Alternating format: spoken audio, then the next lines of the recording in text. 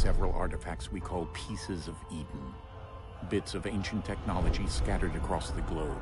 Some hidden, some found, all of them dangerous. Most are held by a single group, the same group that now had Desmond.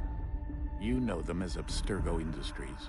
We know them as the Templars, as the enemy. We've been fighting them for thousands of years. Even longer if you believe the stories of their origins. I do. After all, I've seen the truth. That's the beauty and the horror of the Animus. A device that allows us to enter and experience the lives of our ancestors. It holds the power to change everything, to show us history the way it really happened. Up until its creation, to the victor went the spoils, went the truth. We're trying to fix that, to free minds and bodies both. But there's only so much that we can do, and the Templars have the upper hand these days. But something larger than the Assassins and Templars is approaching, bigger than all of us. And if we can't find a way to stop it, these next few weeks will probably be our last. Everyone's last. In the end, it all comes down to him. To Desmond. Through the Animus, he discovered his heritage, explored the lives of his ancestors, and uncovered their secrets. When that was done, he trained. He used another ancestor to provide decades of experience in the span of a few days. It worked. We think. We hope. Soon, though, soon we'll know. That ominous date fast approaches, December 21st, 2012. None of us knows what it'll bring, only that this is where they want us to be, when it does. They've been guiding us in their own fractured, frustrating way. These voices from the first civilization, the ones who came before, a precursor race of immense power and uncertain motives. They're the ones who made the Pieces of Eden. This is where they've led him, and through him, us. He stands at the entrance to this long-lost place, armed with the knowledge of Altair and the abilities of Ezio. He holds in his hands the Apple of Eden, and we stand at his side, ready to support him however we can. His name is Desmond Miles, and he has brought us to the end.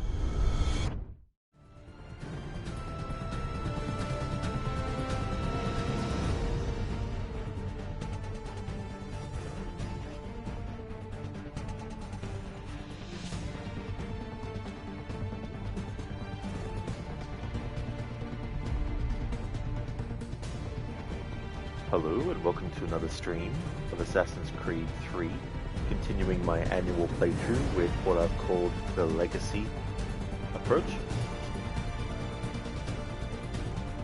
I had to kill Bob Morton because he made a mistake. Now it's time to erase that mistake. Thank you, Mr. Gote, for redeeming that as an Arnie impression from Robocop. Tomorrow we'll be starting Robocop Rogue City. How's it going, dude? Thank you very, very much for the 175 stream streak as well. That is excellent. Thank you very much, Mr. Gote.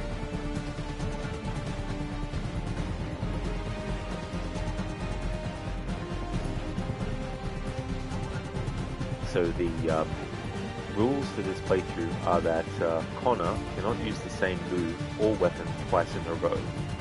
So when in combat, when an enemy attacks, he can block their attack, which then allows you to choose what follow-up attack you do. So he's allowed to block the attack, do one method of attacking. If the weapon doesn't kill the enemy in one hit, that's okay. He can hit them multiple times with that weapon.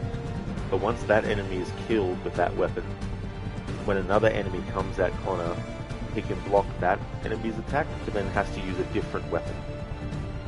So, for example, first enemy comes in, Connor can block, use his hatchet to kill. Another enemy comes in, blocks their attack, and then kills them with a bow and arrow shot. So he can't use the same two weapons twice in a row. Essentially, he can't kill the next enemy with the same weapon that he killed to use the previous one.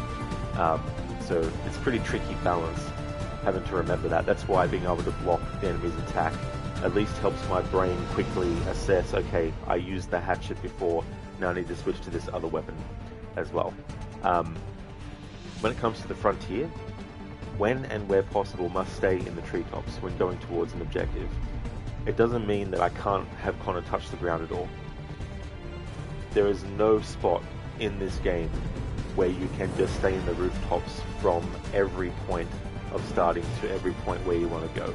It's just impossible. There's going to be parts where there are actually no trees to climb. But as much as possible, I need to stick to the treetops when heading towards an objective in the frontier. Now, I've just specified it for the frontier, but I'm also doing it in the homestead where possible as well. But when it comes to, like, you know, Boston and New York, the cities in this game, you don't have to worry about that, of course. Then Naval, going to do all the Naval missions, all the privateer contracts.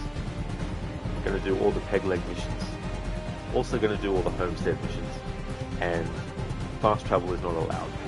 So if I need to get to Boston and Connor is in the homestead, I have to actually travel to the edge of the homestead, then go into the frontier, and then travel from the frontier to the entrance to Boston, and then get inside Boston.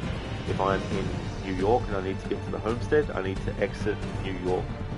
Then I need to go through the frontier to the homestead and then enter the homestead. But I can't fast travel from any point as well. Hey there, Barnes. I hope things are going well. How are you? Hey there, Sona. How's things today? Ah, we have another bot who's trying to get some AI viewers. Very nice. Ah, okay, so they've put some spaces between each letter. Ah.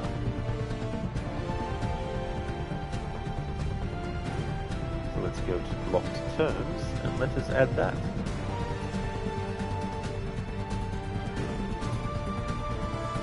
There we go.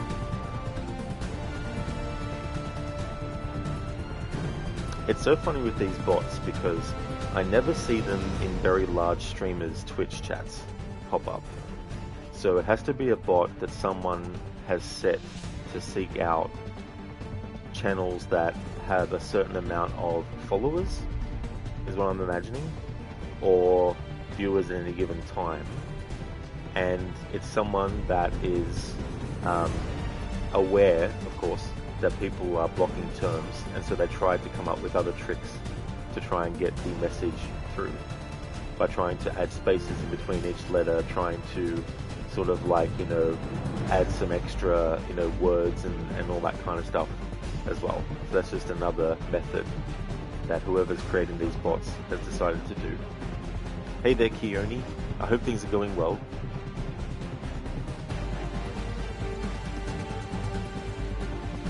So auto mod, they've got a new feature which is smart detection.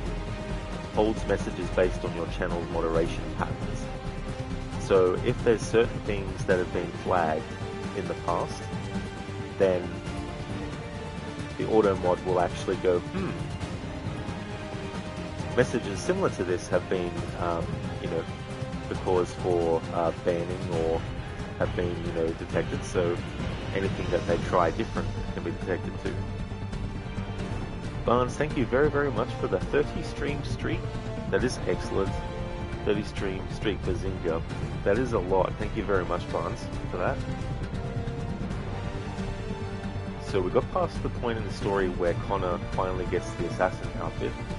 This next present day section we're going to see, we've already seen it at the end of the previous stream, but this will act as a little bit of a recap as well.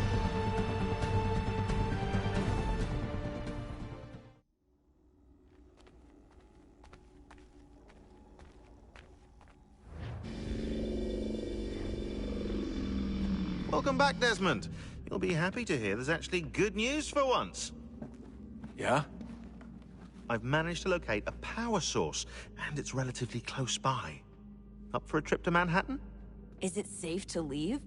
Abstergo's gotta be looking for us. Obviously it's not safe. Can't exactly sit around here hoping to get lucky, though, can we? We need that power source. Besides, I'm sure you can cook up some way to hide our movements. Maybe. The Templars have access to all kinds of satellites and camera systems. We'll need to find a way to mask our digital signature. I can probably camouflage the van, too. but there's not much I can do for us. That's an easy one.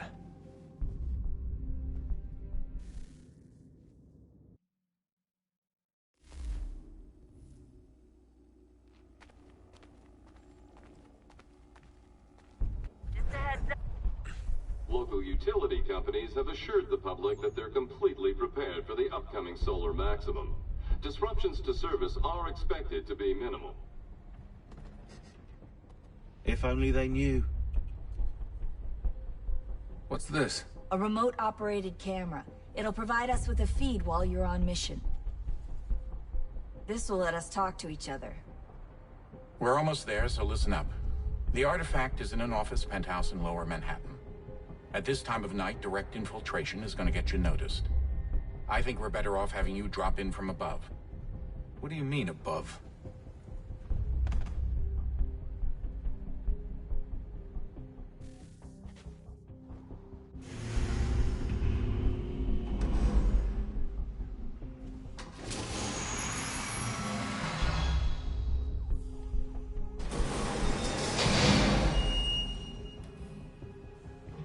Hear me? Testing. Testing. 1, 2, 3. Yep, read you just fine. Now why don't you power up the camera?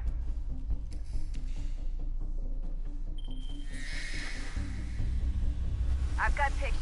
Running diagnostics. Perfect. I've got a nice, strong signal.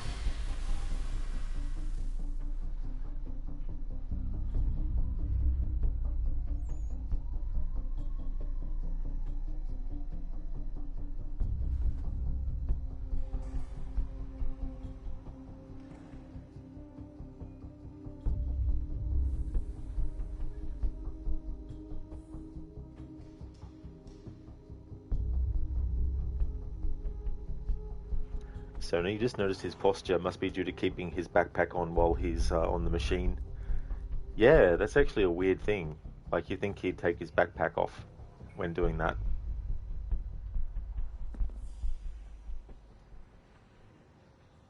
This is a sentiment that I don't think many Assassin's Creed fans who are a fan of Desmond share, but the present day sections in this are the most open worldish that the series ever gives you. There was an evolution that was happening. Now granted, in Assassin's Creed Revelations in present day, Desmond is restricted again to some kind of isolated location. But in this game, they actually expand it by giving him locations to visit to actively do missions in. And the thing about this is, the games that came out afterwards, none have attempted to do this again or expand even further on it, which I think is a very, very big missed opportunity. And I feel like, not all, but I feel like some people who don't like the present day feel that it's boring, where it's like they're getting invested in the past time period and then the game takes them out of it and they're like, oh great, we got to go walk around again. Can't we just go back into the Animus? That kind of thing. I think for some people, actually giving the present day missions an actual mission structure, make it that your character is actually on an active mission in present day. Because the thing about this is that it means we get a wider variety of stuff to do, and it also allows more creativity with what you can actually do, instead of continually finding ways to just isolate the present day main character into a single location. Now granted, Odyssey moves the character from the initial headquarters that Layla and the other assassins are in and moves them to a whole different area, but that's not the same thing as having missions that you go out as the character on and actually do. And I just don't understand why this kind of thought hasn't been noticed by Ubisoft or doesn't get enough support, because I feel like that is one of the things that would help the present day story of the series moving forward. Actually make players want to see what happens in the present day. Give players something to chew on, to run through an area, do stealth stuff, because that's the thing, right? Like, the whole thing about Desmond learning all these skills was to make him a better assassin, and the best way to ultimately show that is by having present day missions where he's actually, you know, going on missions. And that's what this game does brilliantly. But after this game, they never ever attempt anything like this again in present day. But I think I'm the only person who really wants to see that happen, but that's just the way things go. Now, bro, having a modern day in this style would have been amazing. Yeah, nah, bro, you know, like, open things up a bit. Have missions where you have to actually infiltrate a building, you know, take out guards. If you choose to go loud, you're going to get punished. Which some players fight against, because it's like, I don't want the game to punish me for going loud. But it's like, there has to be some kind of, like, push-pull that's happening. You know what I mean? So if you're a player that loves to go in guns blazing, sure, allow the player to do that. But don't make it easy for that player. You know, give some resistance that the game gives you. You know, for example, if your main character just runs and guns through an area that has like an alarm system, well, guess what? Don't just have 1 or 2 extra enemies turn up. Have like 10 enemies just converge on the player's position. You know what I mean? So then there's some kind of like, you know, repercussions for going loud. But if you go silent, you can knock enemies out. Give a range of different weapons. You know, could you imagine like gas grenades? Like, you only have to look at the Splinter Cell games that Ubisoft used to do. Take that and put it in Assassin's Creed. That's all you have to do for the present day sections.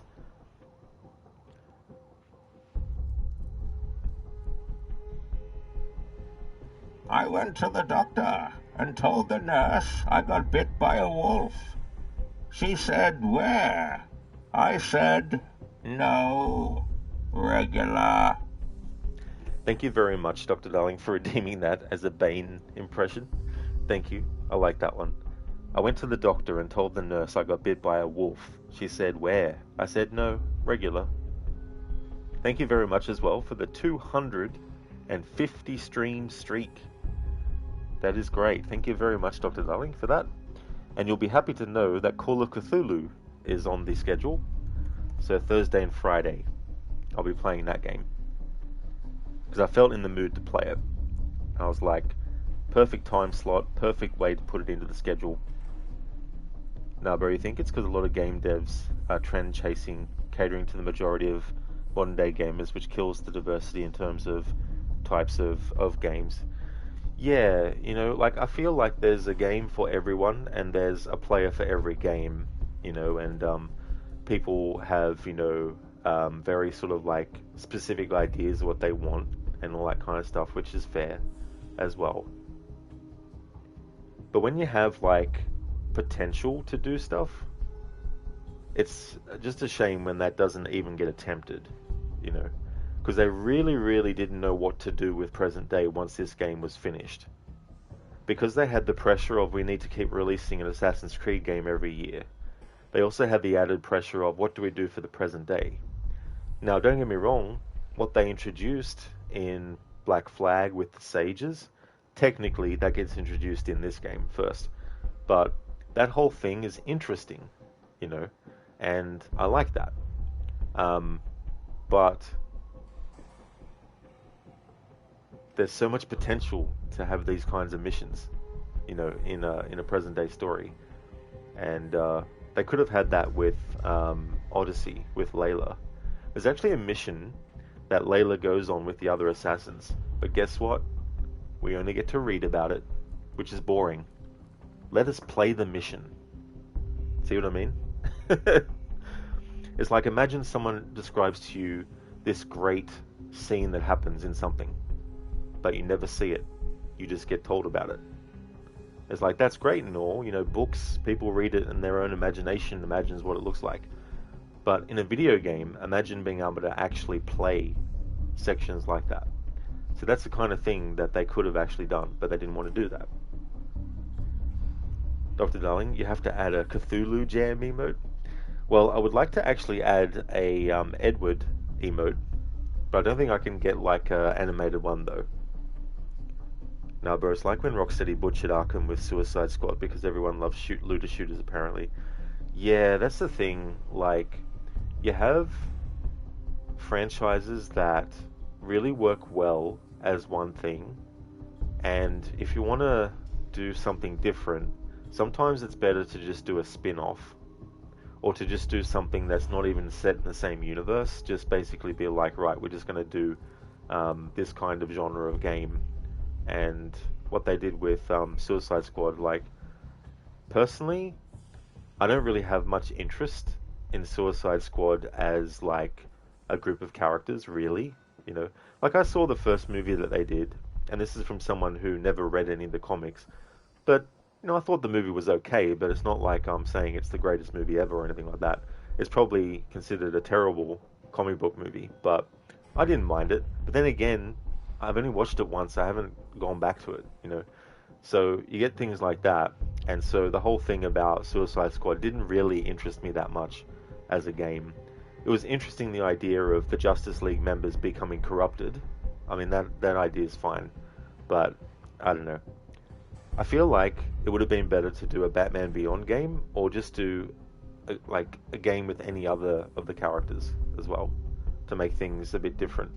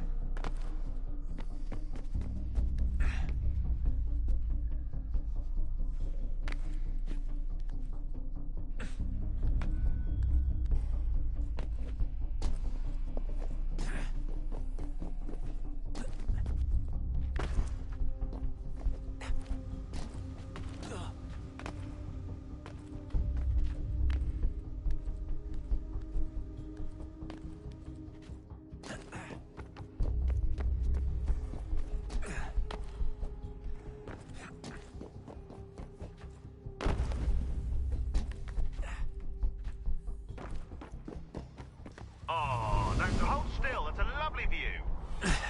Seriously, Sean? Fuck you.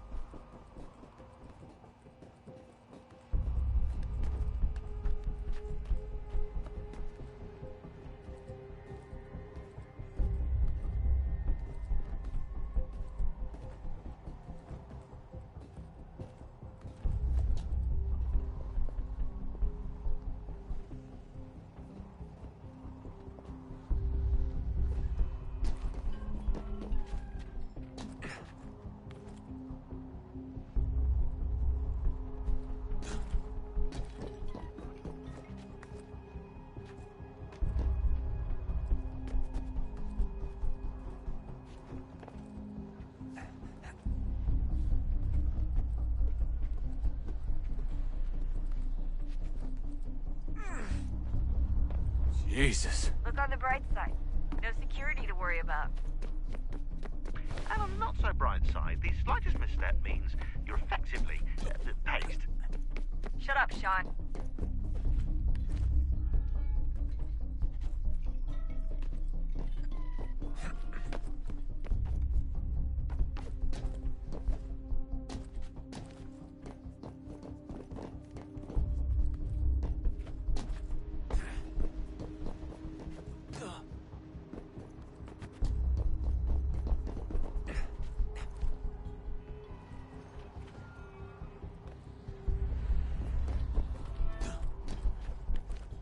Almost there, Desmond.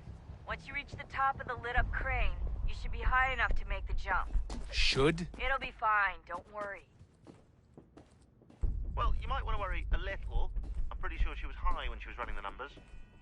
Sean! A joke. It was a joke. Or was it?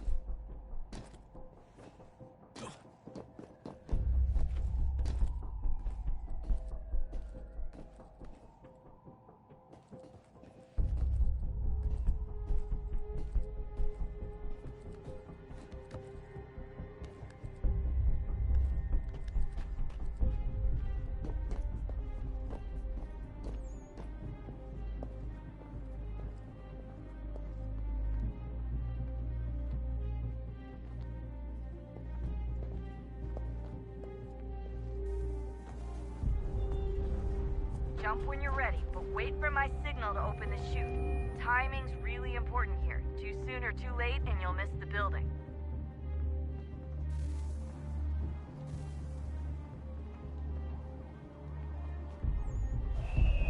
Now, open your chute.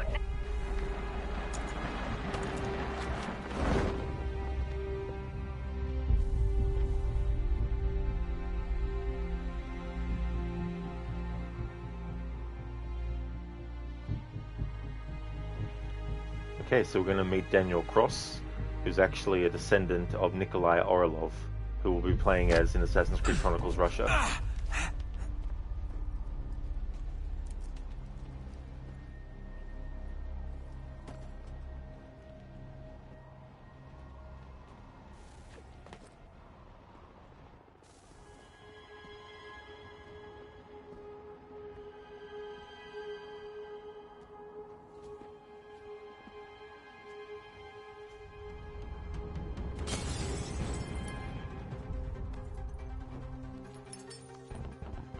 That wasn't so bad.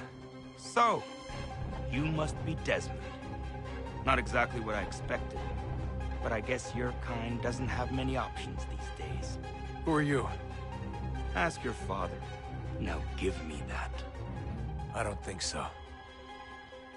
Look, I'm not supposed to kill you, but the boss man didn't say anything about fucking you up. So you've got to the counter. Oh!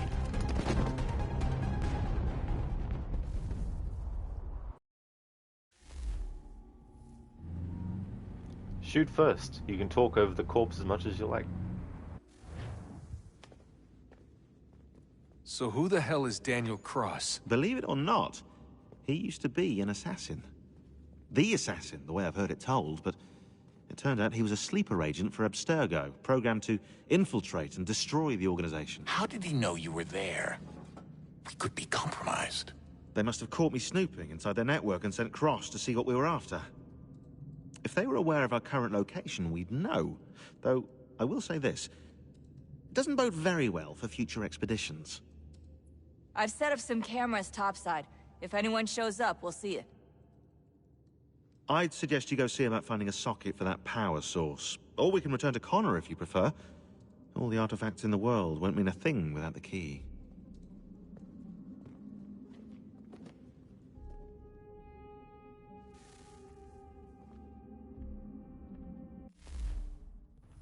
Hey there, Code. Welcome. The Hoodie Moody Trainee Assassin, Reese3 Cookie. If that's a emote name, it's not coming up for me as the emote. Nah, bro, I think if they were going to try new things like that, you could try using another game with a different hero, and if it's successful, you can slowly implement gameplay to future titles. Yeah, that's the other thing too, you know, like, there's characters that I feel haven't been given a video game. They've appeared in video games, I'm sure, like The Flash, for example. I feel like the time travel angle as well would be interesting. In fact, it'd be interesting to use that as a way to see so many different versions of the Justice League characters, you know, and being able to visit all these different parallel universes. Like, I feel like that would be something new and interesting. But I'm sure that, you know, there's other characters that people who are big fans of DC might put forward as, you know, it would have been cool if we had a game where we played as this character. Like, the new AC would do well in the RPG style because AC's always had RPG elements. Yeah, so I think that's the thing too with changing the genre of the franchise. It's one thing to do like a spin-off series that's a different genre. Like, you could do a spin-off of a real-time strategy franchise that's actually a first-person shooter, if you wanted to do that, you know. But keep the main franchise still, or the main part of it, still what the genre had been, you know. And the thing about the arguments that I see online is it's always a either this or that. There's no sort of like in-between ground, you know, where it's like, sure, the earlier games did have RPG elements in them, but there's many other games that have RPG elements in them, but they're still not RPGs, You know what I mean? Like if you think about the kind of things that you see in an RPG. Now, technically, every game is a role-playing game because we as the player are stepping into the shoes of someone else. Therefore, we are playing the role of the character in that kind of sense, you know. But a game where you have XP, right, that you earn. You can have XP in a first-person shooter game to unlock better weapons. Does that mean that it's an RPG? It just depends, you know. Does having a small portion of elements of one genre make it that genre entirely? I'm not too sure if it works like that, or I wouldn't categorize that in that way. So primarily the Assassin's Creed series was not an RPG franchise. It did have RPG elements in it. That's definitely undeniable. Even as early as Assassin's Creed 2. You know, in Assassin's Creed 1, there is kind of like a leveling system in a sense, but it's mainly basically just all your abilities get taken away from you at the start of the game, and then as you go through the game, you get them back again. You know, whereas AC2 was like, here's all these different weapon types. This weapon is better than this weapon. Have a look at these stats. Okay, this does 3 damage. This other one does 4 damage. I'm going to pick that sword. You know, pieces of armor. This one does this. Okay, cool. You know, does that mean that those early games are RPGs? Of course not. They just use the elements. But the closer we get to what they eventually did with Origins, and I always say that Origins for me is RPG light, in that it does bridge the gap between being a series that has RPG elements to becoming one that is an RPG. But I think Odyssey is the true Assassin's Creed RPG because it adds so much extra stuff. There's more stats about weapons and all that kind of stuff than there is in Origins. Then you have the dialogue choices as well. Now, not every RPG has to have dialogue choices, of course, but if you look at Witcher 3, for example, which is a game that Ubisoft was definitely influenced by in wanting to do games like Origins, but also now that I've played Demon's Souls, I can definitely tell the DNA from that kind of game that Ubisoft put into Origins as well, changing the whole combat style and all that kind of thing. So I don't think people who call Origins an RPG are wrong. I just feel like it's not as strong or as heavy as an RPG as Odyssey was, and then Valhalla. And Shadows, you could probably classify that as an RPG as well. Whereas Mirage is definitely trying to be more traditional style as well, you know. But at the end of the day, like, we all have our preferences, and I feel like there's a for and against of so many elements of a series, and you're not going to get everyone on the same page. Like, you're not going to get every person really interested in your story. Some people don't even care about the story. Like, some people don't care to the point that if you pointed out that you feel like the story has plot holes, they'd be like, I don't care. I just like playing the game, which is fine. You know, there's nothing wrong with that. I see online arguments get into a thing of, you know, that way of playing is wrong, or you are wrong for not loving absolutely everything about a game, you know, because I just feel like that's a bit unrealistic, you know. And it's okay to like a game and have criticisms of it. It's okay to not like a game, but like some stuff in it. You know, it's not all just cut and dry. It's not all just, it's either this or it's that. You know, it's a lot of things in between the different people as well. Personally, I really like stories in games, so that's really something that I look to as, is this well done? Do I really like the characters? And for me, it's not about whether or not the character is a certain type of person or not. All that matters to me is, do I really get invested in the story that's being told and the character themselves, you know? And when you get like games that have a really solid story, it adds a lot of replay value. And I'm also someone that likes watching people analyze stories in games and look beyond just the surface level. It doesn't mean that everyone has to, or that if someone doesn't care about the deeper level stuff, that they're wrong or anything like that. We all just have things that we find more interest in than other stuff. And if you don't like stories, then that's fine too, because you might really love the gameplay loop. And that's fine too, because, you know, it's part of the game. But some people really care about the story, and so when that gets neglected, the people who don't like the story might say, well, it doesn't matter if the story's bad because I don't care about it. But the people who are doing the story, who are making the story, they still need to care about it. So that the people who do actually like stories have something good, instead of being like, well, we shouldn't worry about making the story good because there's people that don't like the story. So instead of trying to make the story good for the people who do like stories, we'll just not make the story good at all. We'll just focus on telling a bad story or not worrying too much about it. I feel like every aspect of a video game, the people who are actually in charge of that aspect and the people who are working on that aspect, I feel like that they should want to do as best as they can with that, regardless of whether or not certain players of games don't like that particular element. So if you don't like story, then the people making the story should still care about it. If you don't like environments and you just care about the actual go here, do this, and kill enemies, or whatever the objective is, the people who are in charge of the environment should still do, or should still care about, doing as good a job as they can. Dr. Darling, Rebecca Crane talking about a crane. Inception level event. But yeah, it is funny about that. The conversation between Rebecca and Sean. Nah, bro, yeah, Origins was the last game that felt like it still had the soul of old AC. Absolutely, dude, and you look at the structure of it as well, and you look at the sort of like storytelling that's going on.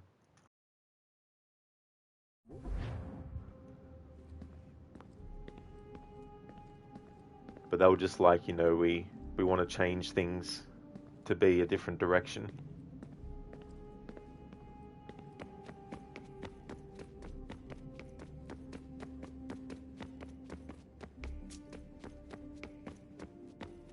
Ah, Desmond, there you are. Can I ask a favor? Maybe. When this is all over, I'd like to try turning the dial back on the Animus. Like, all the way back. To the time of the first civilization.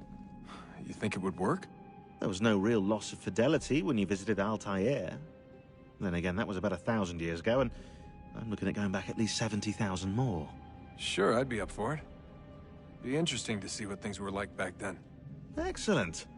I think it would prove most enlightening. And right there is also something else that they could have done, but they're not going to. Have a game where you actually experience memories of over 70,000 years before to actually show what things were literally like. Not through the lens of someone's psyche who is in a different century that would see things as, mythological, but actually have us be in memories of the Isu in their heyday as well. That's also a missed opportunity thing. So this is how it started. What are you up to? Just brushing up on my American history. Well, I say history. They certainly teach you strange things in the States. Like what? Well, for all the talk of this being a revolutionary war, it was a civil one. Well, not that kind of civil. I mean, there was no America versus Britain. It was Brit on Brit action. And you can clearly see how the whole thing got started. One war gave birth to the other. You mean the 7 Years' War? Exactly. Seems the Crown overspent in its attempt to keep the French out, wound up with a great deal of debt. Believing that the colonists should help to shoulder the burden, new taxes were created. It was a reasonable request, even if Parliament was rather, well, undiplomatic about it. Well, it's not really fair to tax people for a war they didn't want any part of. What? Didn't want any part of? Did you not notice George Washington with Edward Braddock? He was right there in the middle of it.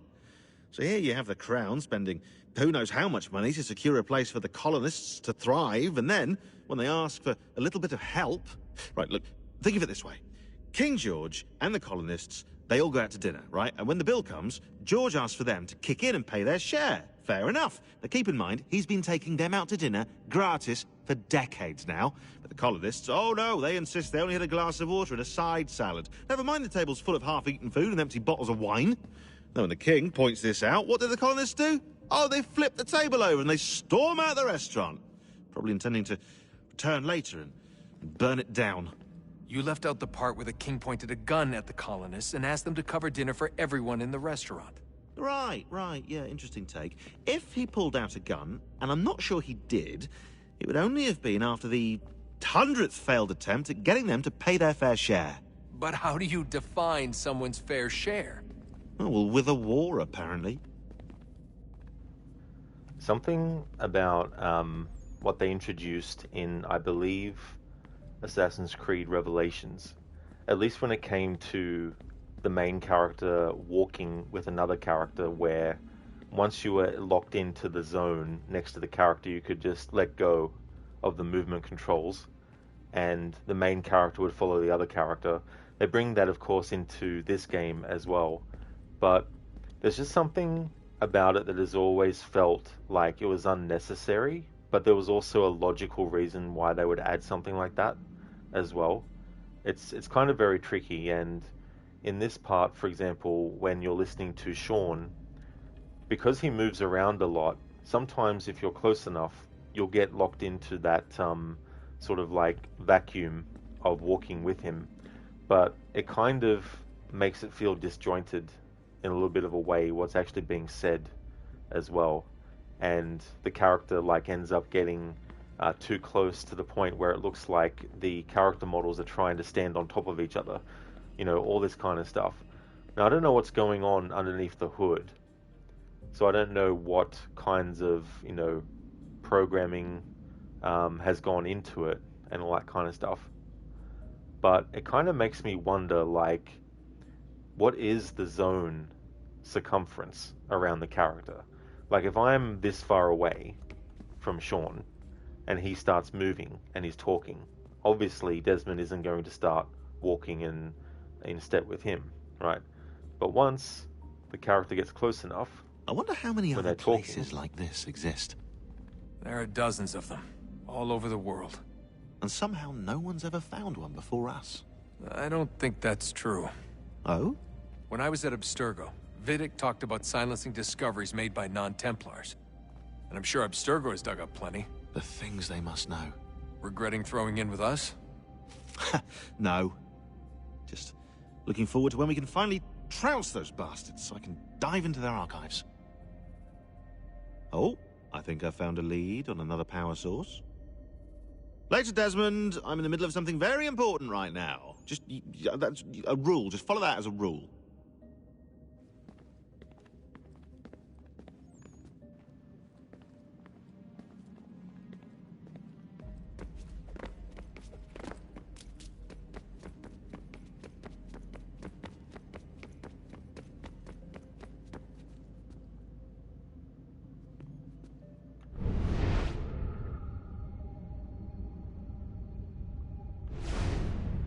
Okay, I think Desmond's father, William, yeah, there he is. I'm going to wait till he comes back down into this area because there's some cutscenes with Desmond and the power sources and Juno, but I want to wait until I've gotten all the power sources collected before doing those. So I'll just wait till William Miles gets closer to Desmond, because then he'll be out of the potential cinematic start zone.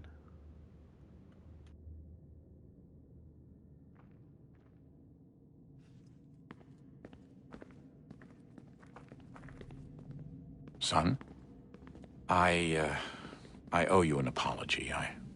I shouldn't have lashed out like that. You have to understand, I've never been very good at this. Never mind that we live rather extraordinary lives. Yeah, I kinda liked my ordinary one. You can't escape who you are, Desmond. So I've noticed. Look, it's silly for us to go back and forth like this. I admit, I did a shitty job raising you. I apologize, I'm sorry. But it's important you understand it didn't come from a bad place.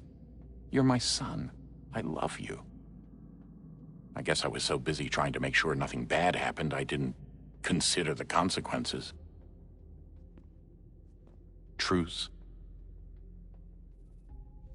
I can't believe it's taken me so long to ask, but... how's Mom? She's not... No. Your mother is fine. We decided it was safer if we split up for this job. Always assuming the worst. For good reason. Can I at least say hi to her?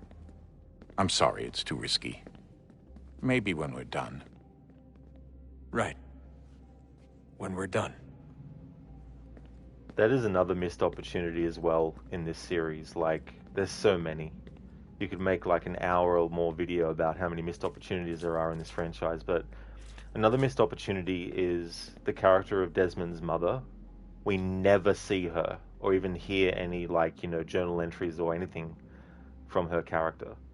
Plus, the fact that she hasn't seen Desmond since he ran away when he was about 17 years old, and she never gets to because he dies, is just so tragic. And I just can't believe that that hasn't been covered, at least to my knowledge, in any other form of media. It certainly hasn't been covered in the games, so if there's a comic book where that actually happens, then I'd be surprised. But that's another missed opportunity as well. Even if it was like a short animated movie about William coming home or wherever their hideout is and basically having to tell his wife that their son is dead. You know what I mean? Like, the emotions that would be in that sort of scene. You know what I mean? And that's also a missed opportunity as well. Hey there, Schiller.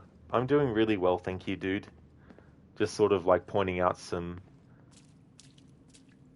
missed opportunities that will never get, you know, filled. But if they do, they'll probably mess it up somehow anyway. So, you know. Hope things are going well, Schiller. And it will never be covered because they got rid of modern day. Yeah, that's it. You know, I was saying earlier that they had potential with what they did in this game's present day story, having Desmond go on missions. They could have expanded upon that for future games, but they just never did, and they never will.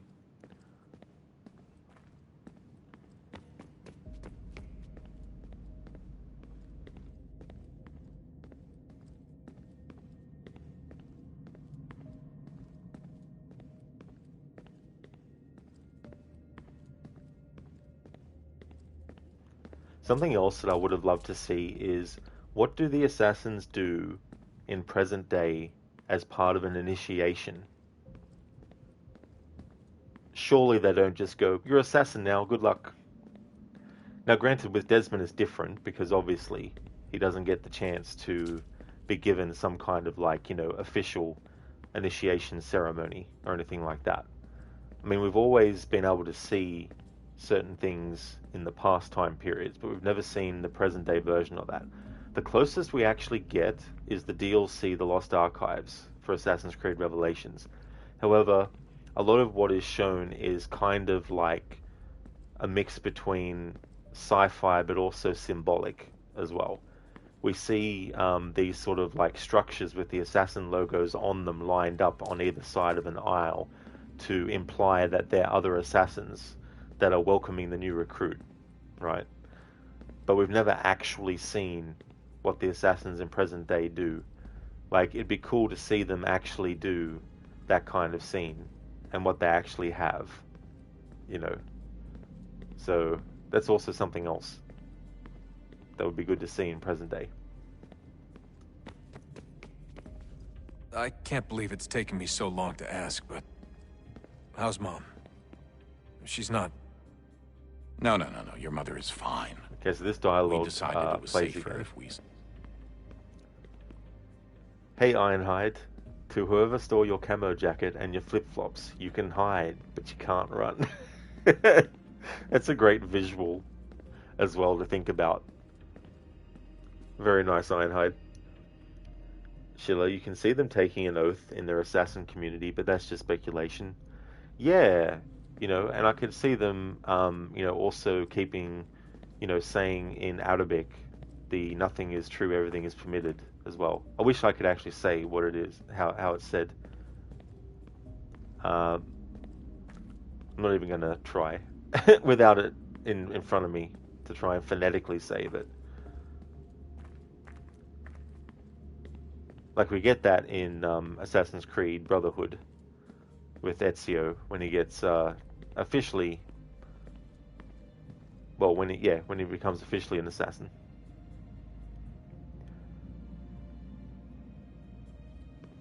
So I don't know if there's any more dialogue with William that's not what we've heard before. I can't believe it's taken me so long to ask, but... how's Mom? She's not... No. Your mother is fine. We decided it was safer if we split up for this job. Always assuming the worst. For good reason. Can I at least say hi to her? I'm sorry, it's too risky. Maybe when we're done. Right. When we're done.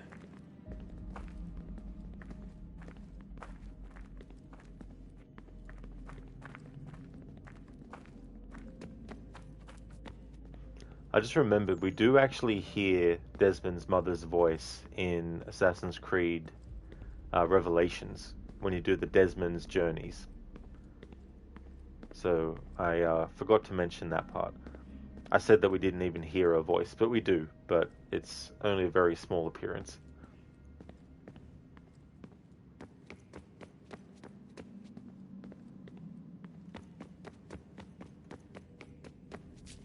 I know everyone thinks I'm being silly, but I can't shake the feeling we're being watched. We are being watched. By Juno. Or some version of her. Do you think it's a recording? Or is she a ghost?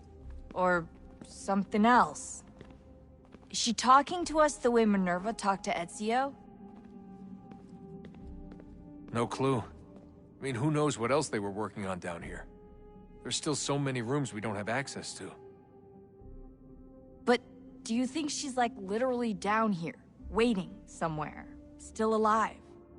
Still alive? That's mental. That means she'd be at least 75, 80,000 years old? No, powerful, yeah, but not that powerful. They came down here looking for a way to survive. Maybe they found one. Of course, later games would introduce characters that actually did manage to survive in some way or another. Thousands and thousands upon thousands of years after the Isu were at their prime. But at this point in the series, they hadn't delved into that yet. But it still checks out because that's knowledge that is gained in the lore later by the present-day characters after this game setting. Well, the present-day setting, I should say. Was it weird seeing Cross? What do you mean? It's different for you. You don't know about what happened, I guess. For a long time, he was important to us. He was a different person. Sean said he was a sleeper agent, like Lucy. It was different. She made a choice, but Cross, if you read the files, Abstergo just... They did terrible things to him. Rebecca? You're lucky. We all are. We have people who care about us, who look out for us. He was all alone, and the people he thought he could trust, they used him. Did you know him? No, but I knew Hannah. Who's that? She tried to help him. She trusted him. But there was a raid about a year ago. She stayed behind so the others could escape. Tried to reason with him to see if she could fix things. Well, what happened? What do you think happened? He killed her. That's what he does. That's all he knows how to do. Sometimes it seems like that's all any of us know how to do. Rebecca. I just want to be alone right now.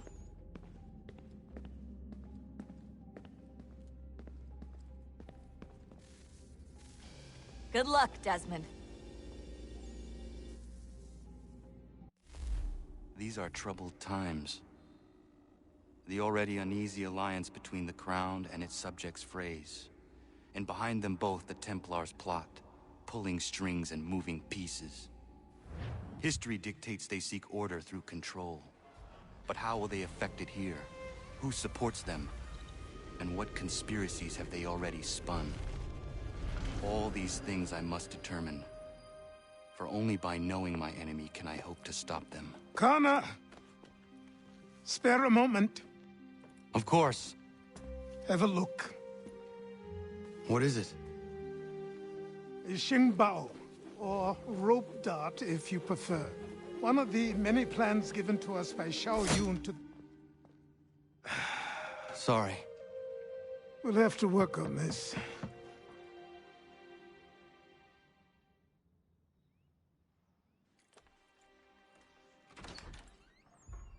Ganondogo, Yes, my friend. what brings you here? Is the village all right? For now.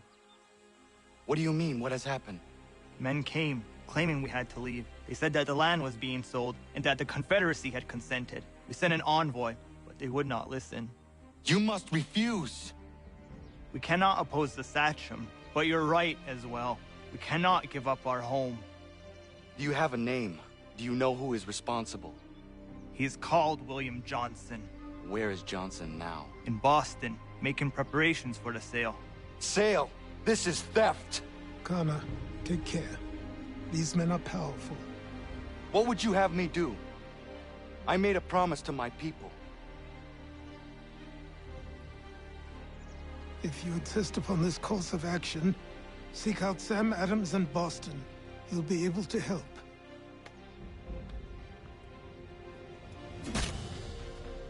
What have you done? When my people go to war, a hatchet is buried into a post to signify its start. When the threat is ended, the hatchet is removed. You could have used a tree. So the irony of that is that later on, the quote-unquote war has quote-unquote ended. So Connor removes this hatchet. But, ironically, of course, the war isn't actually over. And the final parts of this game's story, you know, just so tragic as well. Connor going back to his village and seeing that it's been deserted. And there's just like a very sort of like hollow feeling left. And then when he sees the slaves that are still being, you know, sold and all that kind of stuff, he sees that, you know, things haven't actually been resolved yet. And then, of course, the fight that the assassins have with the Templars is going to continue. I mean, we already know that, obviously, by present day. But Connor doesn't know that in, you know, hundreds of years' time that things are going to, you know, continue with the assassins versus Templars.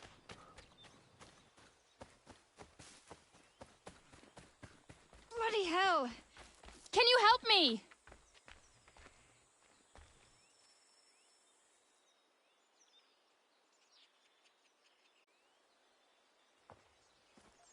Are you all right? What do you think? How did this happen? Poachers in the woods. I asked them to leave. This was their answer. Come on. We need to get that arm looked at. What if the men who did this? They can wait. Your wound cannot.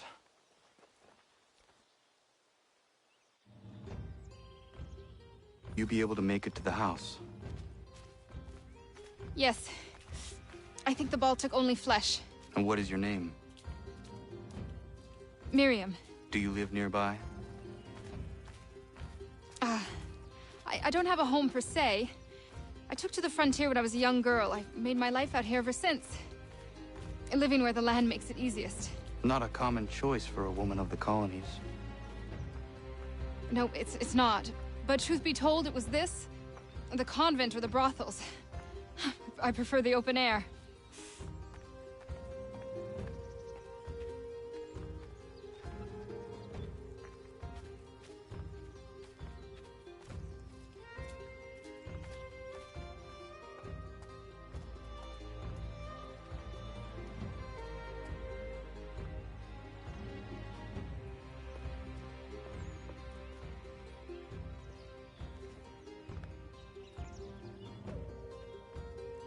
Connor, what are you doing? Those poachers need to be stopped. Saw the scabs from my hunting blind. Get to that, and you shouldn't have any trouble finding them. Use the rope dart if you can. Get familiar with it. The rope dart has two parts, the rope and the dart.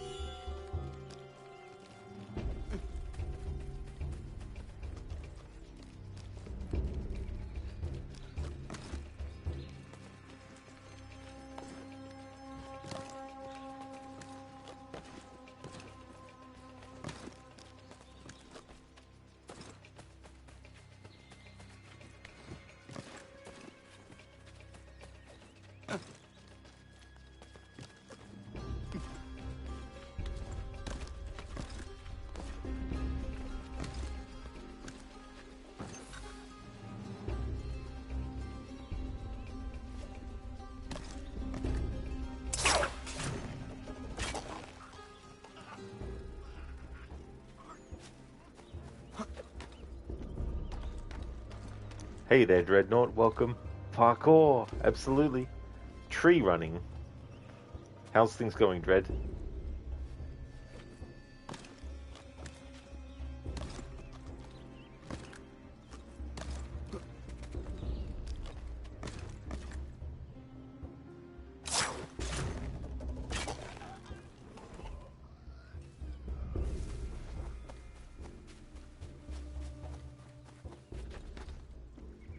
When it comes to assassinating enemies, Connor can use the same weapon for each assassination. It's only when he's in combat that he has to switch weapons per kill of each enemy and not use the same weapon twice in a row.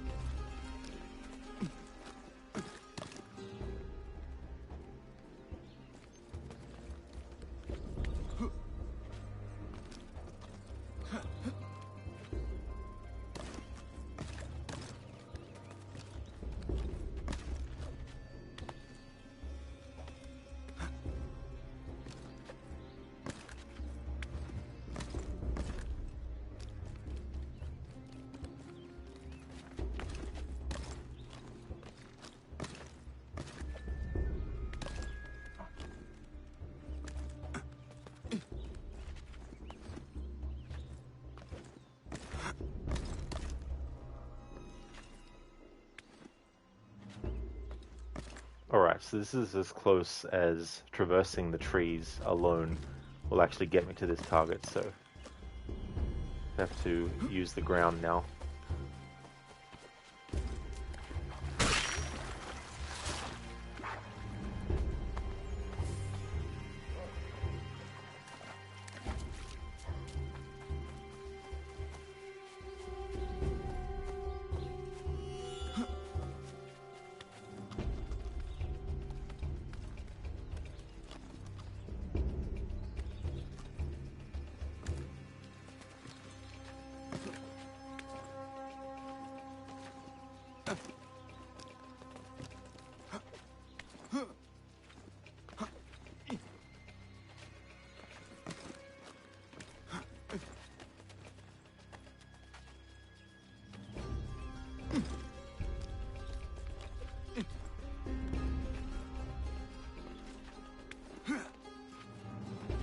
Ironhide, easy.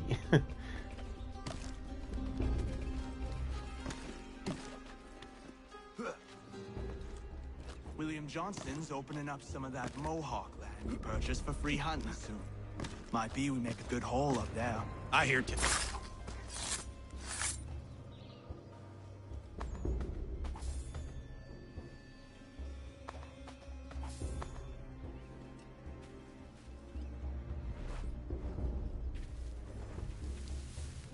Thanks for the GGs, Ironhide.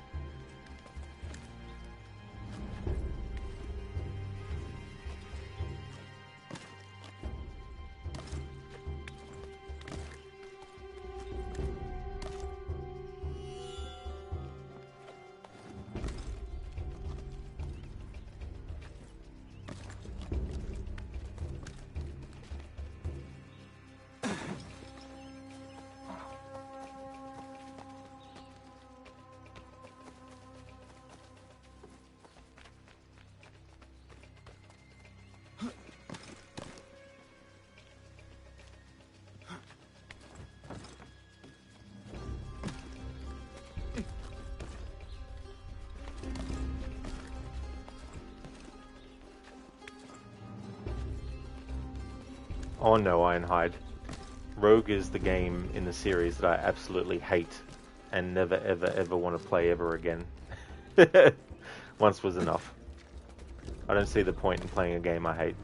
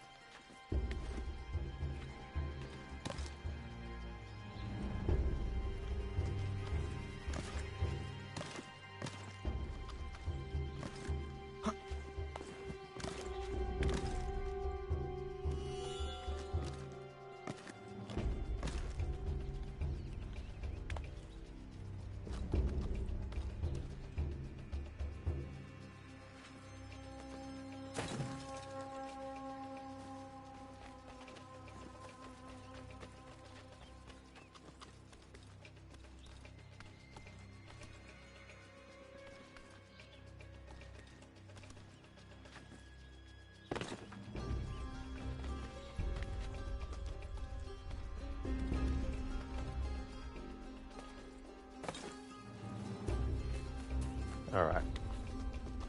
Can't do a simple thing like that, apparently.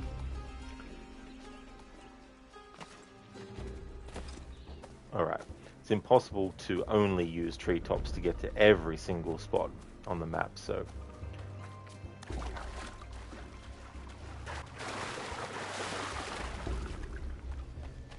And that's going way too far away from the objective. Ironhide, why? Well, number one, I hate the fact that Adewale gets killed. Because I feel like he's a character that should have gotten his own game and lived till an old age. Also, it's very lazily written in how they make the assassins act like the Templars and the Templars act like the assassins. And it's very contrived, the reasoning they come up with. And it's a very lazy kind of thing where it's like Achilles is, you know, wanting to destroy cities, even though he's not. And the assassins are, you know, wanting to just disrupt things and all that crap. So yeah, I don't like playing as a character I hate and killing characters I really like. Hey! Where are you, fellas? Shooting strangers in the forest, is that common hunting practice where you come from? No. Spare me. Go. Tell the friends you have left what happened here.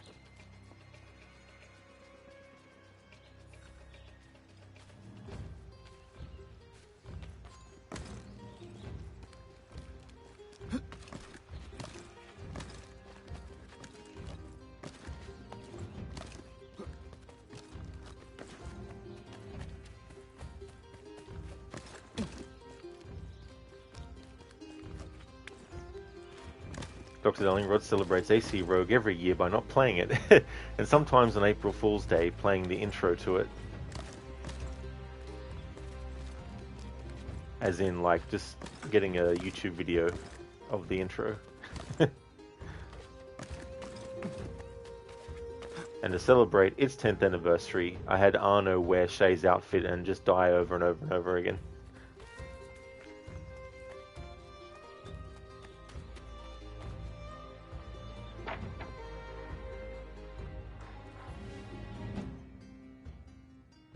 Thank you, Achilles. You are most welcome.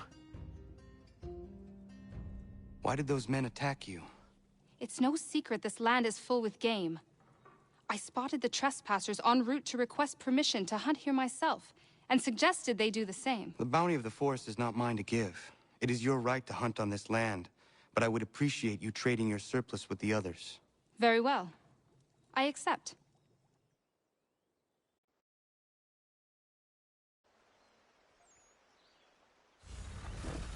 So no convenient tree growth. Oh, absolutely. But also inconvenient tree growth as well in this game too. Ironhide. No convenient tree paths? Yeah, like to a point there is. But there's also a point where there's just going to be no treetops within reaching distance while still being on a treetop. So in that sort of situation, I sort of have to just have a look in the environment to see if there's another tree route as well. But if there's just nothing else, then just go to the objective normally. Ironhide, good points. I mean, I get what you mean. Yeah, you know, so it's just one of those things like playing a game that I don't like at all, spending the time it would take to play it and the hours worth of time. It's like I'd rather just jump into a game that I do like after finishing. Well, I do Assassin's Creed 3, but before I do Black Flag, I do Liberation, and then I do Black Flag. But after Black Flag, I just go straight to Unity. So I'd rather jump into Unity and start playing that than spend however many hours to replay Rogue between between Black Flag and Unity.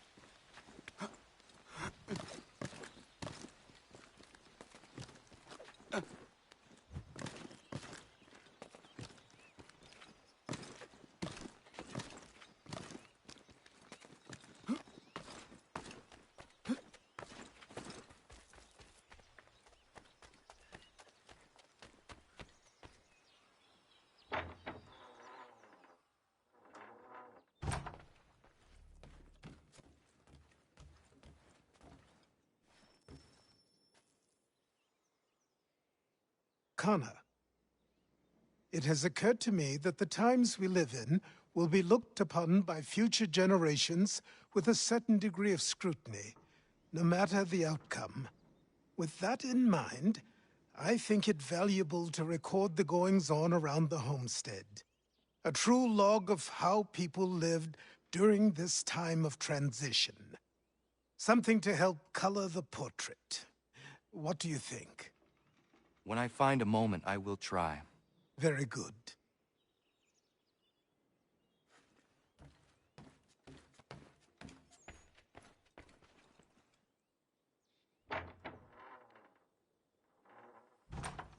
Dr. Darling, expecting a long stream since you have the whole day free. Sadly, tomorrow's Monday again. That's the thing about Monday. It always keeps on rearing its head again. It's like, Monday, really? What are you doing here again? I probably won't go as long as I have for the last 2 streams. The other day I went for 12 hours. Not exactly 12 hours on the dot, but close enough to 12 hours. And then yesterday I did 11 hours, or 10 hours, I think it was. It was so stupid. When I exported my VOD from the other day of the almost 12-hour stream to YouTube, it split it up, but the second video that it split it into was only like 2 minutes long. And I'm like, really? It's like, you're serious, right? But yep. But I don't know whether to even bother with making that video part of the playthrough, because it's literally just me actually ending the stream. It's not like it cut off a cutscene of the story or anything like that.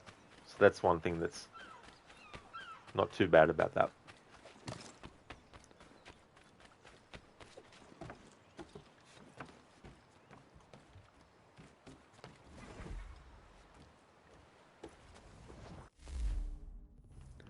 Alright, let's have a look at upgrades for the ship. So, the upgrades in this really cost a whole friggin' lot. I'm just going to go with wooden hull reinforcement and piercing round for the swivel guns.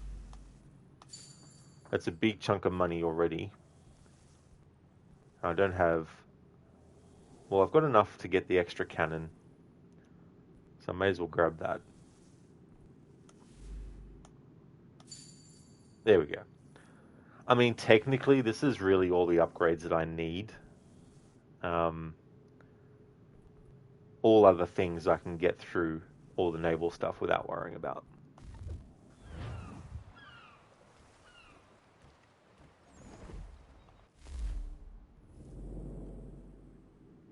Alright, so we've got these missions. These yellow icons, they're the main story missions for the naval stuff.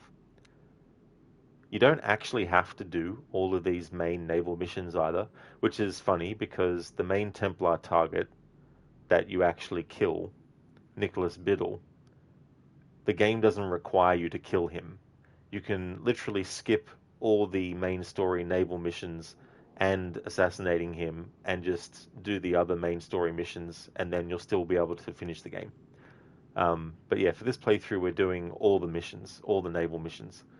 So instead of starting with the next main story naval mission, I might wait a bit and choose one of these sort of like side missions. So we'll go with this one, Sinking a Secret. When I do Black Flag, which won't be the next game after this one, as I said, I like to do Liberation in between this and Black Flag. But when I do get to Black Flag, one of the things that I'm tying to my legacy playthrough I'm doing of this game is the fact that Edward will also do all the naval stuff as well. So I wanted to just basically make the connection even stronger between Edward and Connor, that both of them are ship captains, and so therefore both of them would be doing a lot of, you know, sailing on the ocean and all that kind of stuff. So I wanted to incorporate that into the playthrough. So that's why we're doing that. And in Black Flag, I'll do all the naval contracts in that playthrough as well.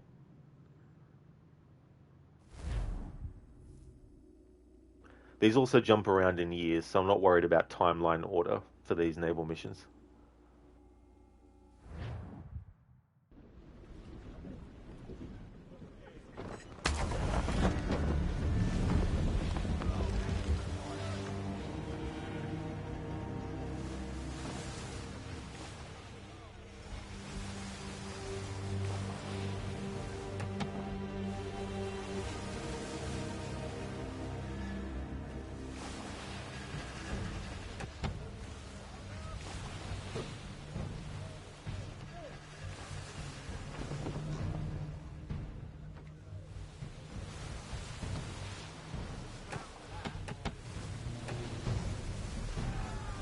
Captain!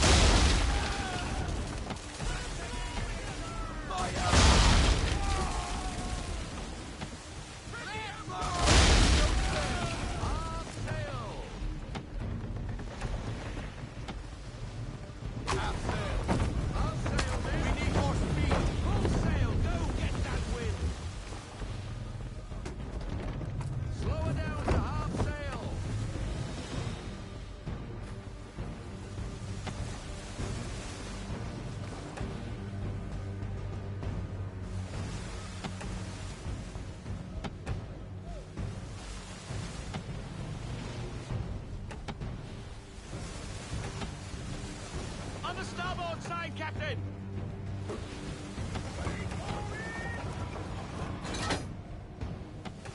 And fire!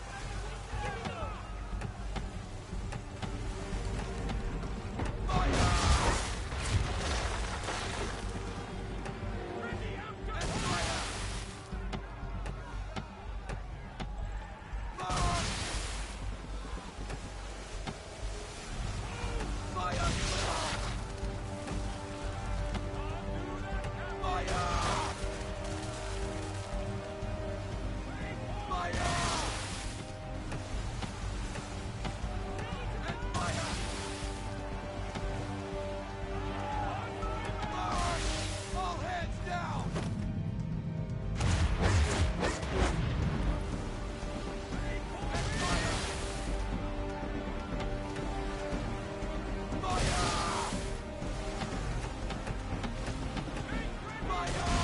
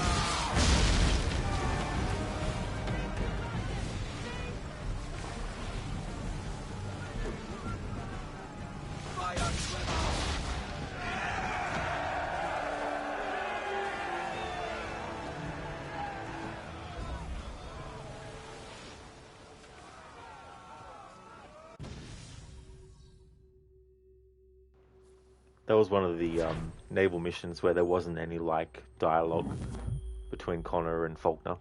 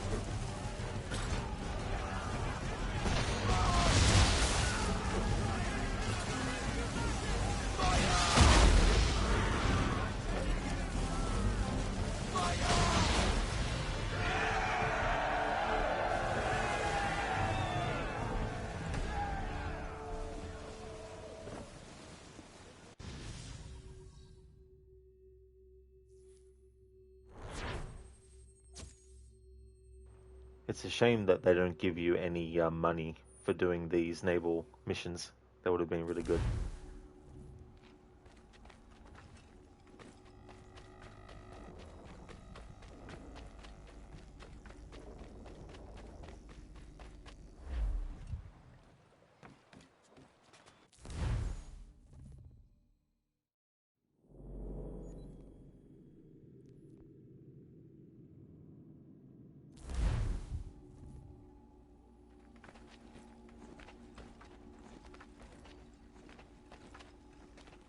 Oh, you can kind of do that in this game.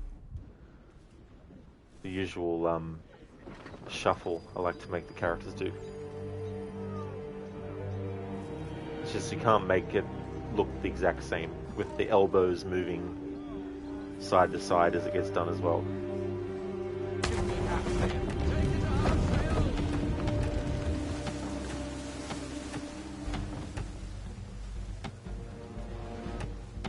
Ease her off! We need to ease off half sail!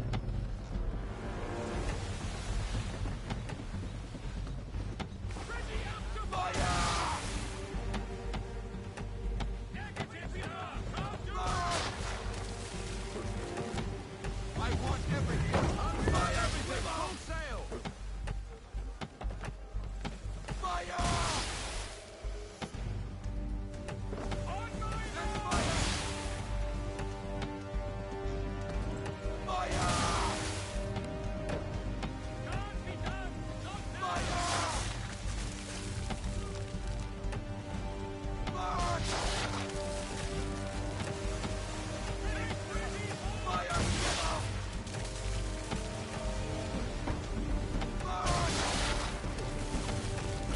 Fall in the half sail!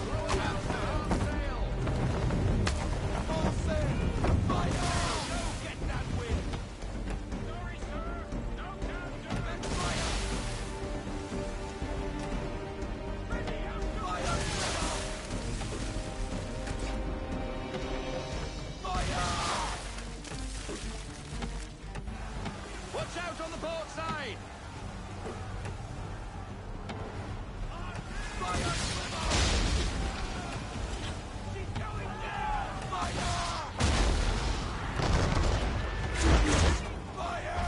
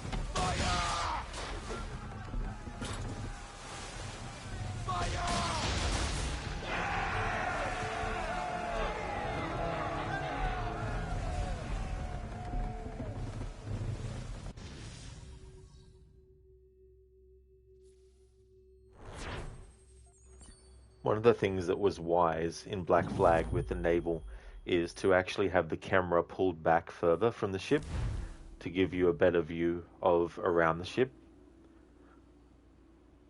But then again, the camera being closer to the where Connor is as the captain, without going into first person view mode, kind of almost makes it feel like you're in the field of vision of what the captain would be seeing.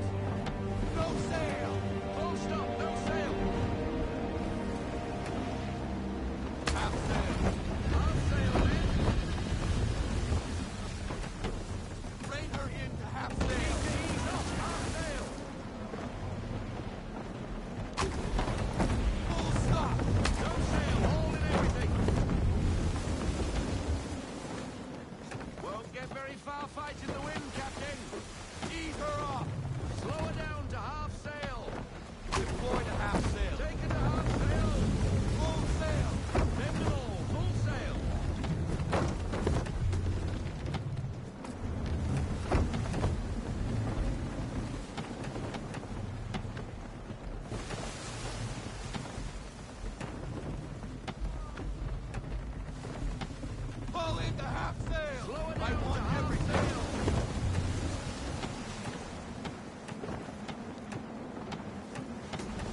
No sail! No sail!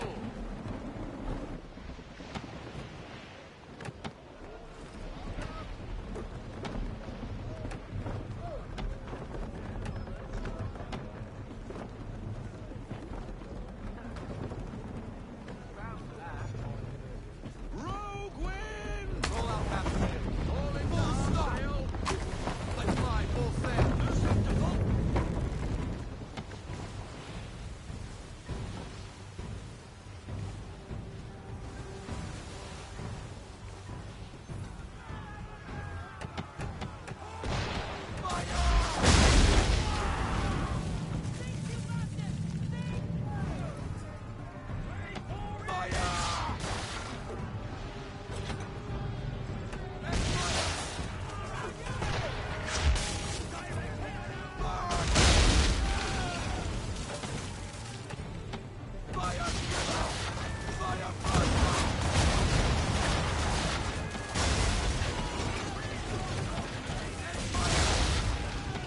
Haul everything in. No sail now. Double time. Bring it a half sail, baby. Half sail. Ease her off. Half sail.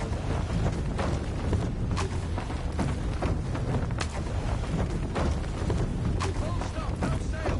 Full stop. Half sail, men. We need to ease her. Half sail, men.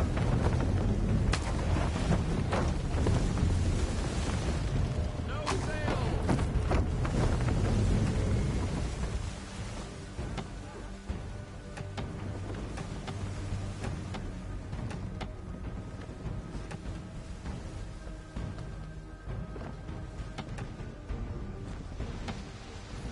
Haul into half sail! Haul into half sail! Roll out half sail! Haul into half sail! Full sail! Go get that wind! Ease her off! Half sail!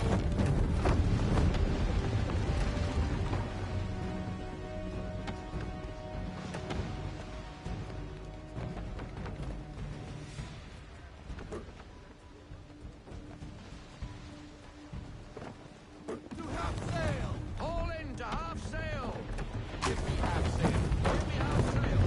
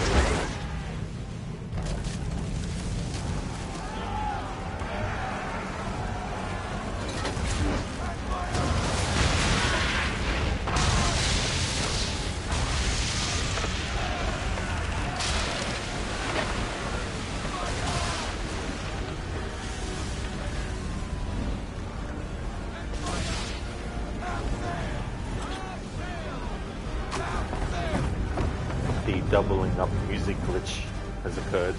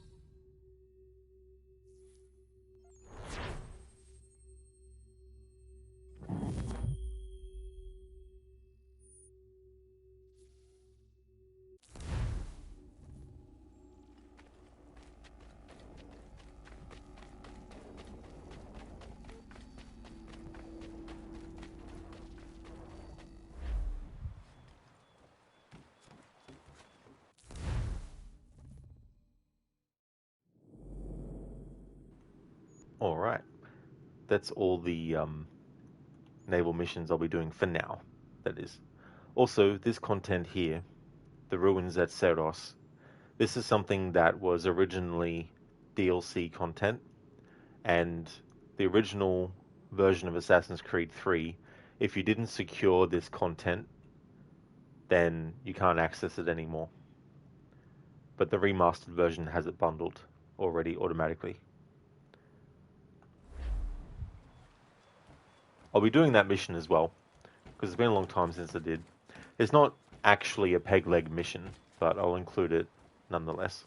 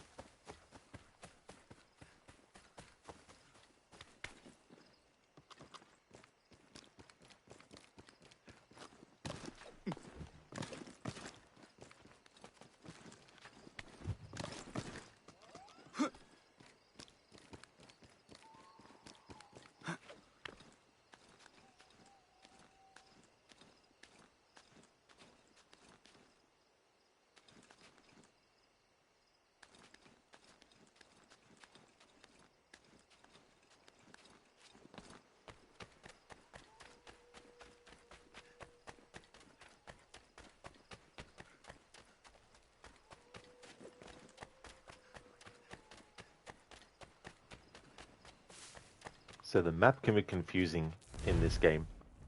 But basically, if you think about it like this, so we are in the homestead location.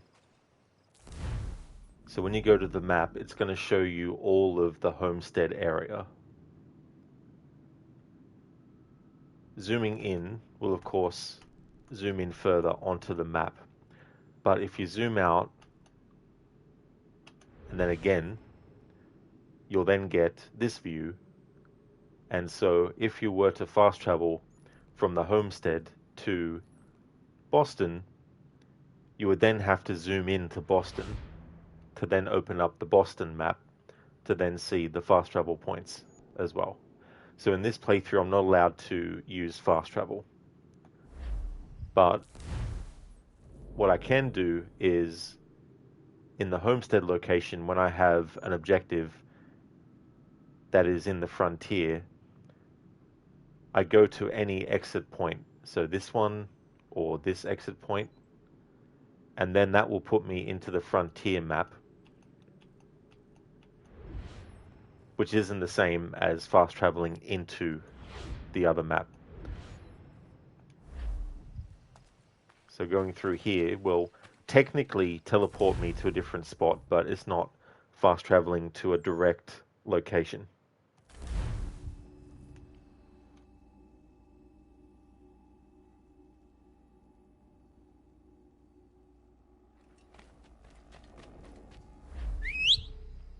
And now that I'm in the frontier, I need to get to Boston. However, I want to do this homestead mission while it's here. So this is the one that I want to do next. So we're going to go all the way here, and we can't fast travel. So it's going to be a long travel. And because I need to make sure that I use the treetops as much as possible when heading towards an objective, I'm also counting any waypoints that I put on the map as an objective, that I need to use the treetops as much as possible. Now, obviously, you can't go directly and strictly on the treetops from this point all the way through here to that point, but where possible, I have to stick on the treetops. Hey there, Levy. Good morning. I hope things are going well. As for me, Levy, I'm doing good. I did some naval missions. I've still got a lot of those left to do, but I wanted to do all the side naval missions, basically.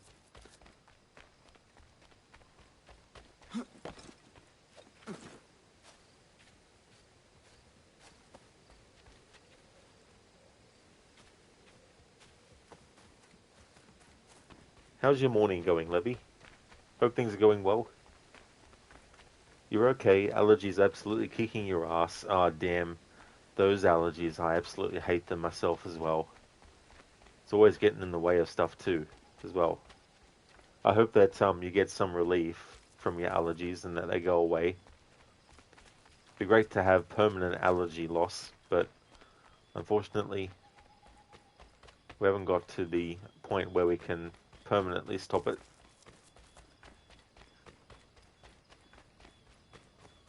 That's right, Mr. Gote, more Assassin's Creed 3. Well, this is the remastered version.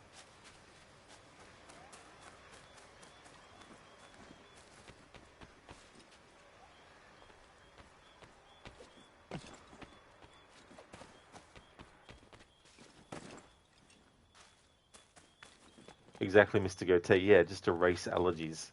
Just be like, you know, get rid of them.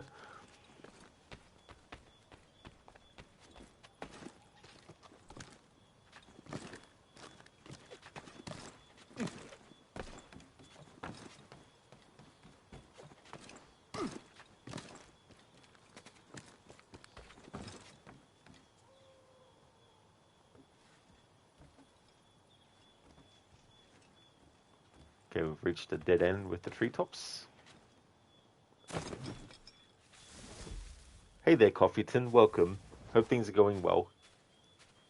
Your challenges are so unique and fun to watch. You don't think you've ever seen anything like them before. Where do you get these ideas? Oh, thank you, Coffeeton. I'm glad that you enjoy them. That's part of the fun, too, is coming up with what kinds of things to do. And Sometimes it's just something, I'll be playing a game and there'll be a mechanic that will be used, and I think to myself, oh, what if I restrict myself to only using this mechanic? What if I limit myself? So it could be just simple sometimes as looking at those elements and deciding what do I want to allow versus not. And then thinking about the characters in the game world and thinking, what's something that I can do that reflects something about the character that the mechanics existing at all hint at and give you the potential to use a lot, but maybe the game doesn't really force you to use them that much. And so I like to look at that kind of stuff too. And usually when I play this game in the combat, I'm not really switching things up too much. I tend to just find what weapon I like and just stick to it. So it's also a good opportunity to lean into certain things that I just don't normally take advantage of too much. Mr. Go, take time to take your race allergy medication today. That is true. One-time use gets rid of it permanently.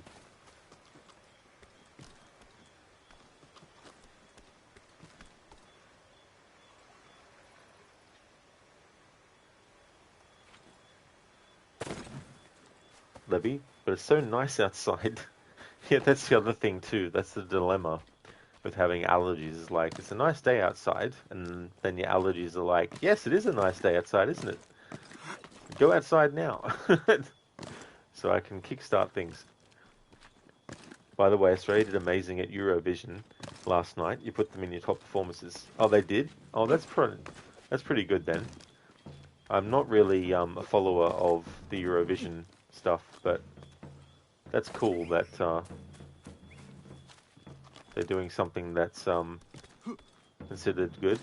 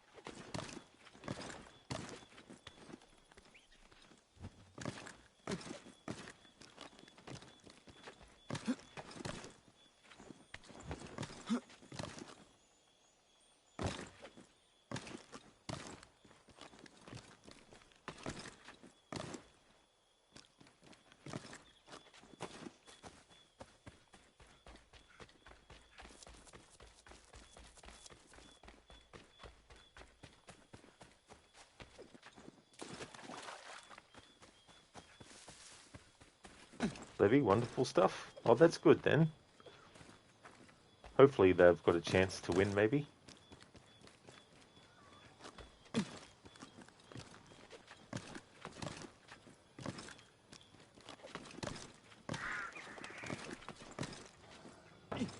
Oh yeah, Levy, AC3 is going well.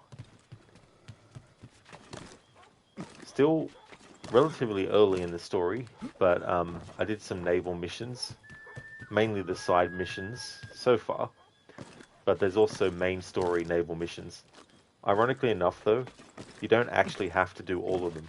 In fact, there's an assassination target, a Templar target that you can completely not kill, and the game will still let you finish the rest of the main story. It's a little bit of an oversight, and it's understandable that not every player will even remember about that Templar target, because the game doesn't let you know. It doesn't even pop up with a message saying you need to assassinate Nicholas Biddle before progressing. It doesn't even give you that message.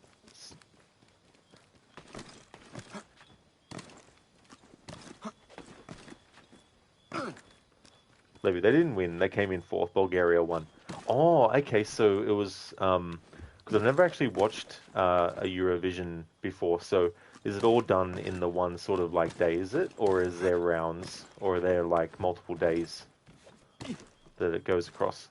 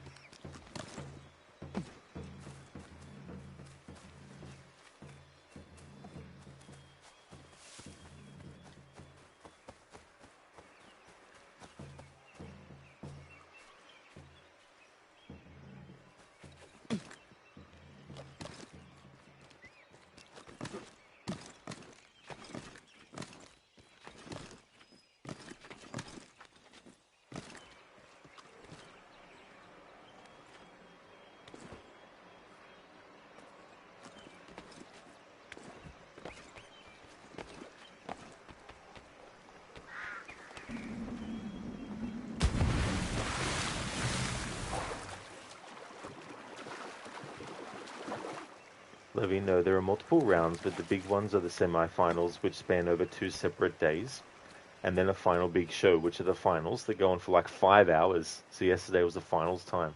I mean, that's a large chunk of time, but it's understandable too, because it's the final day.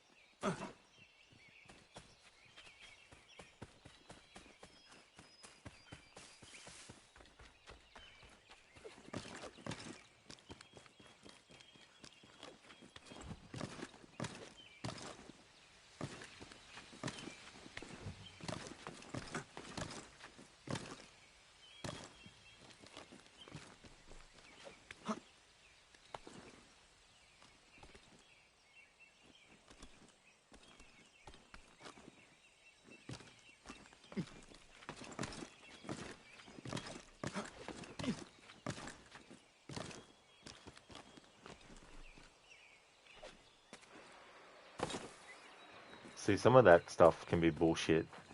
So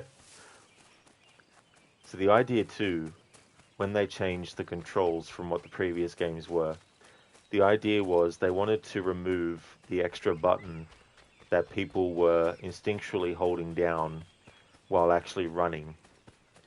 And they wanted to make it so that players wouldn't be accidentally climbing up the wrong wall as much. But the irony of that is it actually made it easier to accidentally climb up walls that you don't want. And when it came to having to just basically hold down one button to make the character run while moving in a direction, when it comes to doing parkour across stuff, the idea was that by holding down that button and moving forward, that the character would automatically, where possible, actually jump and grab automatically to the closest thing that you were pushing towards. But there can be errors in the programming where you do continue to hold down the direction that you actually want, but the character, like that, will not actually do the automatic grab. And so it creates a situation where the character will just drop.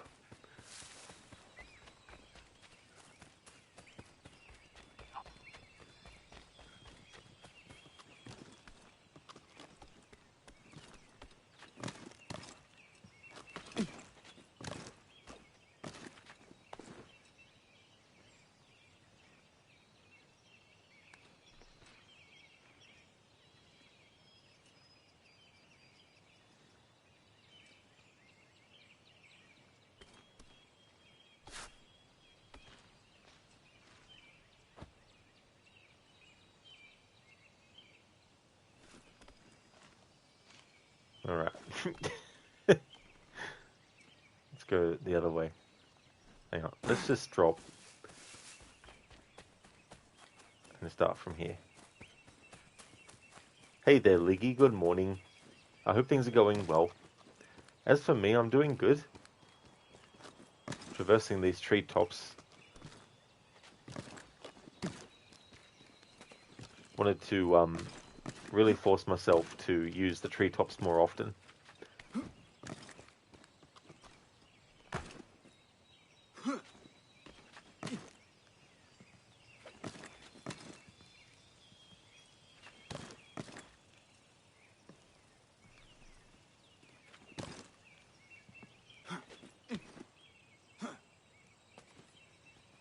And then you get these moments where there's like no actual way to get to that V, even if you do that, although I got there that way.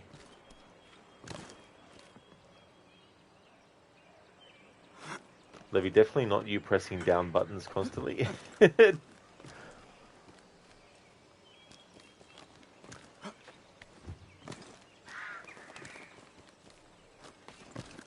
I mean, it's difficult too when you have games that have a particular movement system.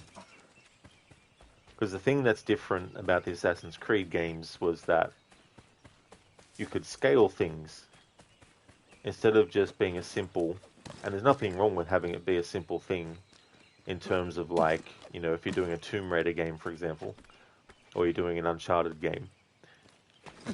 But because Assassin's Creed early on, and for quite a few games, forged its identity as a certain kind of movement and had you scale buildings, you know, and other structures from the ground up,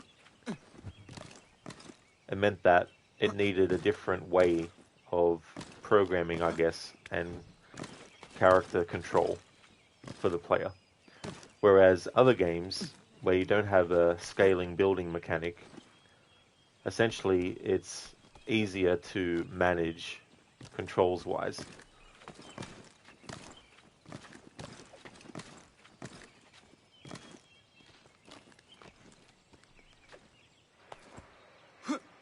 Liggy, awesome, you're doing well, thanks. That sounds like fun, especially in this game. Glad to hear that you're going well, Liggy. That's awesome. And yeah, it can be fun too, as well, because in a way it becomes a little bit of a puzzle, because you need to start to look more at the game environment a bit closer.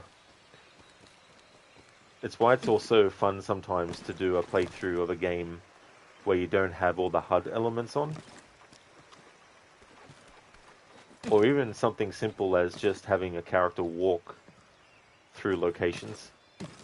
Because then it allows you to actually see a bit more and take in more of the environment as you go through. Libby, when there's no way, but you made it work somehow. Exactly, that's the thing. And that can be a great thing too about stuff, is trying to work within the restrictions and seeing if there's something that you can come up with that's an alternative. Okay, so we've reached a point where the treetops have ended in being like, you know, close enough together.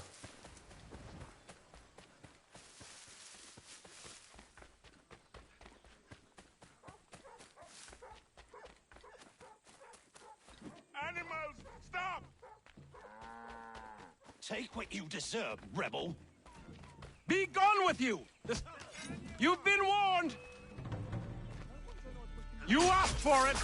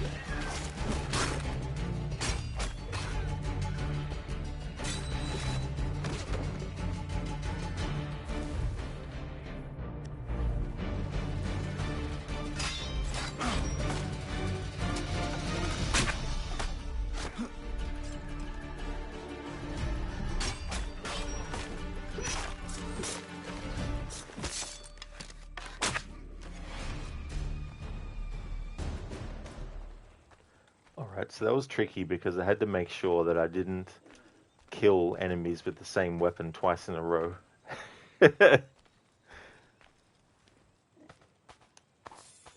But in terms of like switching weapons between situations, like going from having the bow equipped to having the pistol equipped to having the rope dart equipped, getting that kind of flow is something that I don't normally worry about when I'm playing this game. So that's an example of coming up with something that forces you to actually delve further into a gameplay mechanic.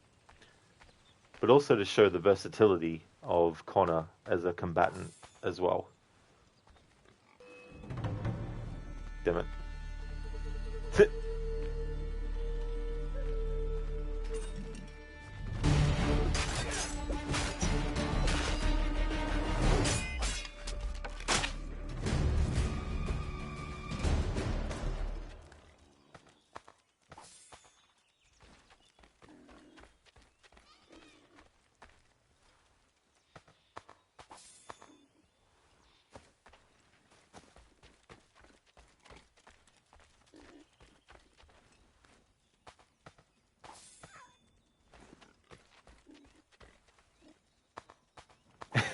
Dr. Darling, are you looting the pig?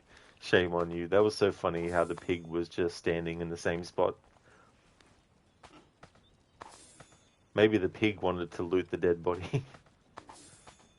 Maybe the pig was a thief in a former life.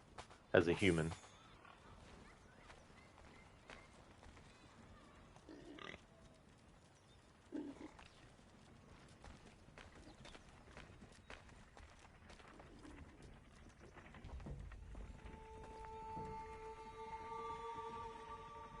What happened? They demanded we give our entire yield to the crown. Warren refused. They killed our animals, salted our earth, then dragged us out. You saw what followed.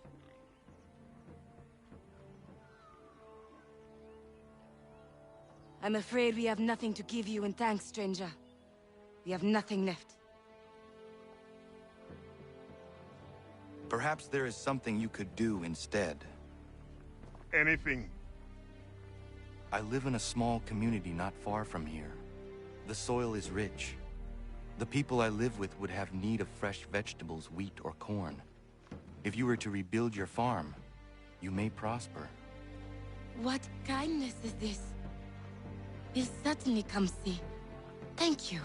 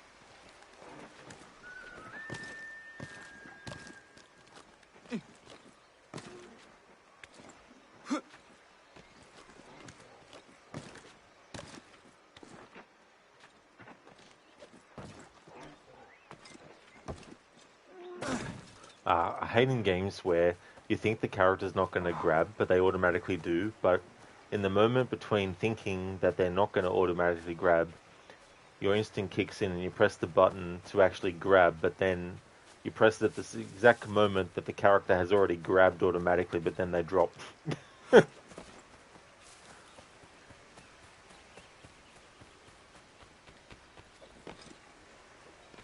Hello there, AC. I hope things are going well today.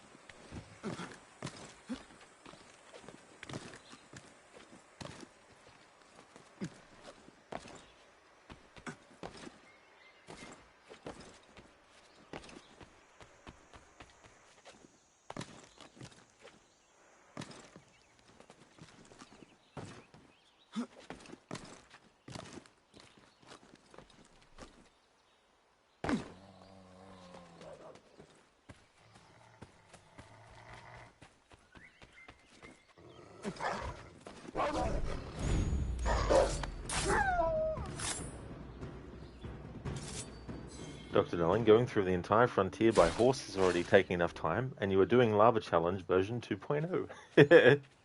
Yeah. This is something that I had a little bit of experience with in Liberation that time. In terms of, like, it kind of being very piecemeal, being able to adhere to something, you know, like not being able to adhere to it as much as, say, in a game like Assassin's Creed Unity, for example.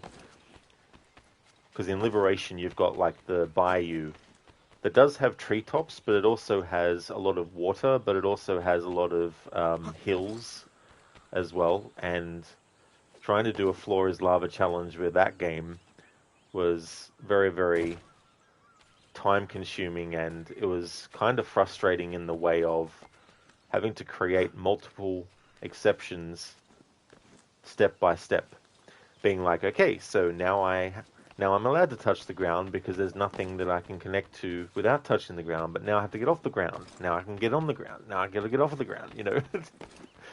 And having to constantly, you know, do a commentary on that as well, where it's like, okay, now I'm on the ground. Now I can be on the ground. Now I can't be on the ground. But the difference with this is because it's not a strict Floor is Lava where it's like at all times. It's more just, how about we focus very strongly on the tree parkour mechanics and also not have fast travel allowed to promote, or not really to promote, but to make me have to really use the treetops. Because if I can just fast travel everywhere, then there's no point in having the thing about the treetops. And I want the treetops in this playthrough to be something that I have to use a lot.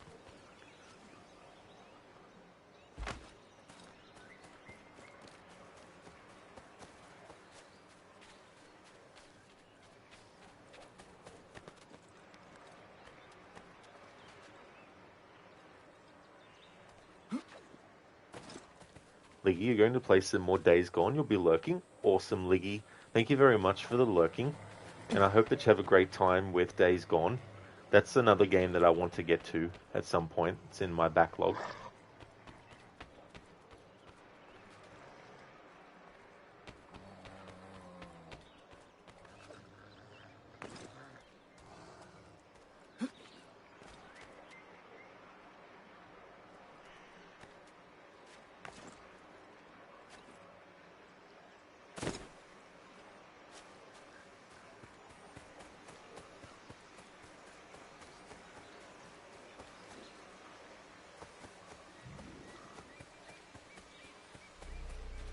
Liggy. It's on PS Plus, if you didn't know. You've got the remastered version, but the basic one is on there.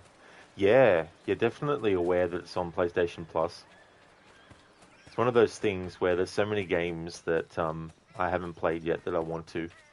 But there's also games that I traditionally play that have deadlines that I need to do too. But I've been trying to add more games, either ones that are brand new or ones that are new to me. Just might take a while to get to those. But PlayStation Plus, having that as an option is really good too, as well.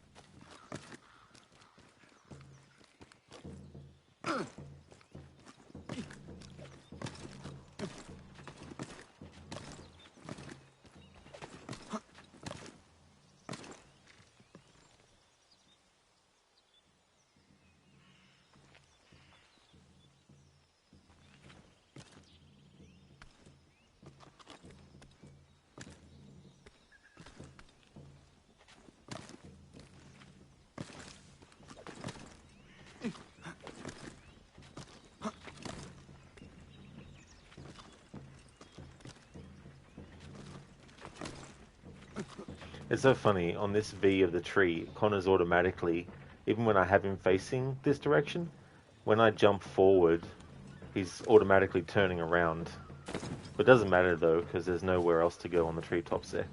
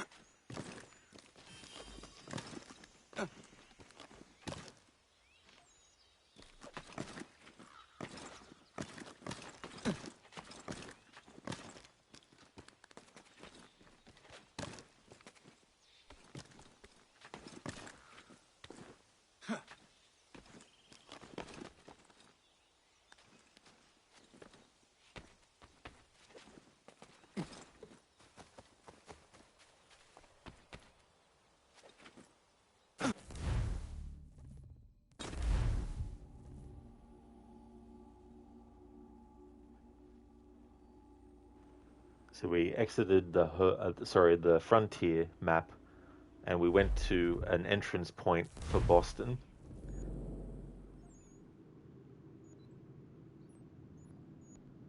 Now, since we're in Boston, there are trees, but not enough to warrant having to stick to the treetops.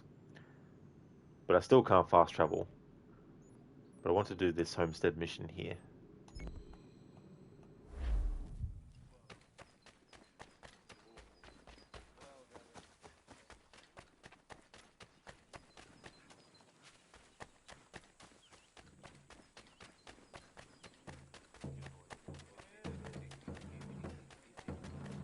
Honourable gentlemen claim it is not so much the amount. 3 pence a pound is hardly burdensome, but it has been imposed.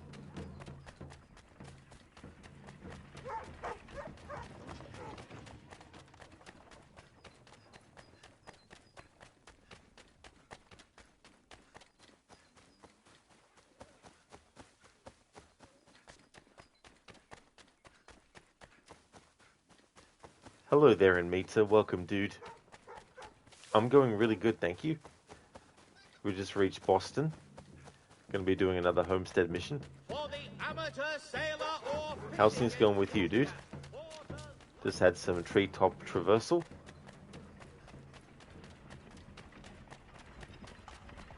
Following the recent spate of accidents, a new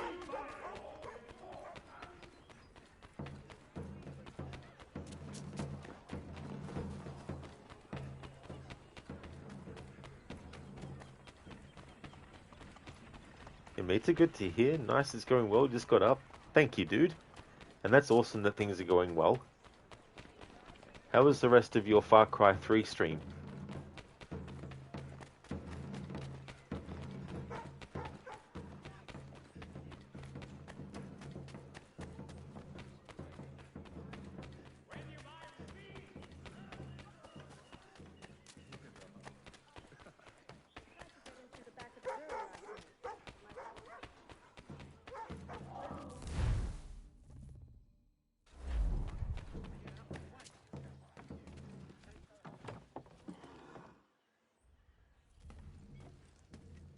What can I do for you?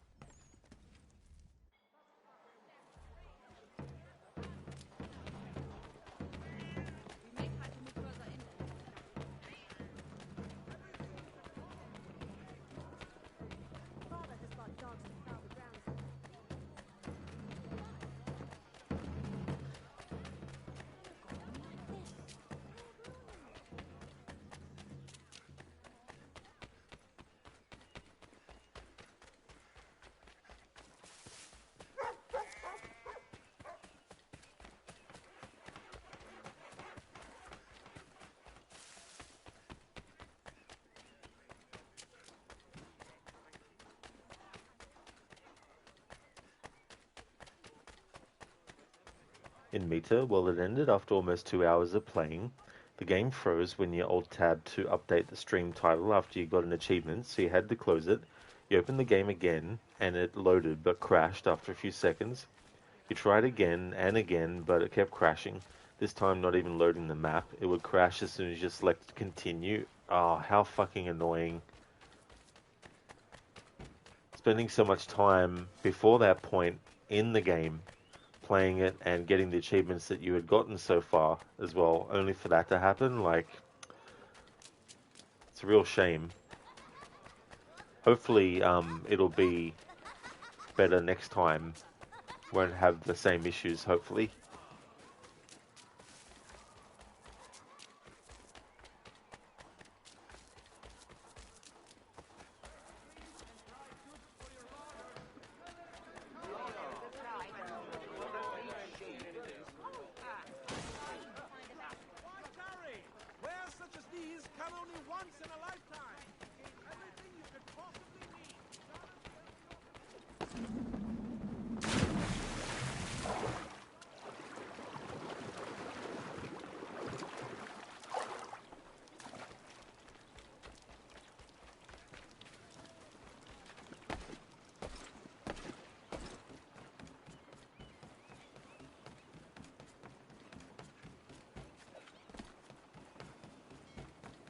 I like how the character model that was fishing just disappeared, and then the fishing stick rod thing just dropped.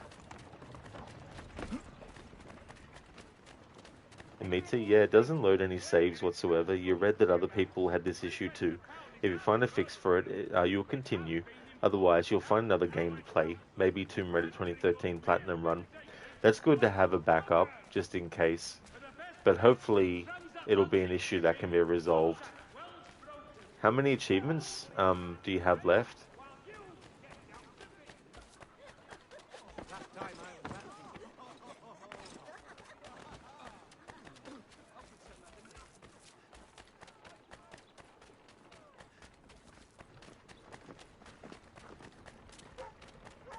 You got 14 achievements left. Damn.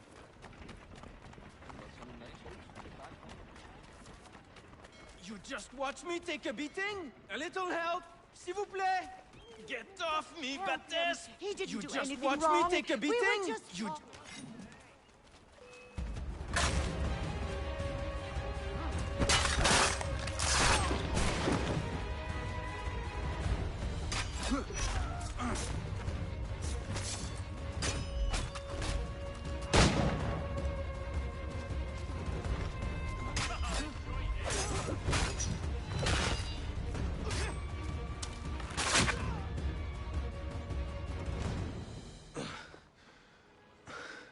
Thank you, my friend. They had a little too much beer and didn't like the sound of my voice. I was only talking to that girl. Your accent is unfamiliar. Where are you from? North of here. Province de Quebec. And what brings you to Boston?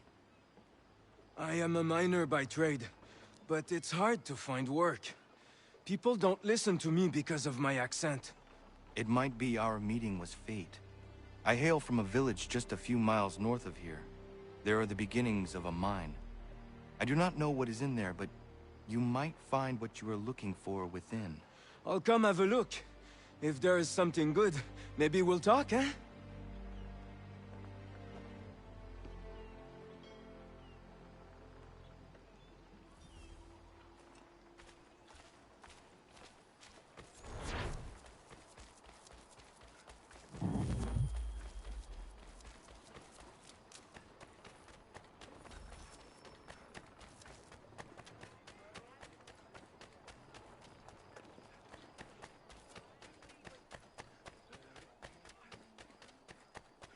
Note well the appearance of this monster as depicted on the posters throughout the city. His is the face of evil.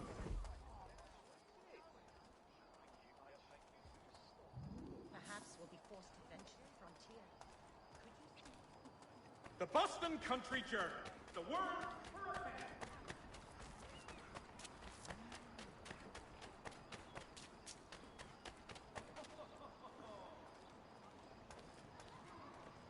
In Meta, you didn't understand what happened because you had played the game before and had no issues.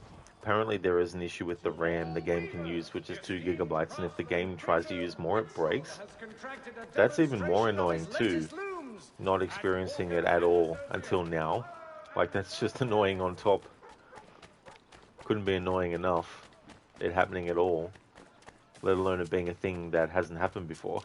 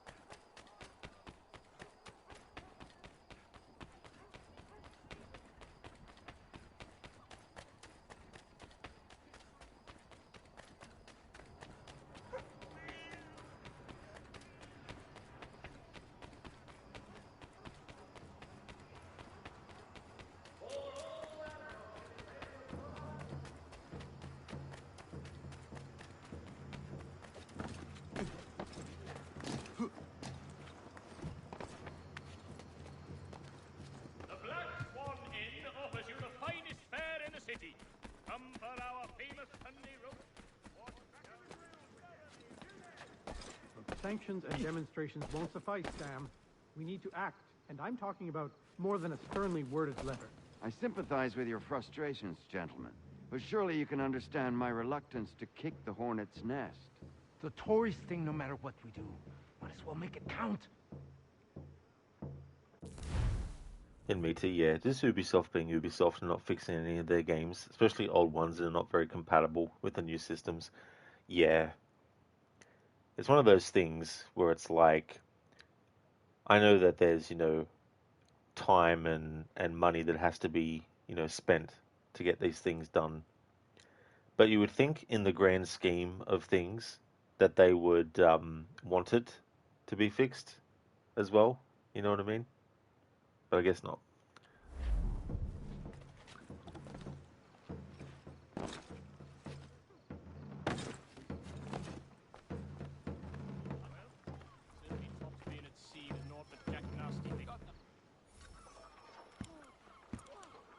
Ah, Connor. Hello again. What brings you to Boston? You. Would you excuse us, fellows?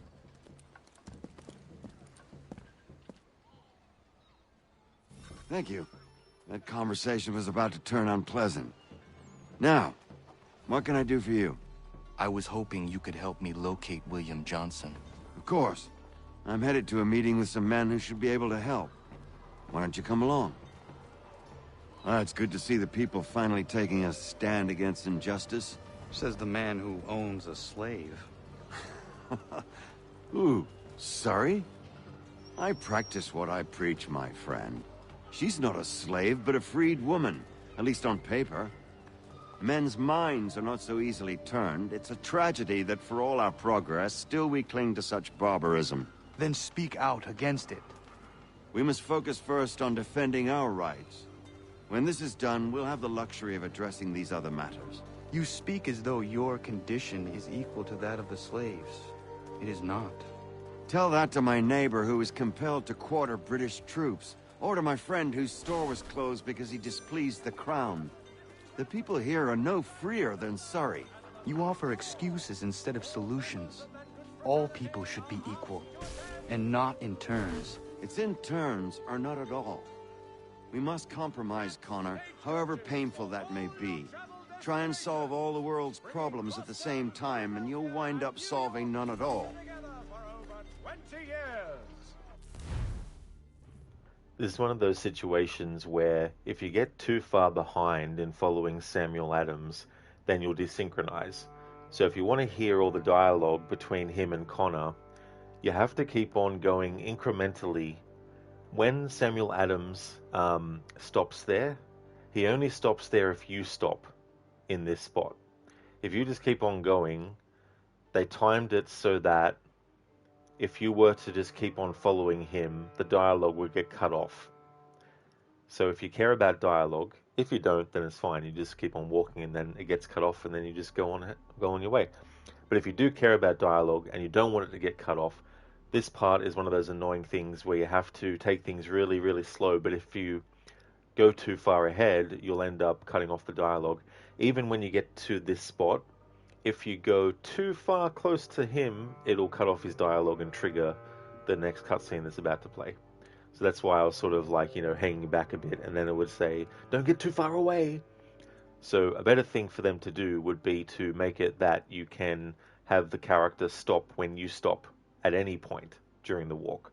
And then that way, if you stop and listen to their dialogue, when their dialogue's finished, then you can keep on walking, and then we'll just walk into this cutscene. The postmaster wishes to inform the populace. Hey! It's my home, no matter what you thieves called taxmen say! If the gumps in Parliament who want to take my property, you tell them to sail across the pond and take it themselves! It's not open for discussion now. Open this door or these men will break it down. Ah! Ah, bollocks! We're coming in! Ah! Oh. I trust the mounting evidence is proof enough, Connor. Continue on. I shall meet you at our destination.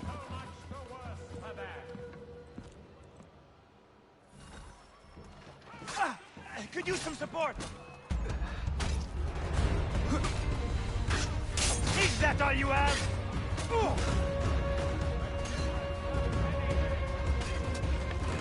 Is that all you have? Could use some support.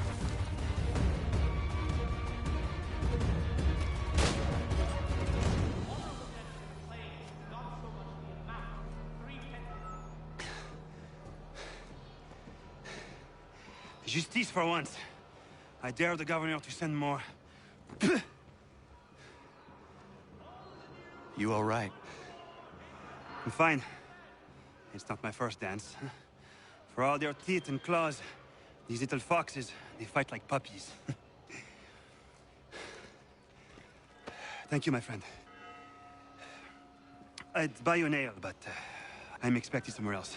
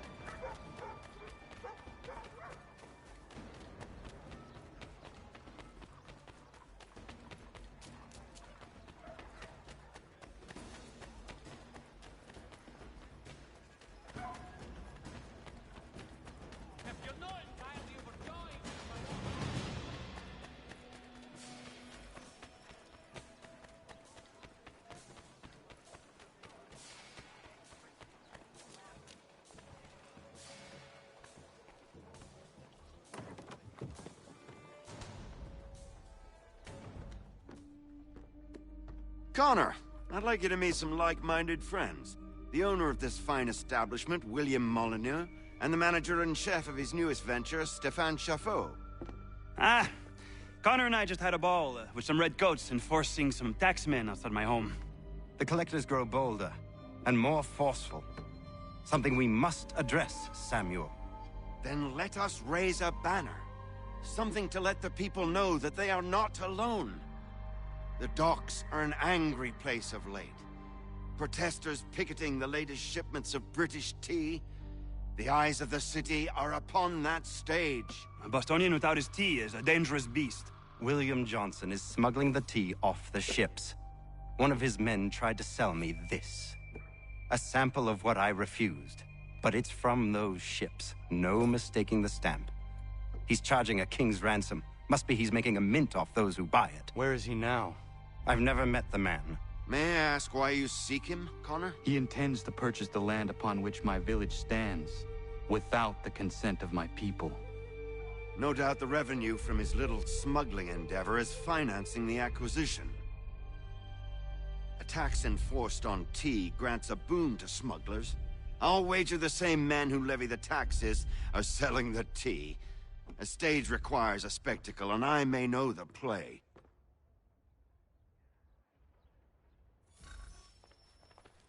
Connor, head back to the docks and see to the destruction of the tea. If you should need us, return here.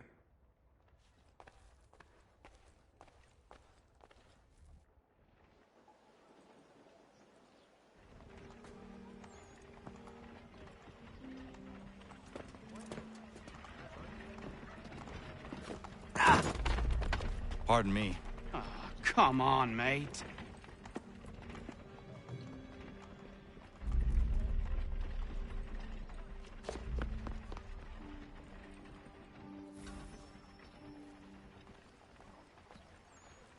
Barnes tea.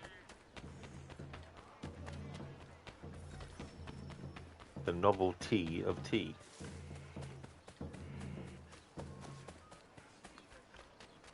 The Boston Tea Party.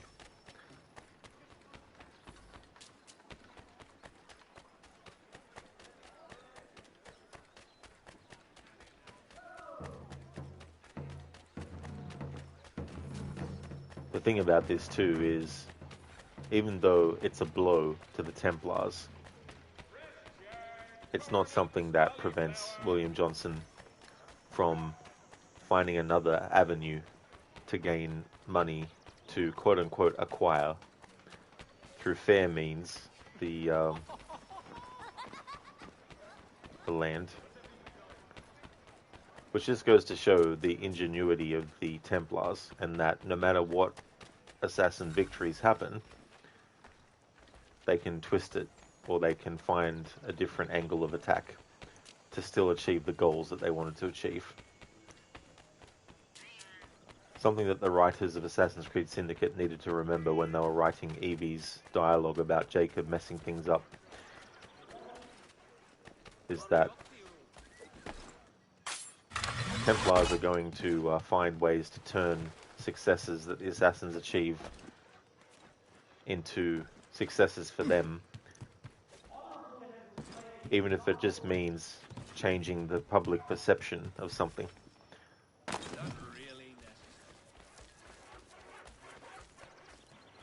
Dr. Darling, T-licious. Yes, T-licious. I think I've got the Lara T emote still. Oh no, I must have got rid of it, because it wasn't being used much. So now that character model reminds you of Delson from Infamous Second Son. Oh, which character model? The one that, like the guy that Connor bumped into with the T?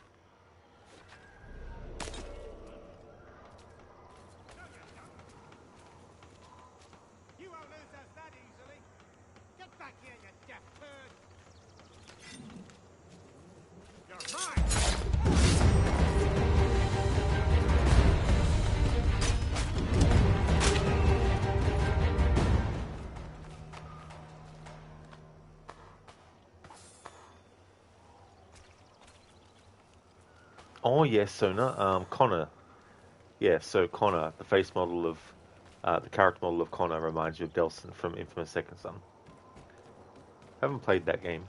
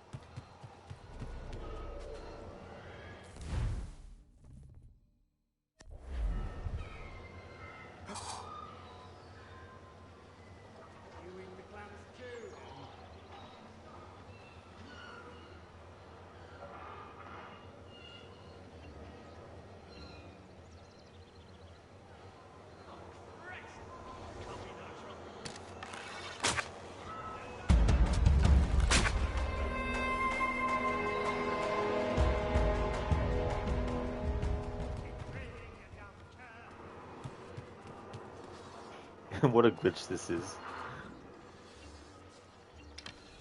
There we go.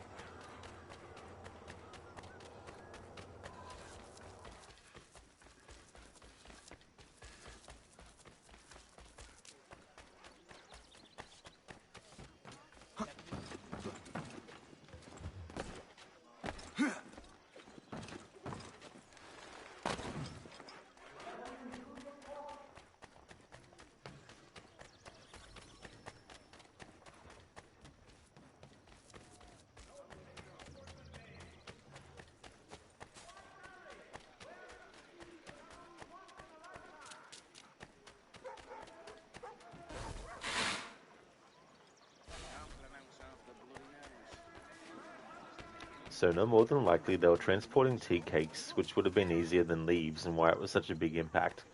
Oh yeah, I mean that definitely makes sense as well, that it might not have been individual tea leaves.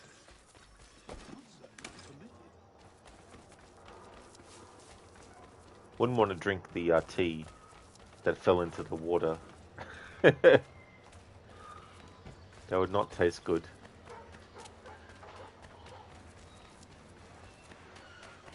Hey there, Maria. I hope things are going well. Welcome on in.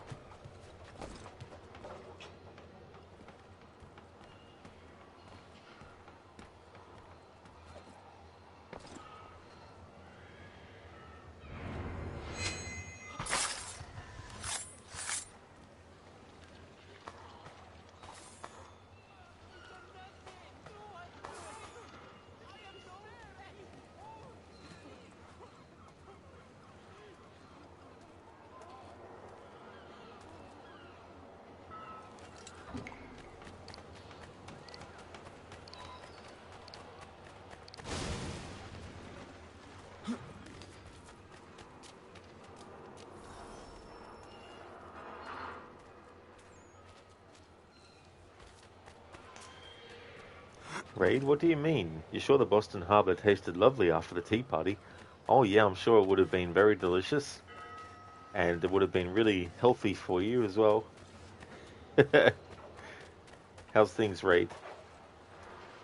Maria, today is National Day in Norway and you got sick, cancelled all your plans, and staying in bed watching stream. You're not bad, hope you're well as well. Oh, that's a shame that you're not feeling well, Maria. I definitely don't blame you for cancelling all your plans, though, but at the same time, if there were things that you were really looking forward to doing, it sucks that you're not able to do them. So I hope you get well soon, and that you feel 100% better soon. I'm doing well, having a good weekend. Can't believe another weekend is almost finished here. It's about 7:10 p.m. or thereabouts here at the moment. So still early, but Sunday is getting closer and closer to finishing. But having a good weekend and enjoying the streams.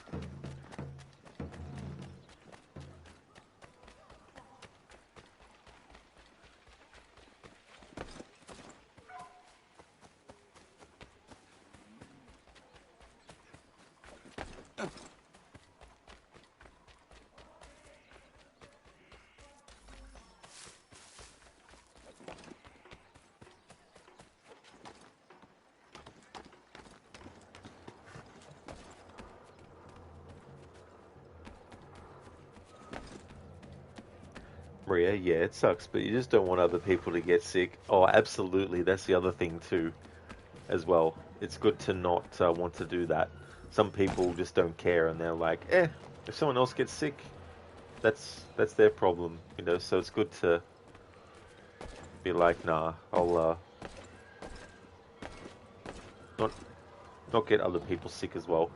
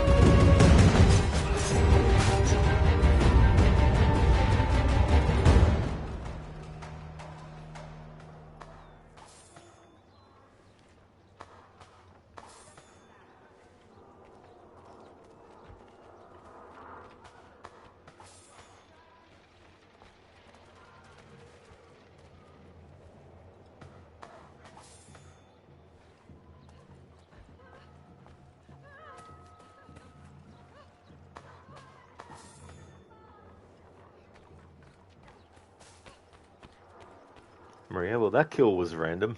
Yeah, especially for the person getting killed. They were just like, we'll just harass this person, and then all of a sudden, dead. Ironhide, so that's how you not use the same weapon twice. Yeah, and like if the enemy is close enough to a wall, or the edge of something, or even like a object in the environment, Connor will do like an automatic finishing move on them, where he might barge them into something. So when that happens, that of course is a different attack than using the hatchet. So I can go from doing that kind of attack, where the character gets shoulder barged into something, but I still have to switch to, you know, a different thing. So that's the other tricky thing as well when doing combat challenges with this game. Also, in the past I've done combat challenges with this game where when there's two enemies attacking you at the same time and the prompt appears above their head to do a double counter kill. There's been some challenge runs where I haven't been allowed to do that, but instinctually you get so used to seeing that happen and then pressing the button to do it, that in a playthrough like that I was instinctually going to do that when I wasn't supposed to. Plus also not doing those finishing moves, having to get the enemy away from walls and stuff like that can be tricky too. Ray, do you have a patch of that yellow flag on your sling bag? Oh, you do. Oh, this one. The don't tread on me one.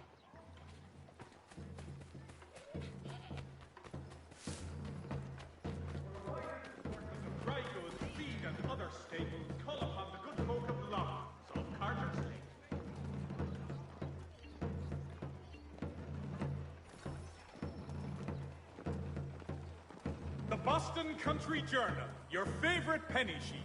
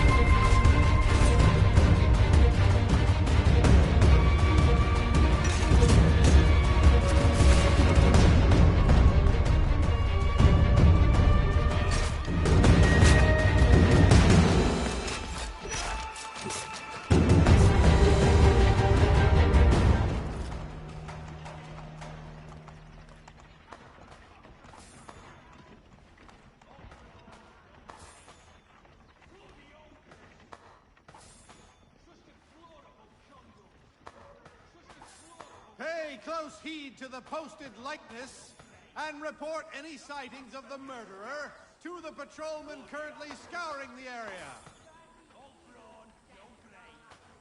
area. Like how he's saying, you know, look out for the murderer. Meanwhile, the murderer is right in front of his eyes. Loose among you good people.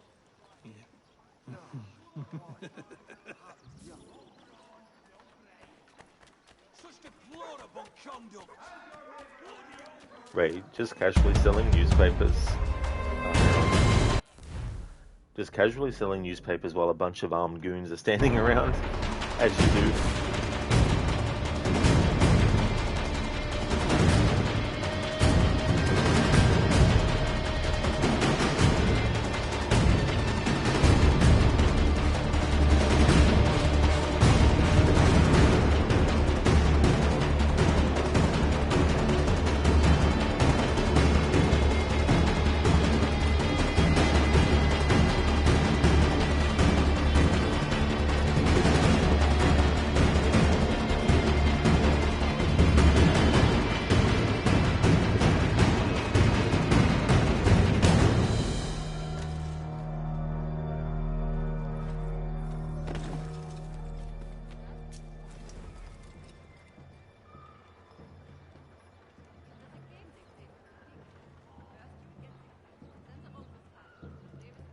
Yeah, Raider's like, I'm gonna pay you £100 to fuck off, said Connor to that herald.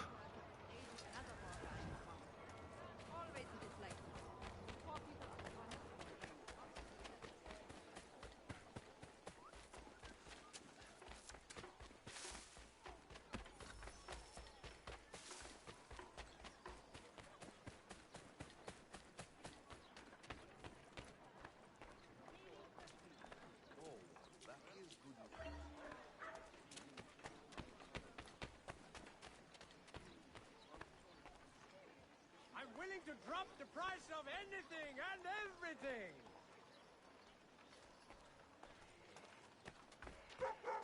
Everything you could possibly need. And it here for you, good folks.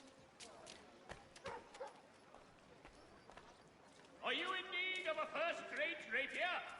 Does your cutlass cut less?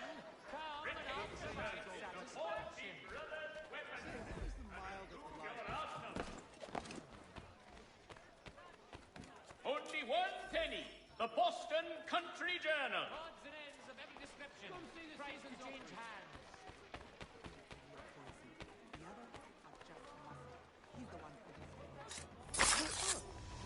Honorable gentlemen claim it is not so much the amount. 3... If there's anything you need that I don't have, I'll find it for you. Prowl the grounds at night. These men are evil.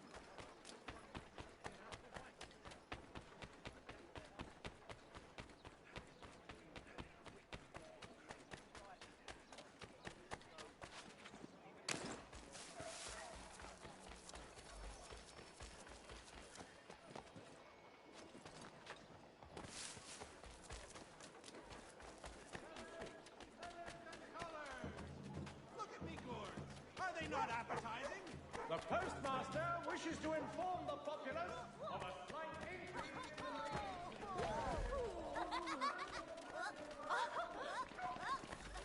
If your joints excruciate, ears sanguinate, or feet distend and tumefy, you have but one new and miraculous ointment to turn to. Montgomery's Pure Python Extract. Support the community. God blesses all dutiful citizens. The tea has been sent away. Shelton and Tweed Undertakers. Counts on them to provide the full range of peaceful, dignified services.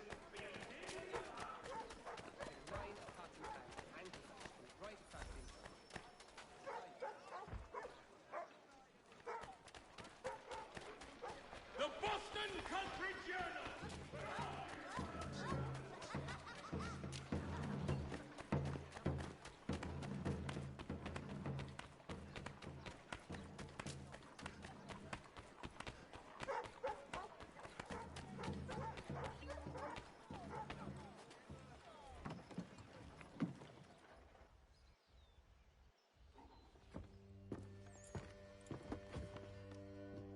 Stefan, what is wrong? Where's Sam Adams?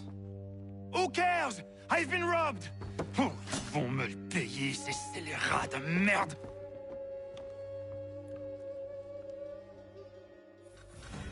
Where are you going? To get back what's rightfully mine.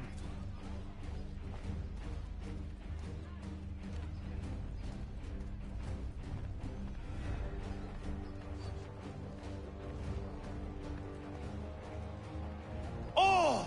Regardez! Some pathetic redcoats waiting for a beating!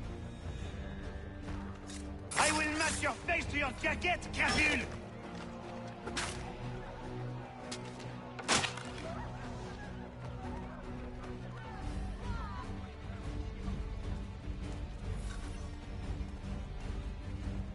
Ces coquins me prennent mon père au Canada et voilà qu'ils me ravissent ma propriété ici. Il suffit.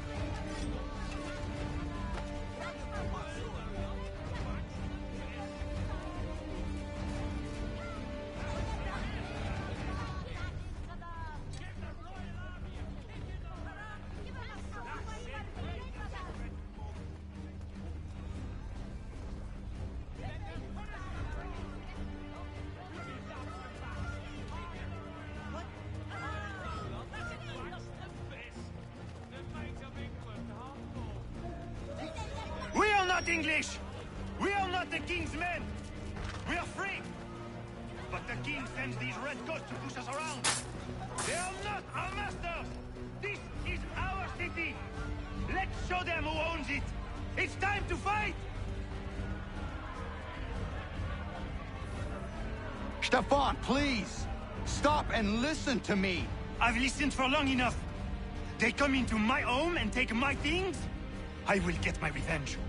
The man responsible for this will pay. His friends will pay. Voilà trop longtemps que je subis ces affronts. Ils vont goûter de mon courroux. You looking for a fight, Englishman? I'll give you what you want.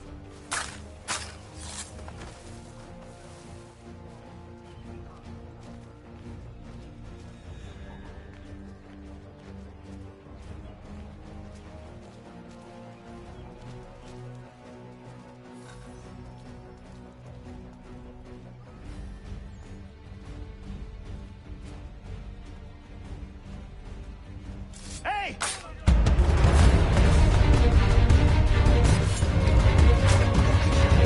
L'anglois croise mon chemin.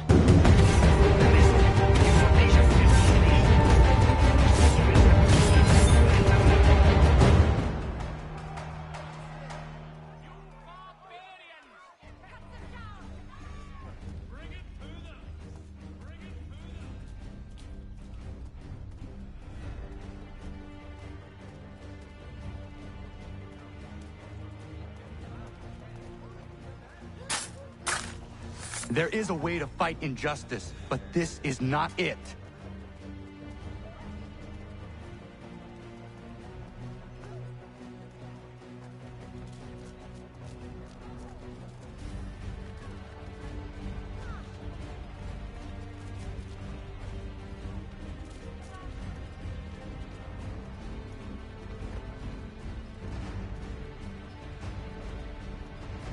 Maria, towns before were so quiet, no cars or music or I will construction match work. your face to your jacket, Capule! That is a good point. You're definitely not wrong there, like...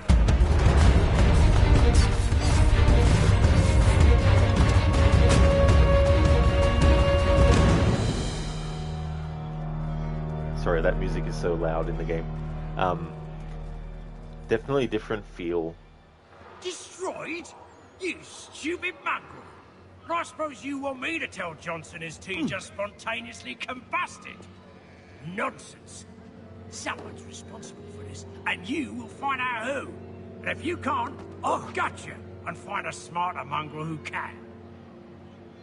What do we do? Create a window. And imagine Maria being teleported to that time period too, as well. And how much of a shock it would be getting used to not having the certain kinds of sounds, even like, you know, construction work sounds and industrial sounds and things like that, with technology that, you know, we normally associate with modern day, but not having that if you go to those time periods.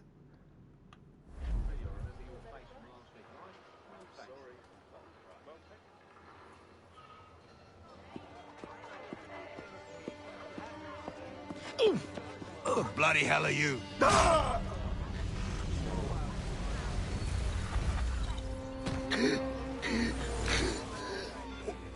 Why? You have no right to rob people blind. By decree of the British Parliament or not. British Parliament? I work for William Johnson. Johnson? End his suffering cleanly. Please.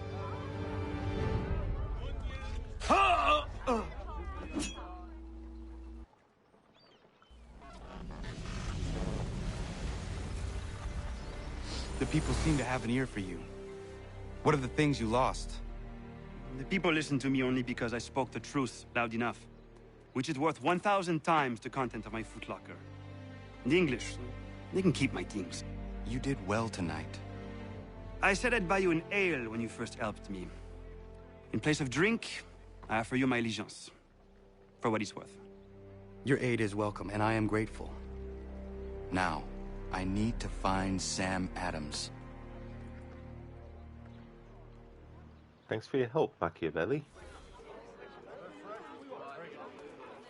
Sean Baicho, who plays Machiavelli in Assassin's Creed 2 and Brotherhood, plays Stefan there. He's played a lot of characters in the AC series. He's also in the Outlast games as well. And also Watch Dogs 2. And Legion as Wrench. Maria, you wouldn't mind it. Sounds peaceful. But after a certain time, you would feel like you want to go back home because loud sounds or distinct smell is home. That is true, you know.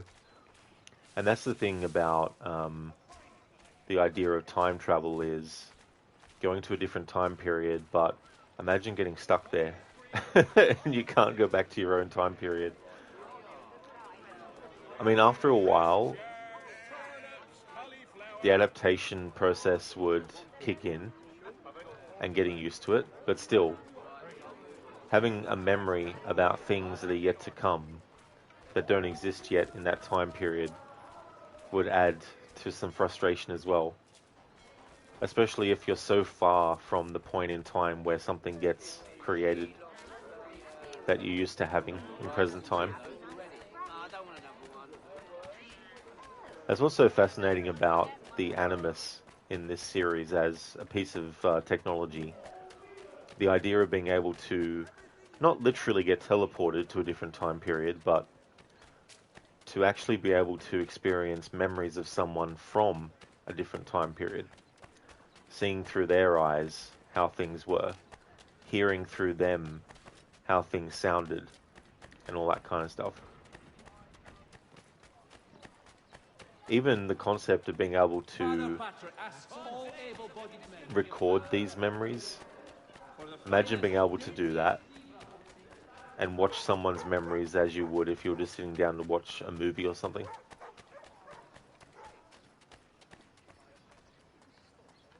That's a great thing about games and stuff that are set in different time periods. You get to experience how things potentially were. It can be difficult too, because you've got to sift through what is the actual history and what is the actual reality that the fiction is transferring, and what is just purely fiction. What liberties have been taken to make that fiction work.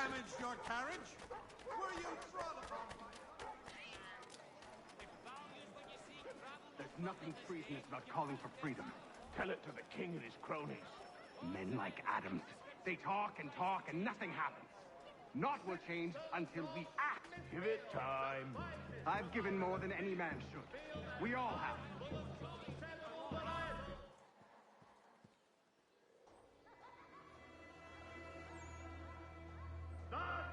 What happens now? We wait for the signal.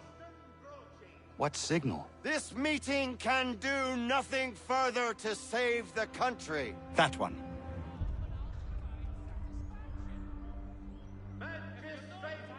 Evening, gentlemen. Shall we be off? No. What's the matter? I have spent today drawn from one bit of madness to another with nothing to show for it. Before I go any further, I would like to know exactly what it is you intend. Of course.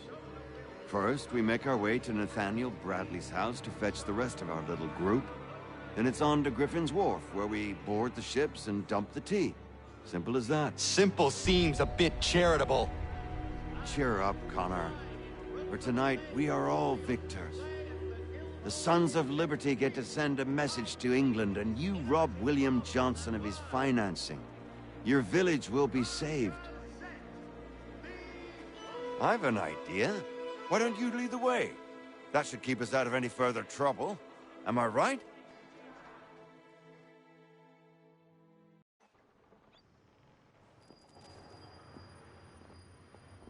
Damn it, more guards. We need to turn the crowd's anger to our advantage. Say the word, Connor, and I will make it so.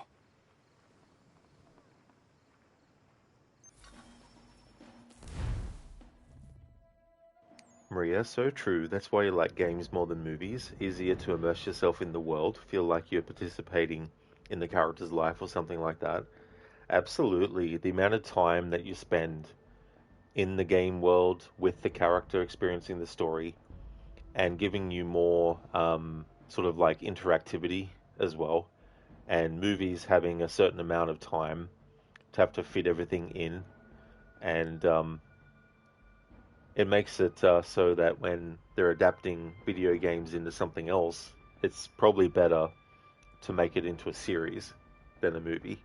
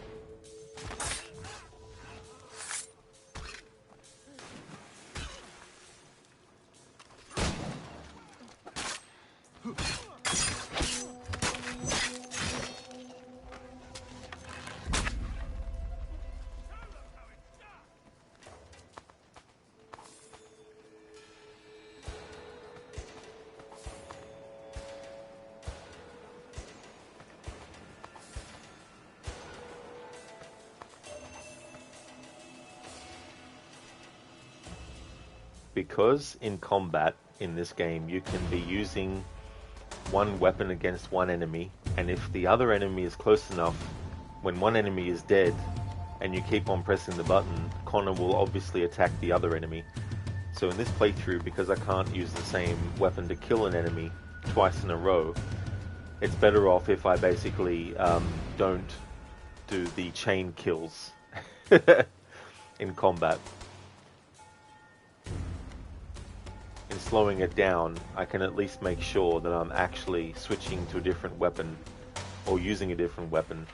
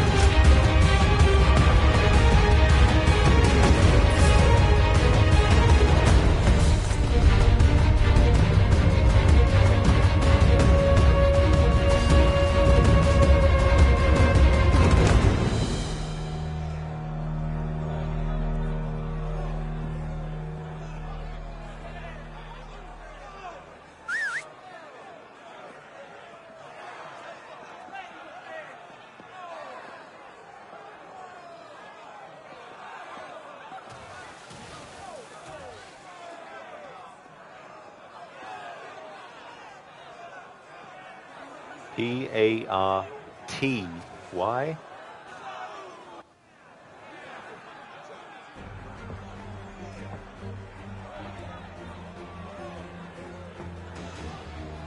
Regulars!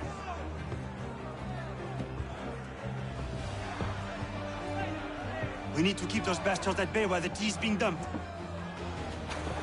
Let me help. I'm yours to command.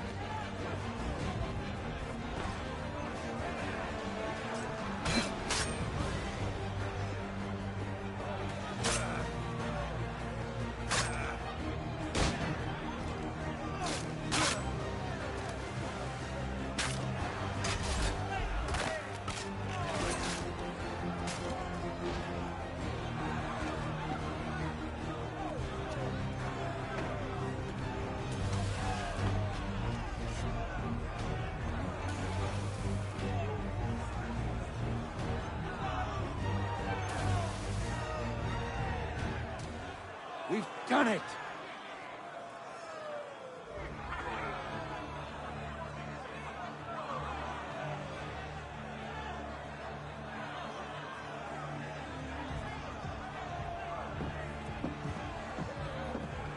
Connor?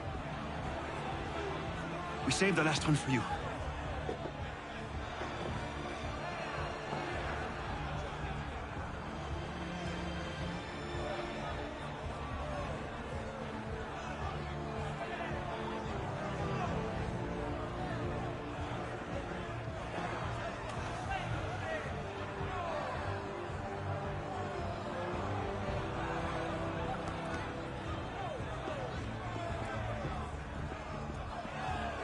Best we get out of here, huh?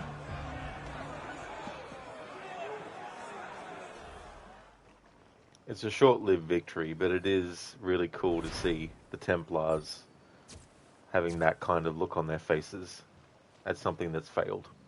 But as I said before, the Templars are good at turning assassin successes to their advantage.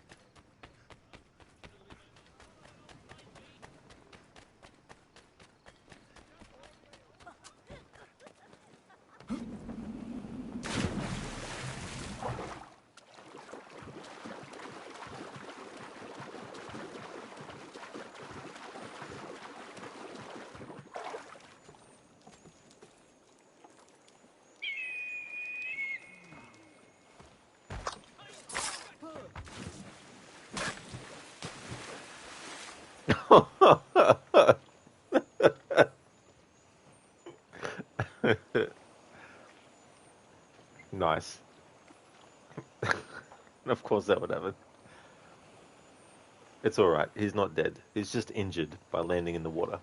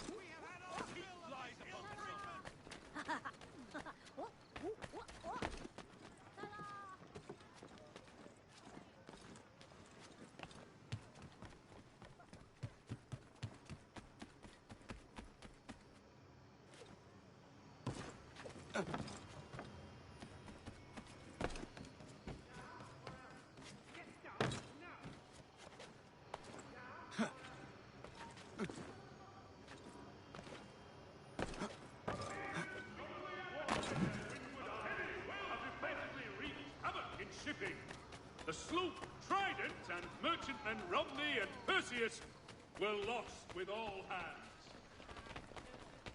For all your transport needs between the city and Point.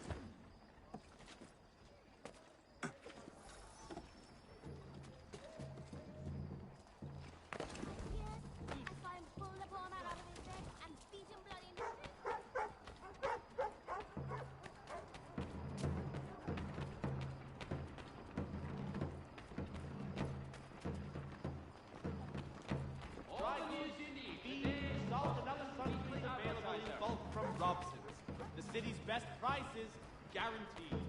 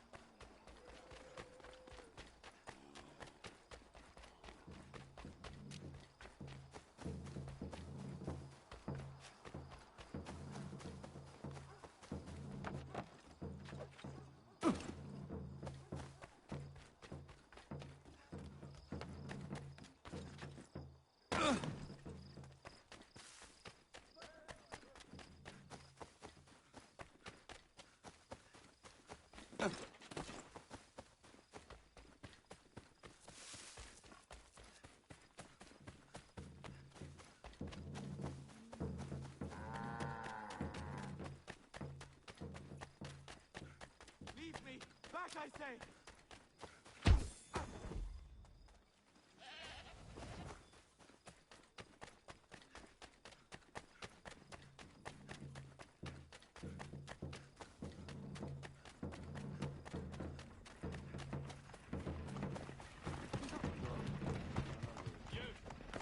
Stop there. If you lay off and get that.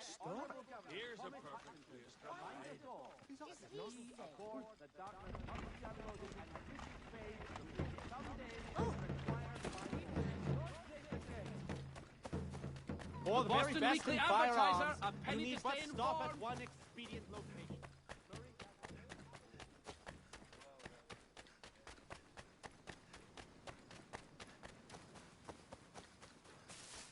Alright, so we've reached an exit inside of Boston.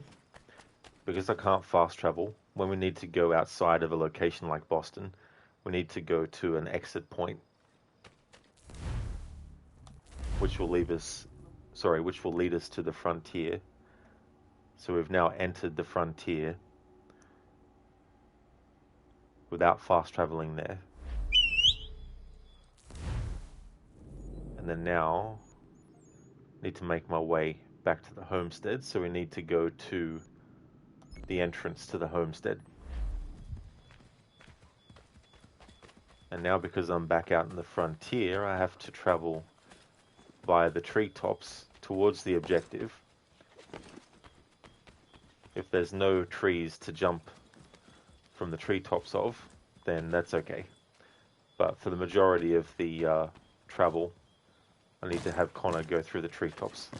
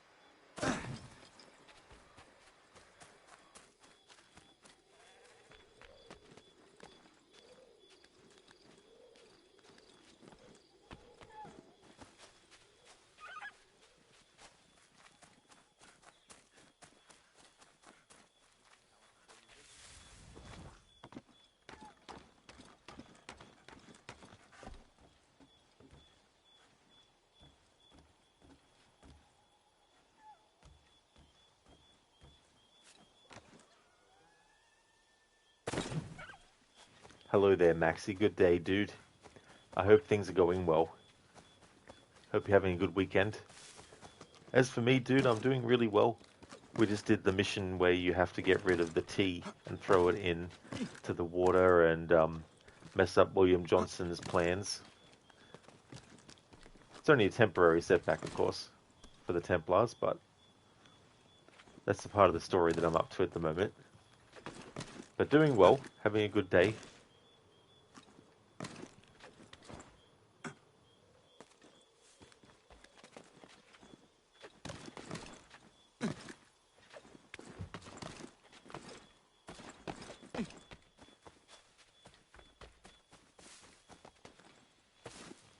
Oh, nice, Maxi. That's awesome that the weekend's going well. That's really good. Especially having a busy work week.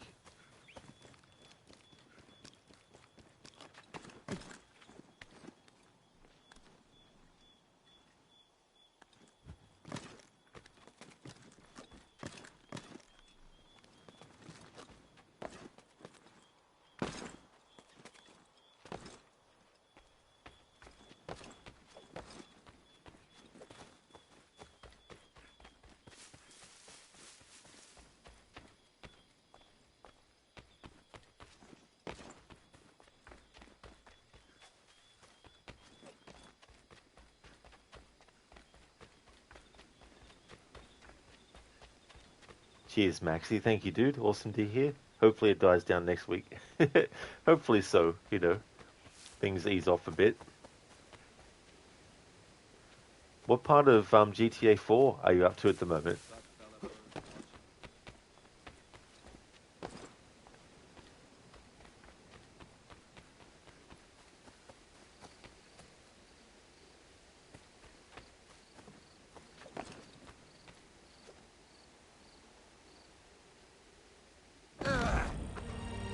Whoops.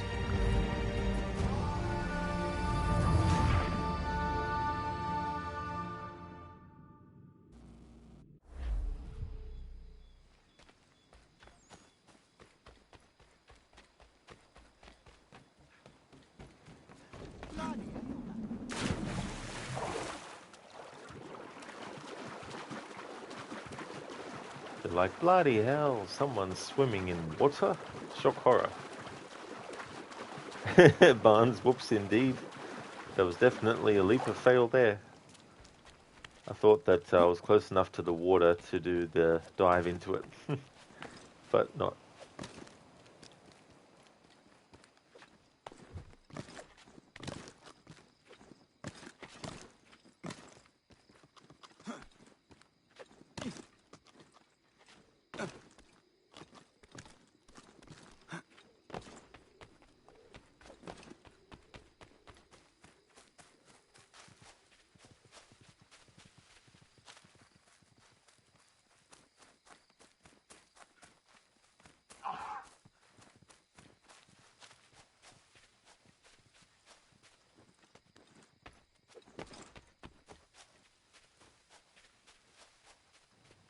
Oh, nice, Maxi. You're on the Ray Bacino missions. You know you killed Luca last time. You're close to the museum mission, you believe. Oh, nice. That's really good progress. There's quite a lot of missions in GTA 4. It's quite a long game, Arav.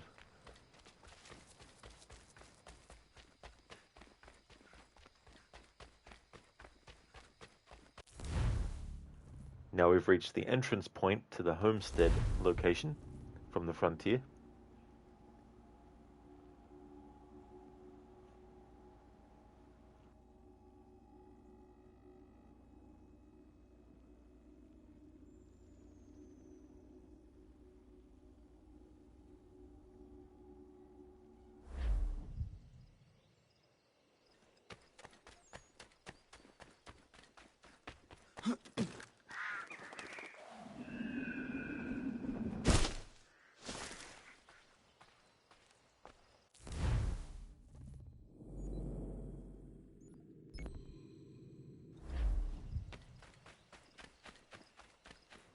Maxi, yeah, it's pretty long. You hope to finish it by the end of May, which should be fine, and then start 007 First Light.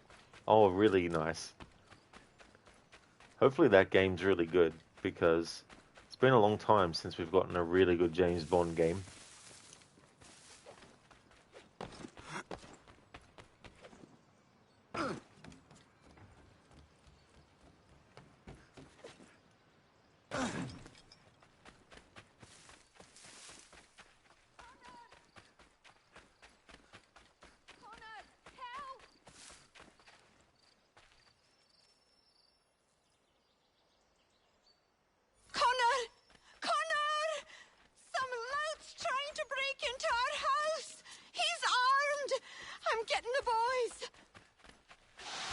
Find them. I will handle it. Stop!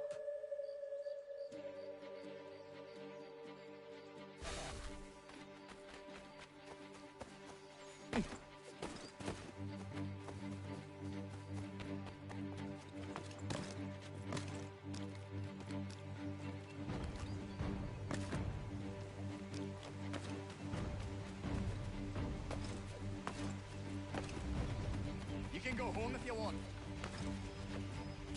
Something's amiss.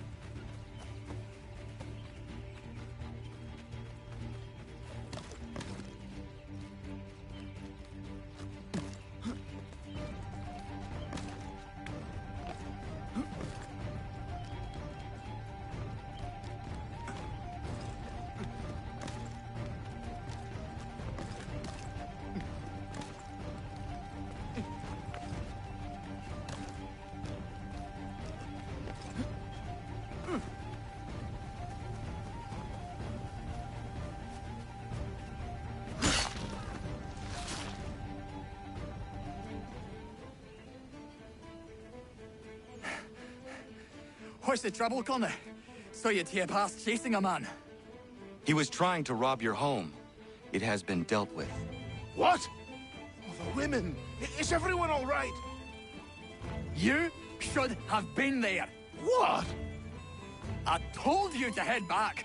I didn't need to. Since when is a skinny runt like you safe out in the bush alone? If Diana's hurt, I swear you'll be the one paying.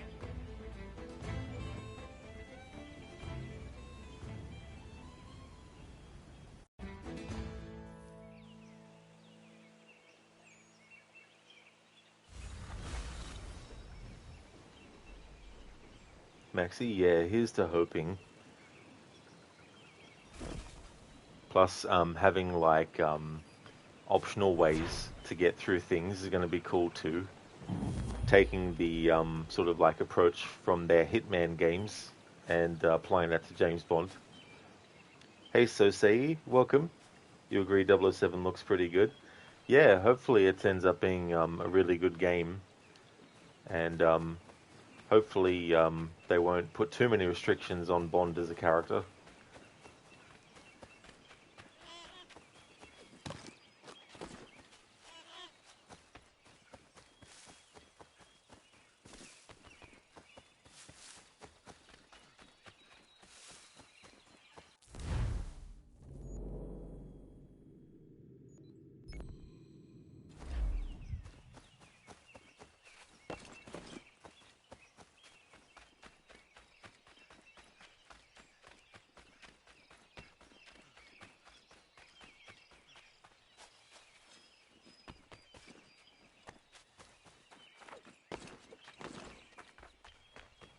Maxi, definitely. You like the Hitman style gameplay, and it looks like it has some open world elements on it. Yeah, and that's the tricky thing too, as well, because you also want to try and make it feel like a kind of like cinematic experience as well.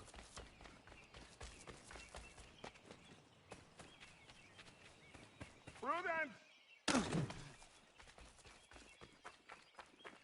Connor!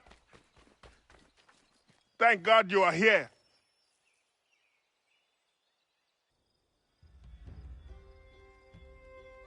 Prudence is missing. She went out to gather some things this morning and never returned. I'm worried sick. What if she's hurt? I will find her. The dog might help track her down. He has a good nose. Come on, boy! She has been gathering the evening primrose almost every night. She is obsessed with the oil it yields. That is all going to stop now. I don't understand why she wants so damn much of the stuff.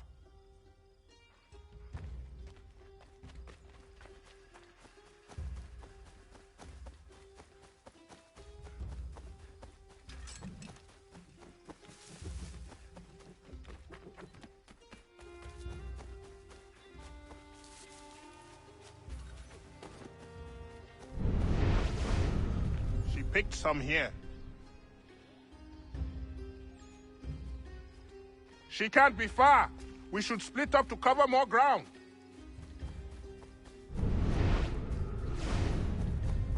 Prudence! Where are you?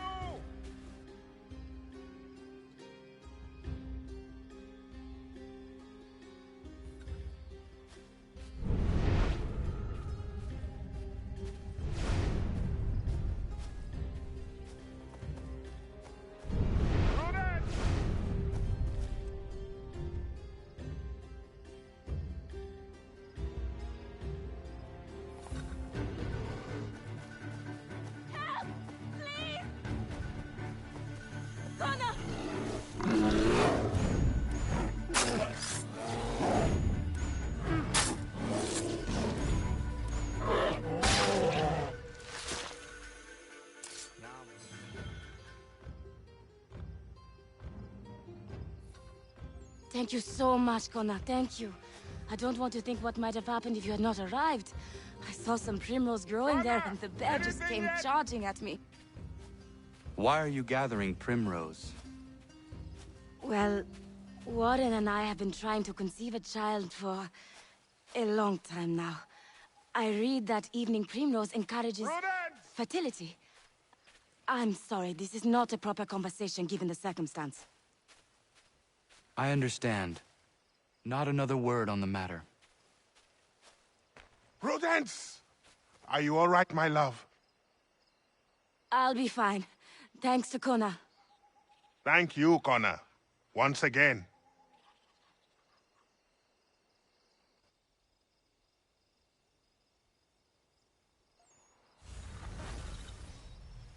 This warning, return to your target glitch, that message is going to keep on popping up. Or staying on the screen, rather. Or maybe not. Let's see. There was one time where it did.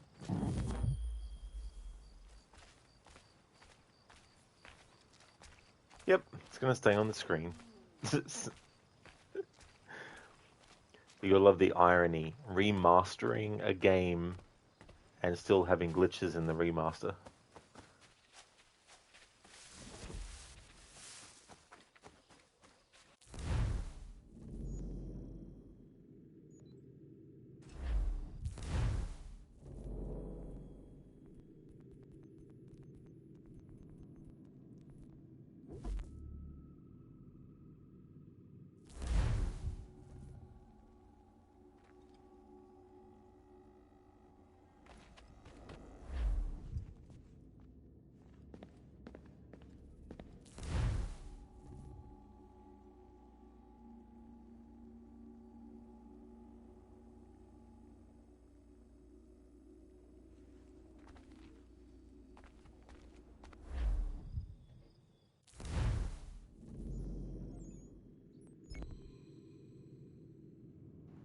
Maxi, how was Directive 8020? Oh yeah, that was an interesting game, actually. Without going into spoilers about it, it doesn't really feel like a Dark Pictures game, but it actually is a Dark Pictures game. But you wouldn't think it is by the way that the game is structured, because it doesn't have the same elements at the forefront that the other games do. So it kind of feels like it's half a Dark Pictures game and half a standalone, similar to their Until Dawn and the Quarry games.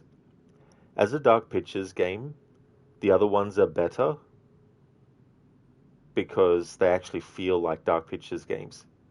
In terms of like a standalone supermassive game, I actually liked it. I'm still trying to figure out how I feel about it overall with our other games in general. But at the moment, I'd probably say that out of Until Dawn, The Quarry, and Directive 8020, I probably think that the original Until Dawn is still better than Directive 8020. And I'm leaning towards saying that The Quarry is better than Directive 8020 as well. Having said that, it's not a terrible game or anything like that. I definitely want to replay it again in the future, and there's some things that I learned that are missable that help sort of like fill in the gaps of it not feeling like a Dark Pictures game. So that's the best way I could sort of like describe it without going into spoiler territory on it.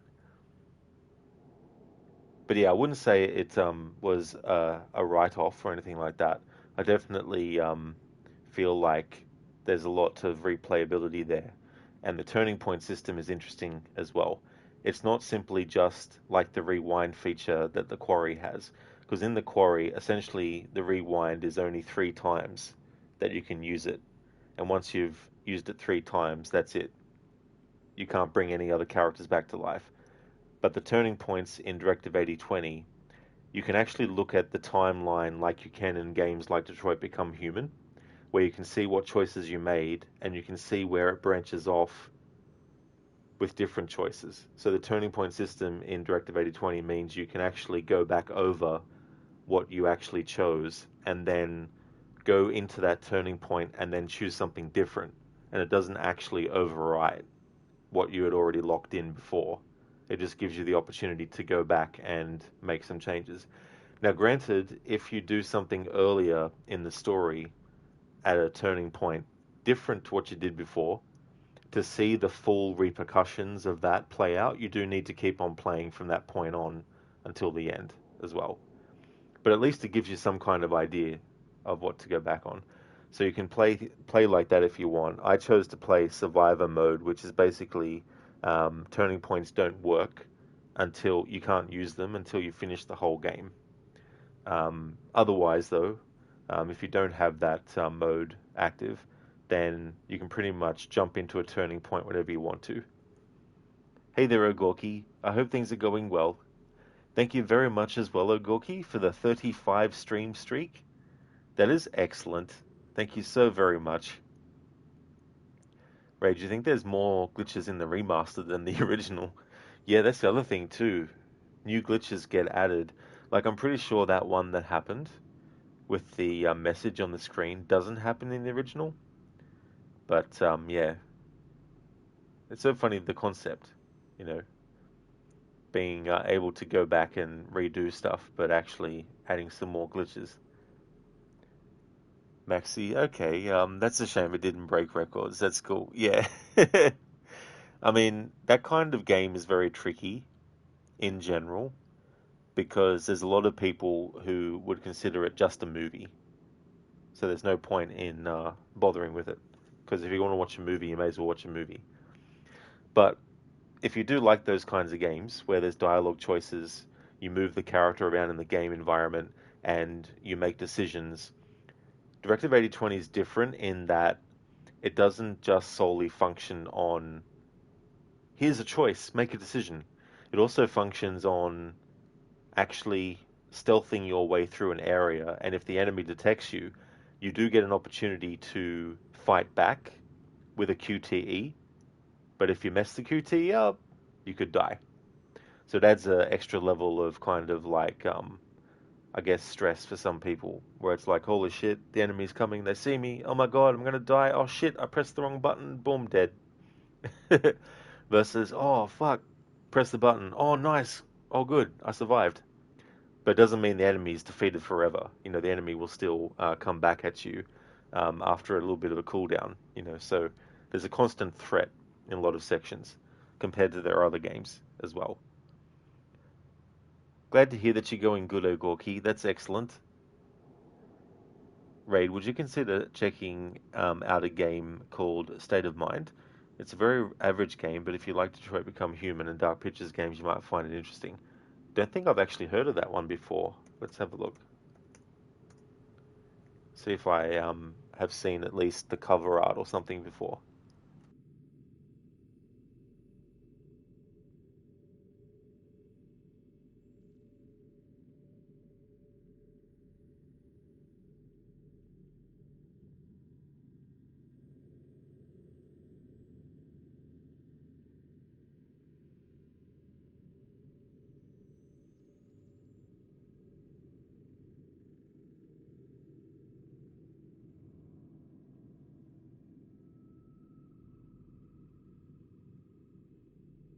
Definitely haven't seen that before, Raid.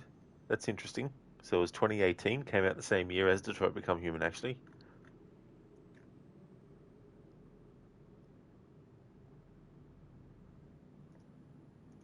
Thanks for the heads up about that one, Raid.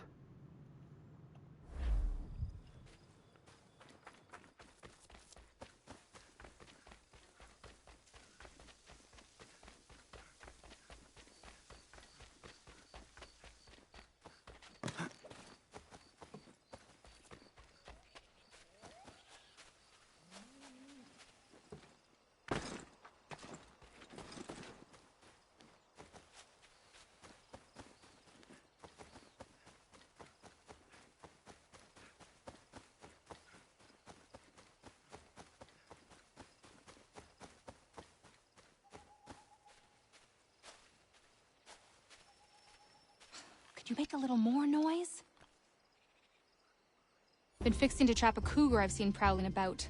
The beast has snapped 2 of my snares already. From what I've seen, its fur is white, mad as it sounds. Its hide would be worth a fortune to the right person. I have never seen a cougar like that. I would like to help you. I'll follow you then. Stay quiet.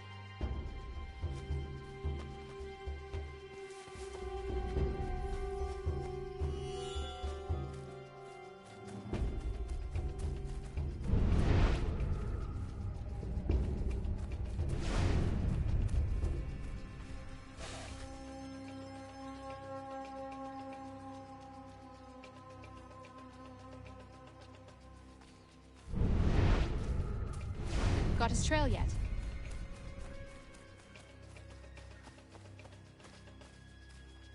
Look at the size of those claw marks.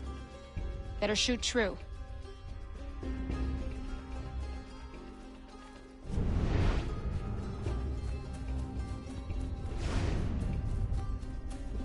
He's a taste for fresh meat. Seen this before. Looks fresh. He's close. There he goes! We won't get another chance at this. Come on, Connor, we won't see him again after this. This is our only shot. Hurry up!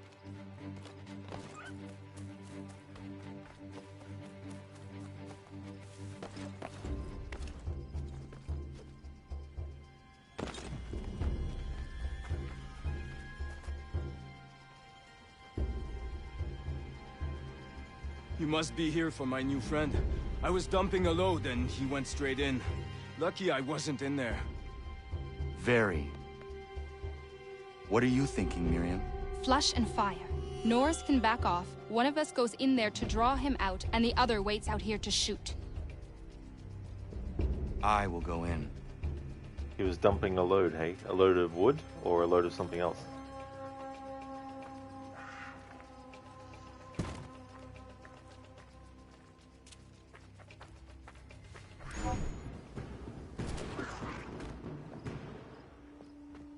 Nice shot! Thank you, Miriam.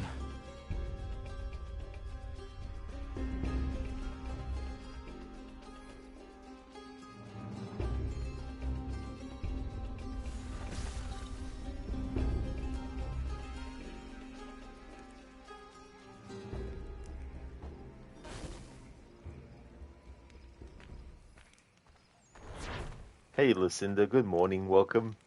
Hope your morning's going well. AC3 is coming along really well.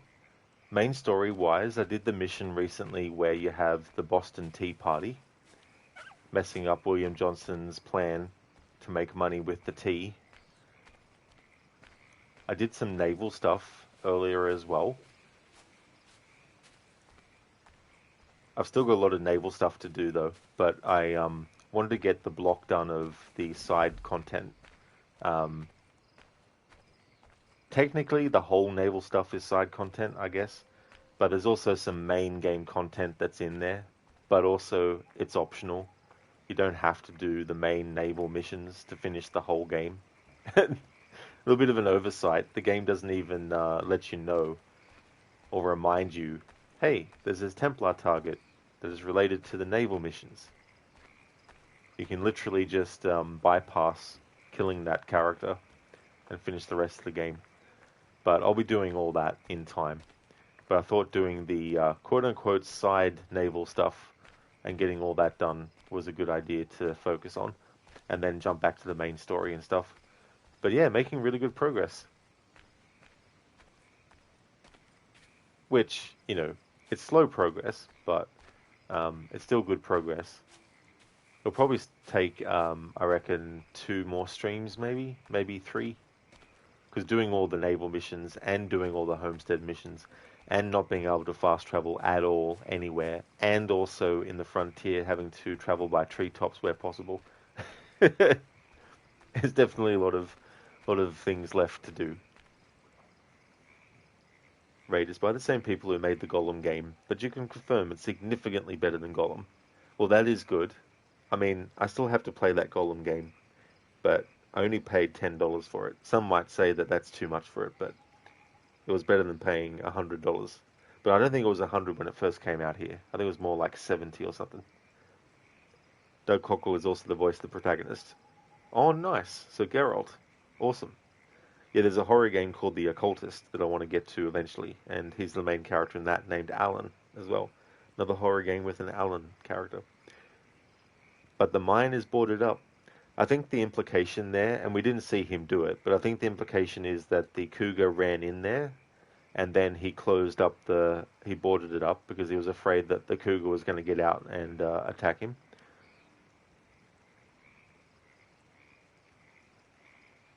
Listen, it depends if he sees the cougar. That is true. He might have ended up dumping a different kind of load if he saw the cougar coming at him. Like, what the hell? Raid, never mind, lol. That's all good, Raid. Listen, they're nice. You're doing well, gearing up to go to the grocery list. Going to be an expensive one. You feel like you ran out of everything at once. Oh, wonderful. It's so annoying when that kind of stuff happens. But I hope that when you go and get the stuff, that it goes really well.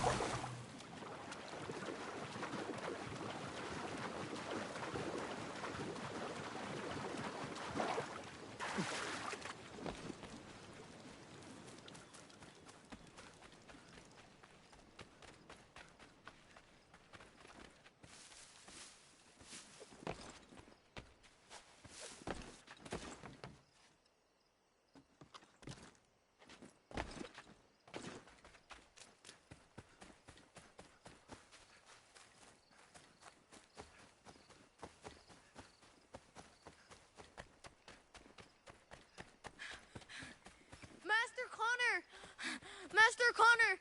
Dad and Godfrey are fighting! You need to stop it! Here it is, Lucinda. The moment where you need to have like 3 eyes to be able to see everything at once. Lucinda, it is time.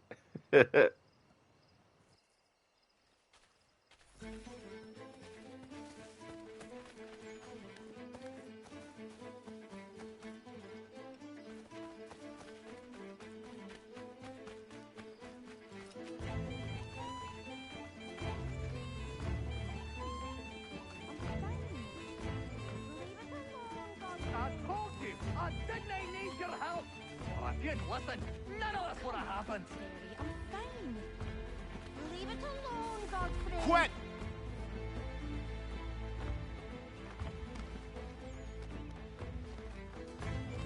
I'm gonna smash you, you looby!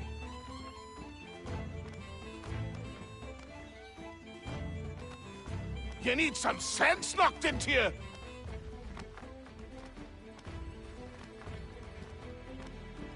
You need some sense knocked into you!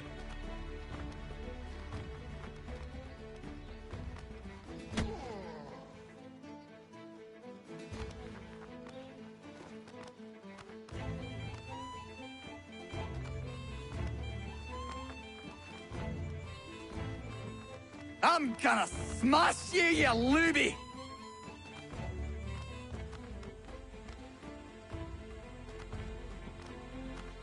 Oh, time I set you straight!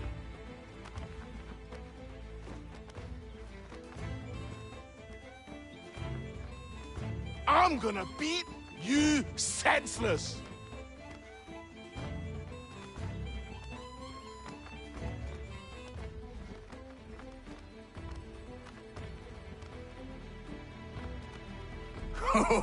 Time I set you straight!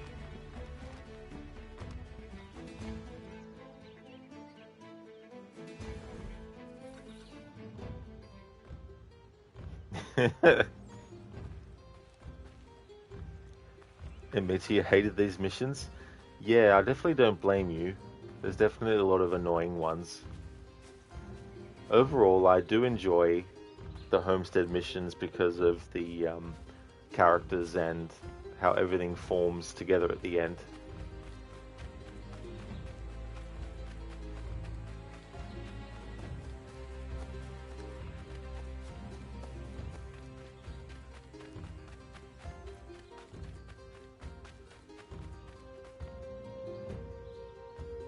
You all right? There's no need for this. Yeah, he's a blockhead. He'll cool off in a spell. Just needs some time is all.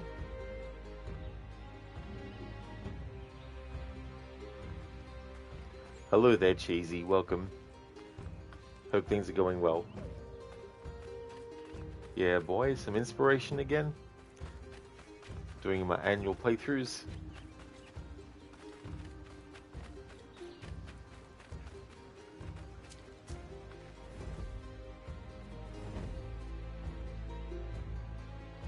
Are you not angry, Godfrey?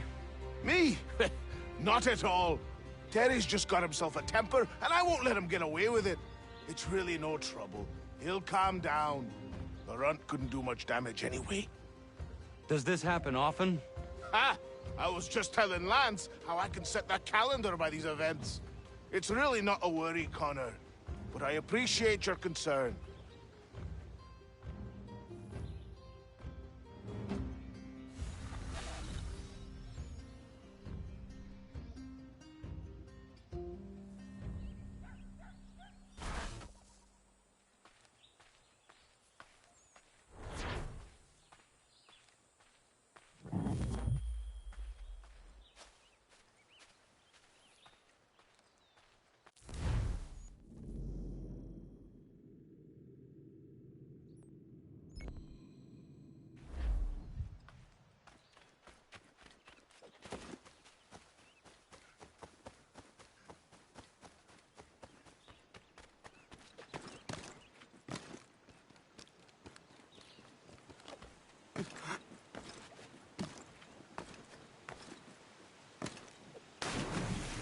Andy. These vids always get you in the mood to video edit. Oh, nice.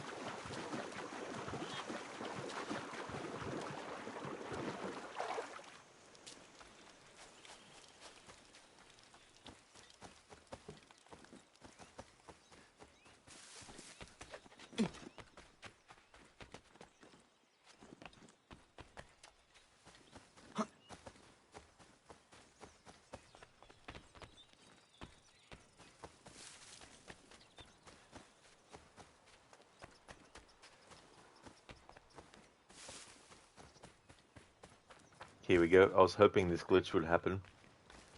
The Achilles clone glitch.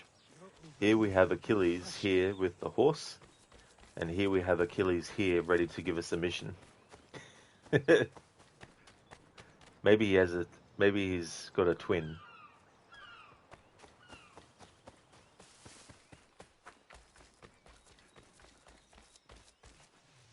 I think one time I actually had 3 Achilles. Which one is the real Achilles? Yeah, the Cinder and Amita. It's like, which one is the real one? A Gorky, a clone, indeed. That is true.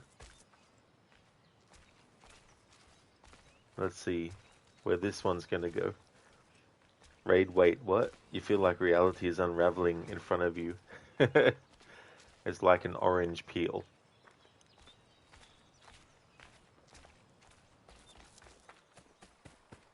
You feel like Cthulhu has invaded. Well, I mean, on Thursday on my channel, I'll be playing Call of Cthulhu, the 2018 game, doing a playthrough of that. And Mita, give me Achilles!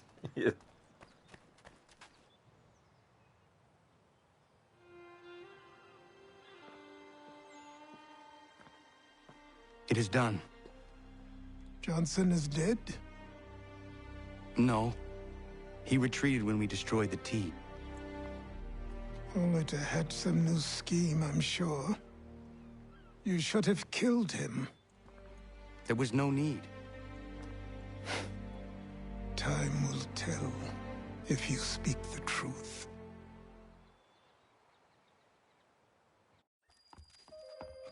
Radun Hagedum! Radun Hagedum! Ganondokon, why are you here? Has something happened? William Johnson has returned with all the money required to buy our land. He meets with the elders as we speak. I have begged him to resist, but I fear he shall have his way unless you intervene. How is this possible? We destroyed the T. The Templars are nothing if not resourceful. You should have heeded my warning. Please, you have to stop him. Of course. Can you tell me where they're meeting?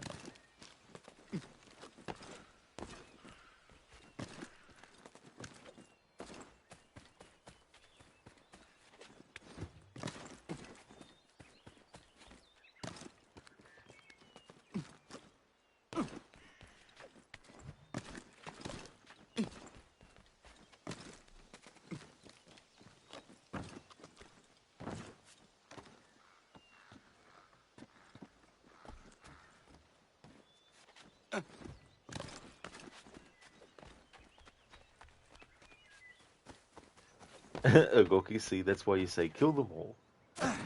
Kill all the enemies.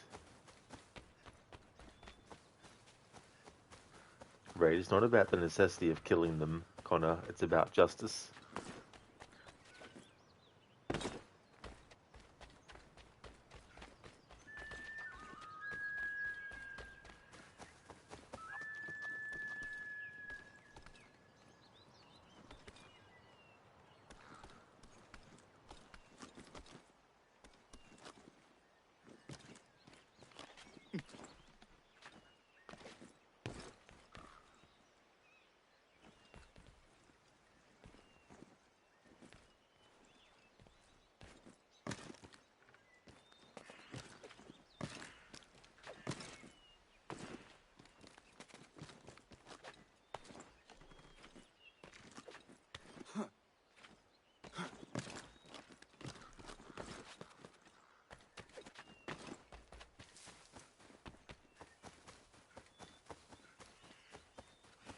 Right, it's like when Ezio spares Rodrigo Borgia. Like, no, killing him won't change anything, but he still deserves it. Yeah.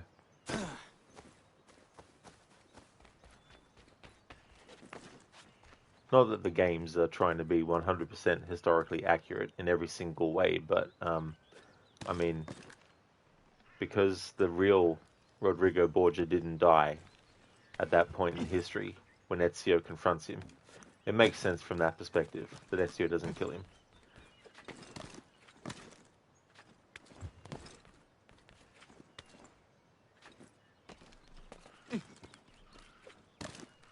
But I still like the fact that Rodrigo dies by the hand of his own flesh and blood, considering he killed Ezio's flesh and blood.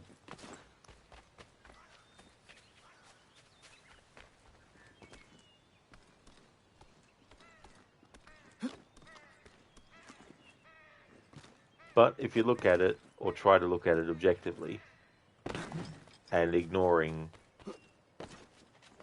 any potential real history they were trying to adhere to, then it would make sense that Rodrigo should have been killed by Ezio there.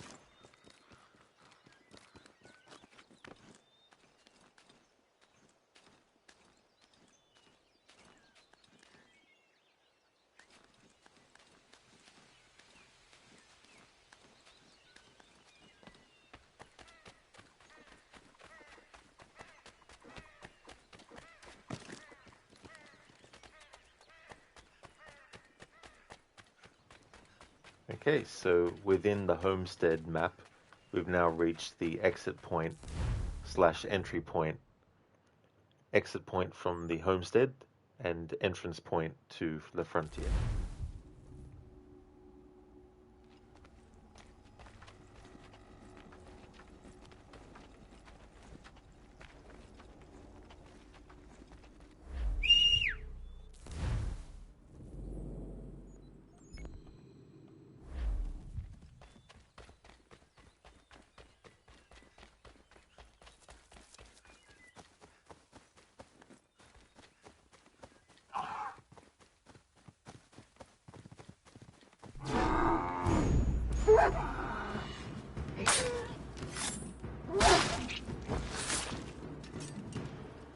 Yama.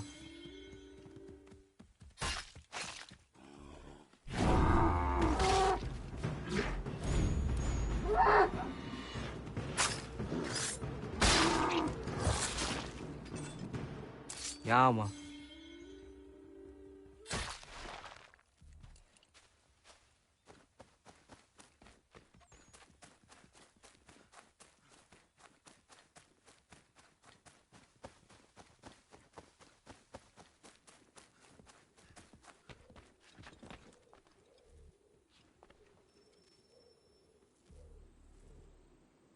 Izzy not gonna daradi tkanusa de ne Johnson's yunja daro rocksta.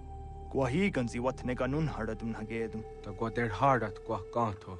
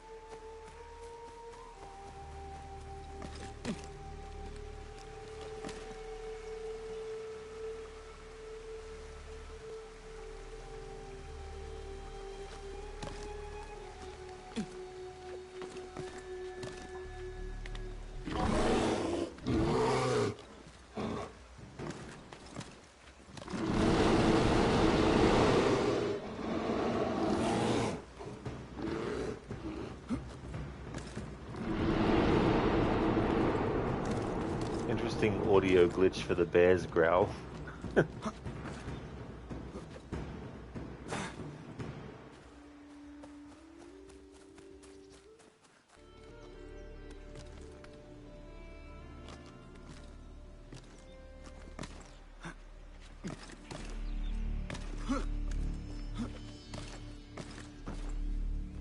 Was in the air, like it played it twice with like a second overlap. And that's the thing too, like there was another instance of music doubling up in one of the naval missions that I was doing.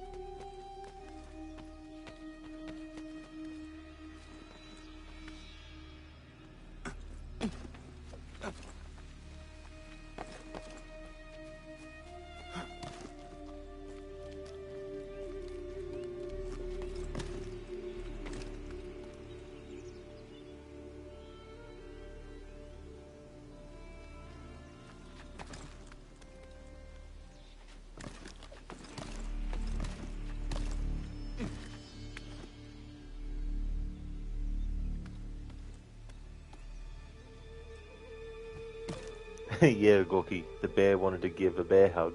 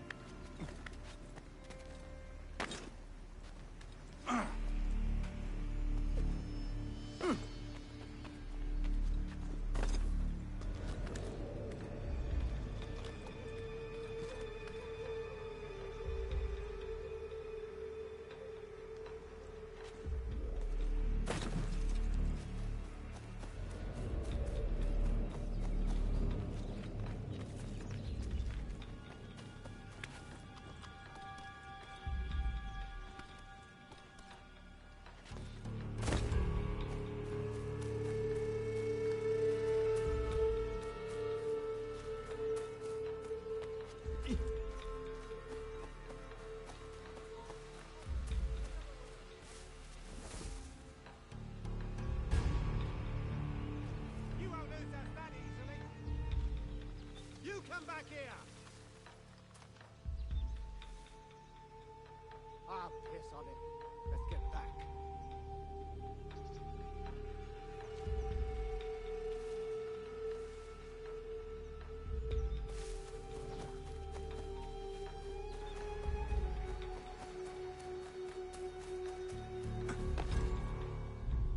Peace! Peace! Have I not always been an advocate? Have I not always sought to protect you from harm? If you wish to protect us, then give us arms, muskets and horses that we might defend ourselves. War is not the answer. We remember, Stanwix. We remember you moved the borders. Even today your men dig up the land, showing no regard for those who live upon it. Your words are honeyed, but false. We are not here to negotiate, nor to sell. We are here to tell you and yours to leave these lands. So be it. I offered you an olive branch, and you knocked it from my hand. Perhaps you'll respond better to the sword. Are you threatening us? Yes.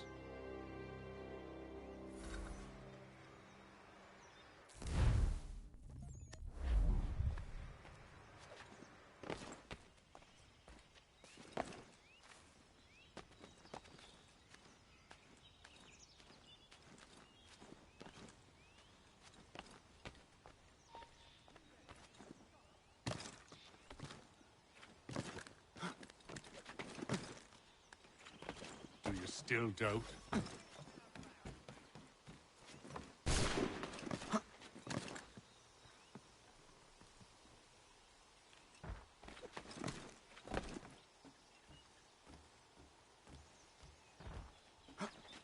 Ah! Thought you might send one of your own to oppose me? An unwise decision. You'll now learn. Call off your dog, or everyone dies! Alright, I want to kill him with a rope dart on a tree, because I love how funny it looks when he goes up in slow motion, as it goes into the cutscene for him dying.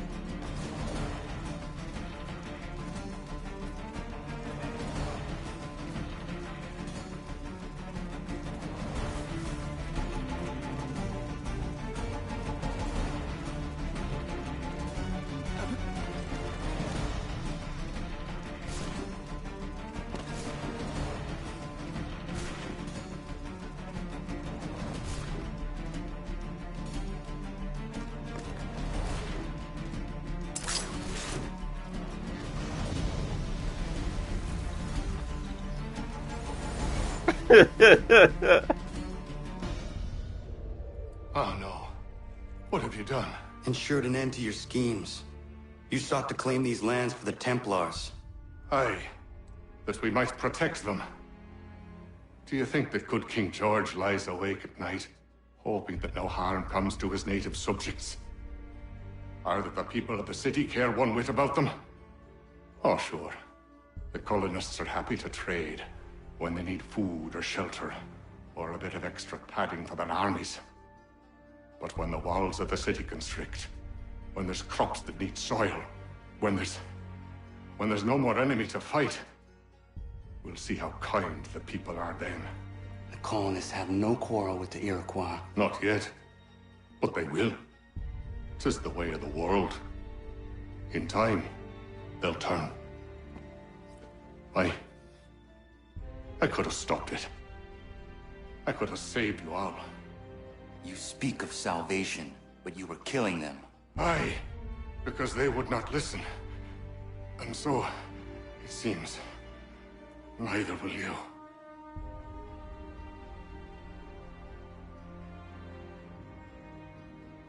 Ayawas ne yate hagum sare am dahyayum ne skanas izagum haje.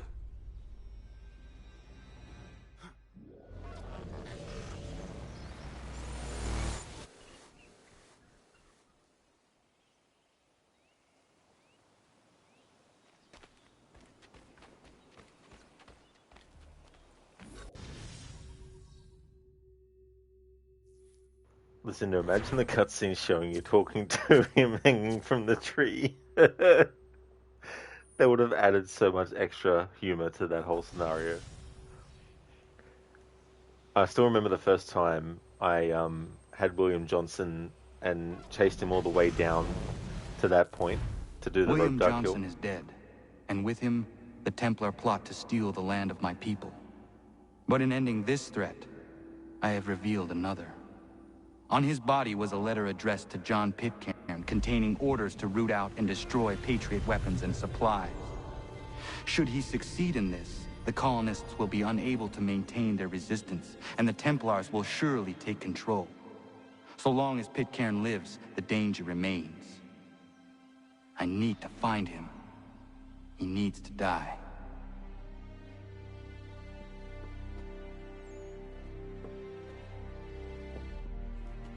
I thought it might bring clarity or instill a sense of accomplishment, but all I feel is regret. Hold fast to that. Such sacrifices must never come lightly. I had to do it. Not only for my people, but for all the others Johnson would have harmed. It's a start. But to truly be free of Templar influence, all of them must be dealt with in turn. Even your father. I know. You speak the words, but do you believe them? Seems we've company.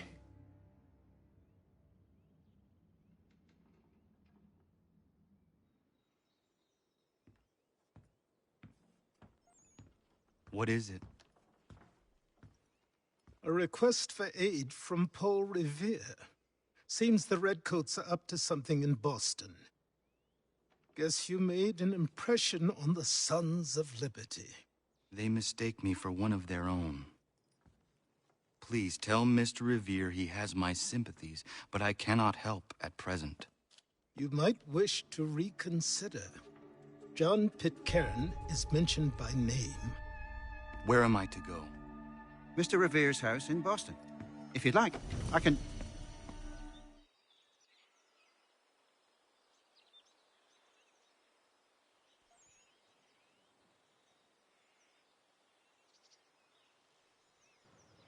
Hey there, Crooked. Hope things are going well, dude. You speak the words, but do you believe them?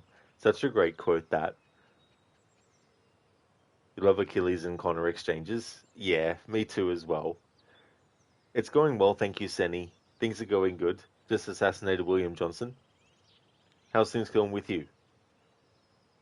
Lucinda, okay, right, it's about time for you to go run your errands. Hope you have a great rest of your stream. Thank you for popping in, Lucinda. I hope that everything goes well. Crooked, thank you very much for getting the shout out to Lucinda. definitely recommend checking out Lucinda's channel if you haven't before. Doing a first-time playthrough of Watch Dogs 2. Also did a first-time playthrough recently of the first Watch Dogs game. Also a big fan of franchises like Resident Evil, as well as The Last of Us, and Dishonored as well. Has some really cool raccoon-themed emotes too, so definitely recommend. And that's all good for the shout-out.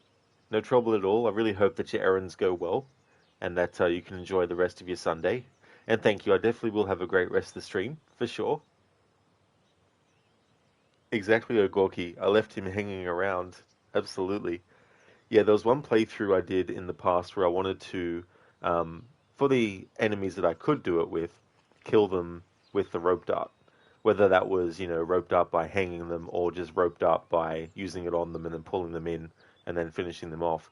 And that's when I first cracked up, seeing William Johnson just slowly going whee up in the air.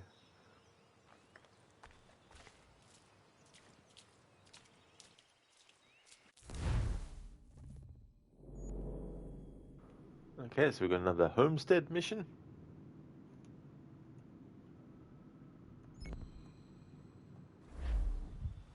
But before I do that, be right back.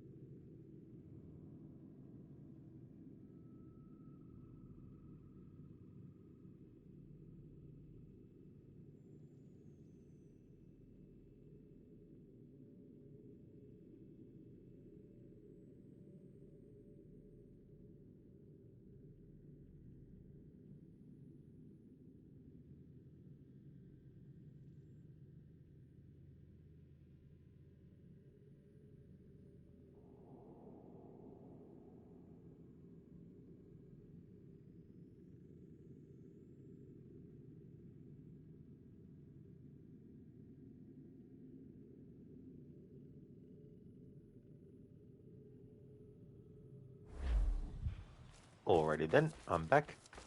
Let's do this homestead mission.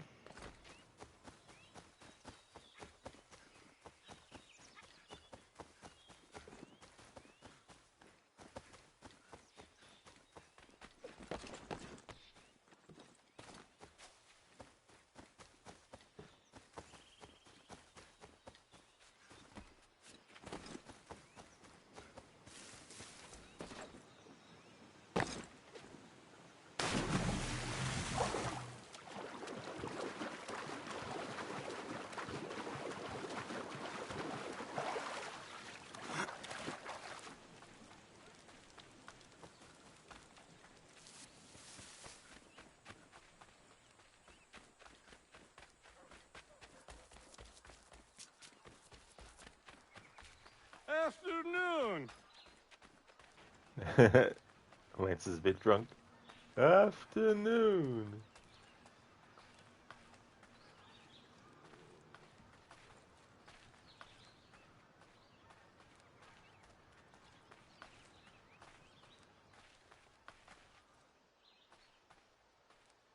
He's got the jitters.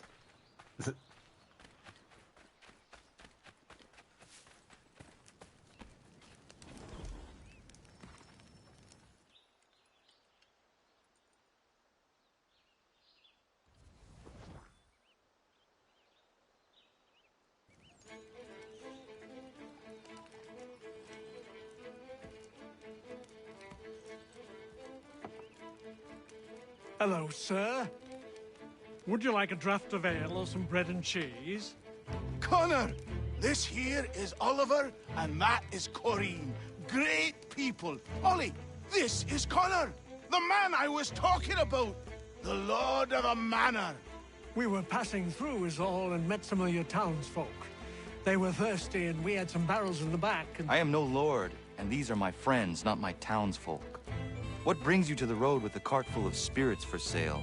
We were innkeepers until the king took our inn for some military such and such, left us out on our round path. Hey, you should settle here.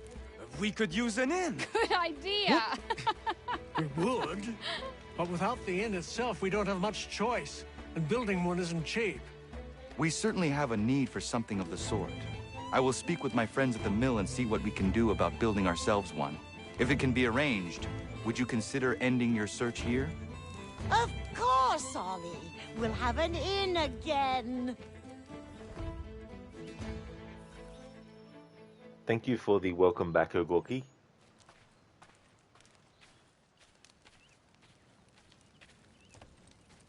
This should suffice. Thank you. You won't regret this, Connor. We promise.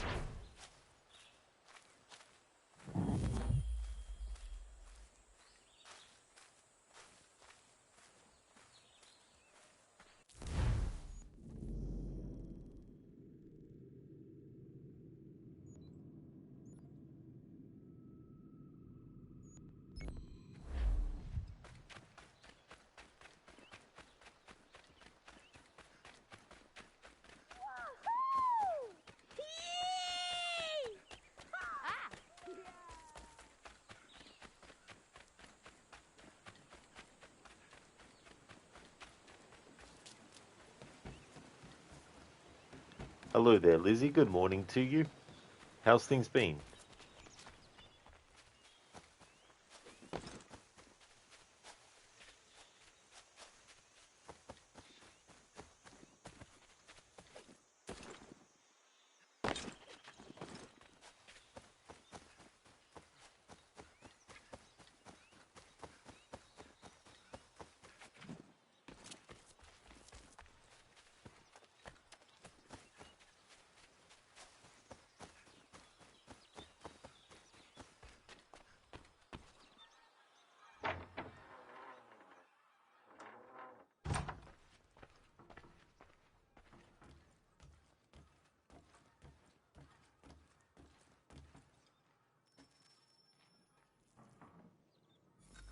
Connor, come with me downstairs. Should I search for something to fill that space? No rush. Eventually, the right piece will present itself. As you wish. There's a chest in a cave on the edge of the property. Could you retrieve it for me? I would go myself, but these old bones prevent me from getting to it. Take Norris with you. The cave entrance is blocked with heavy stone, and will need to be cleared one way or another.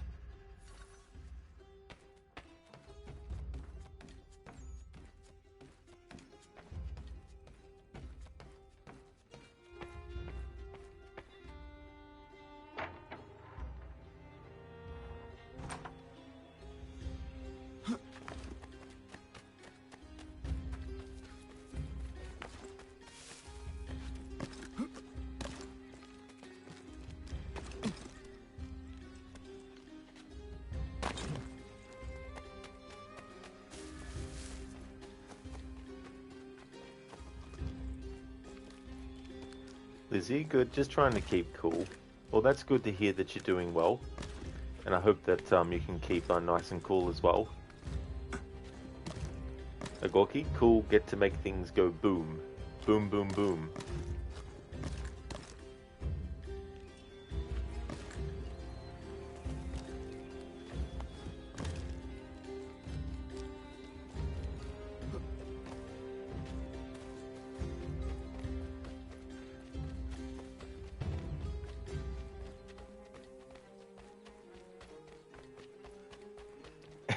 That's all good, Crooked. I've done that too before as well.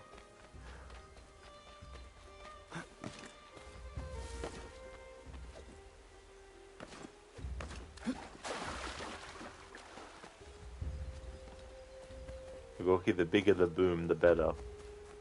Marvin the Martian would definitely approve.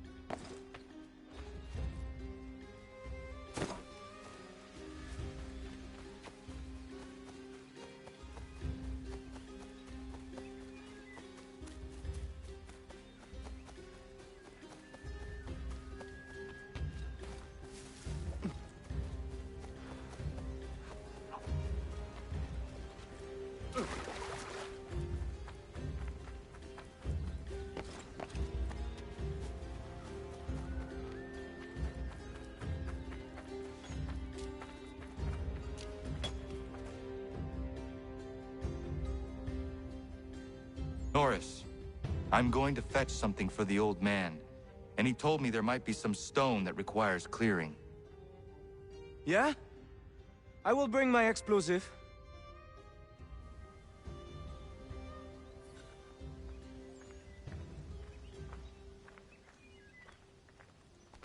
Miriam is interesting. Certainly not your typical colonial woman. A deadly shot.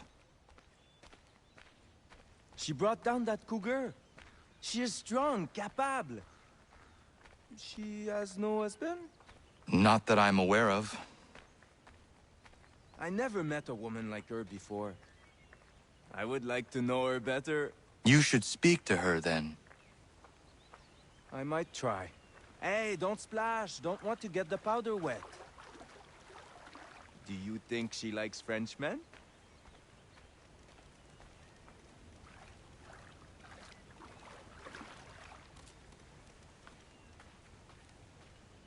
Hello there, Max. Welcome.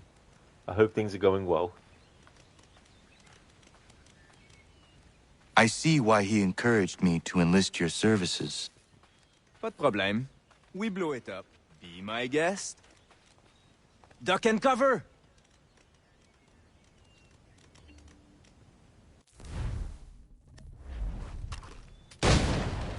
Ah, that's a nice one! Thank you. Bienvenue. Doesn't look safe in there. Be careful. I'll be at the mine. What you said about Miriam is interesting.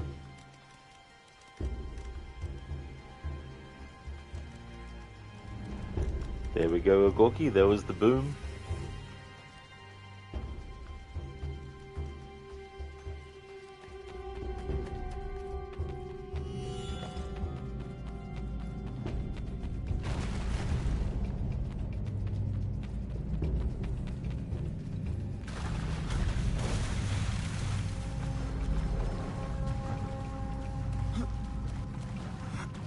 Yeah, Max.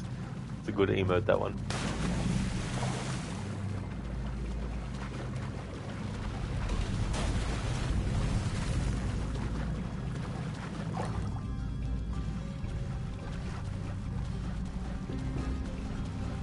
He could have been bigger, lol. Yeah, much bigger explosion. Like, Norris, what are you doing? Small fry.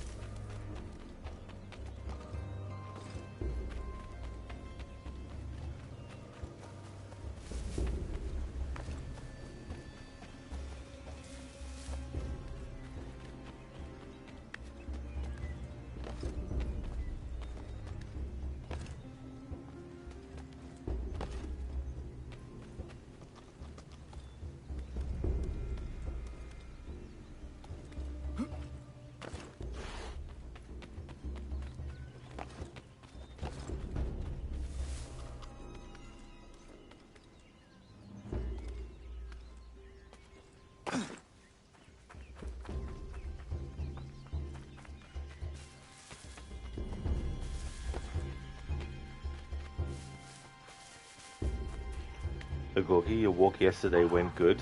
Very nice. That's great. It's good that you had a good walk.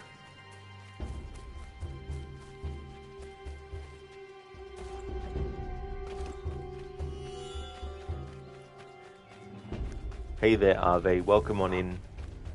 Thank you very much for the 35 stream streak. That is excellent. Thank you so much for that.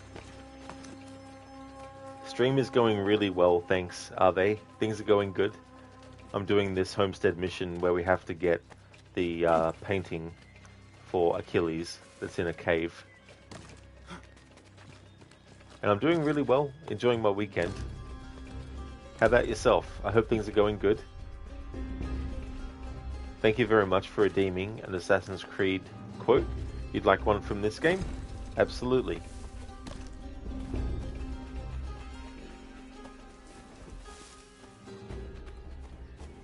You remember this one, Ave? Yeah, I actually died, and it put me way, way, way far away from it for some reason.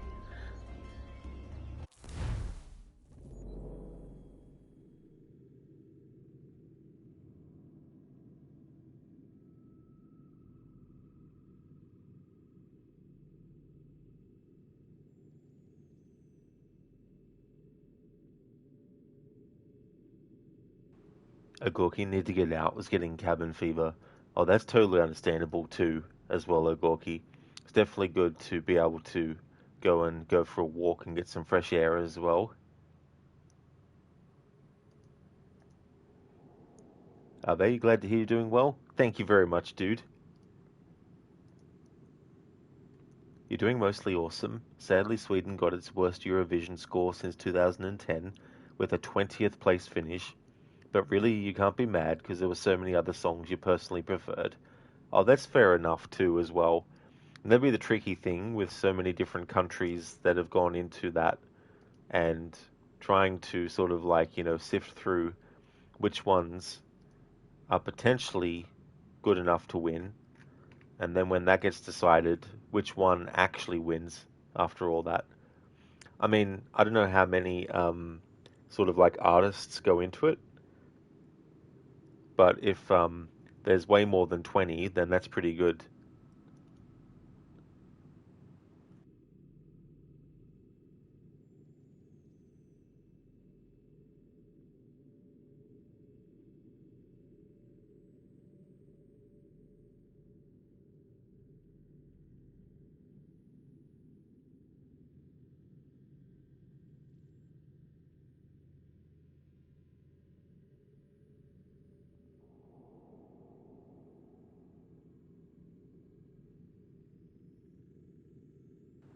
Okay, so I've got one, are they? Sir. Hello, Connor. What brings you here? The British have recalled their men in Philadelphia. They marched for New York. Very well. I'll move our forces to Monmouth. If we can rout them, we'll have finally turned the tide. And what's this? Private correspondence. Of course it is. Would you like to know what it says, Connor? It seems your good friend here has just ordered an attack on your village.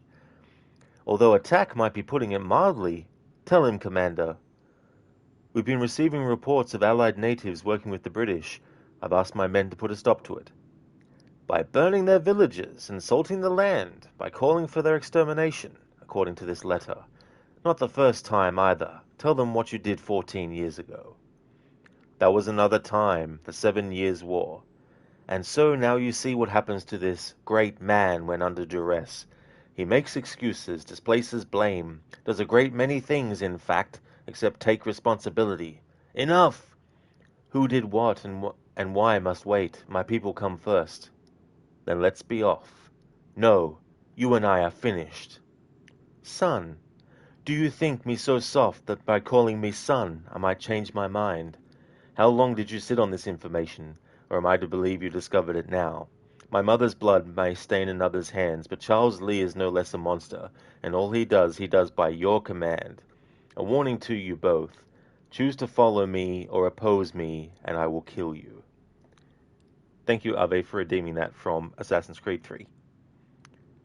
Ave, you had an EDM song, and EDM really does well at the contest. Oh, it's kind of not really a favoured genre, is it?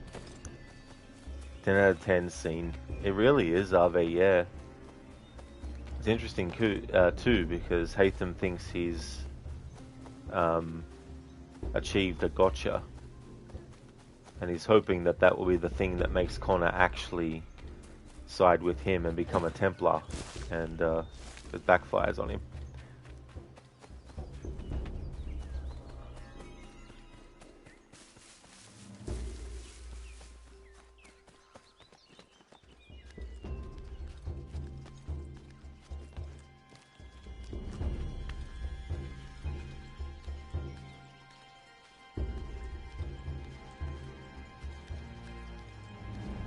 Coffeeton, Eurovision seems to be way more important to people than you realised.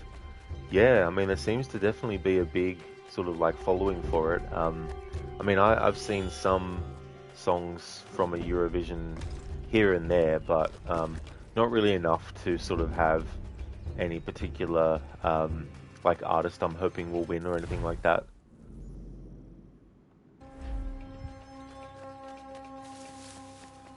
In total, it was at least 35 artists this year. Contest, because 35 countries competed.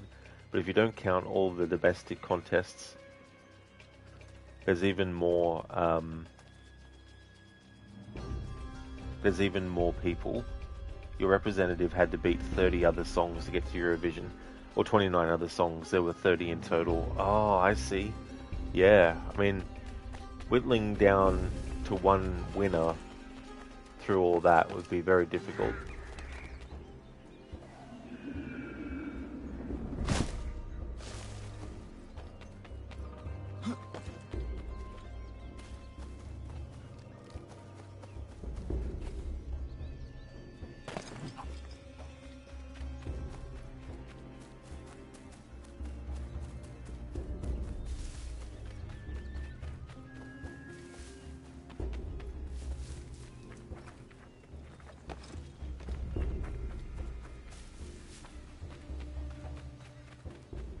Here we go. Now we got back to the entrance. Gorky, can you get an outfit like this? Like his? You like the color? Oh yeah. Yeah, I do like the design of Connor's assassin outfit in this game. Connor's assassin robes are so good and kind of underrated, you feel like. Oh yeah. And it was a good design choice as well to make it combined with outfit types and clothing styles of the period as well.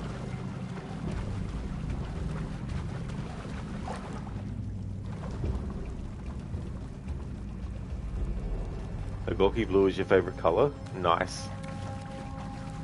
Have you heard the Blue song?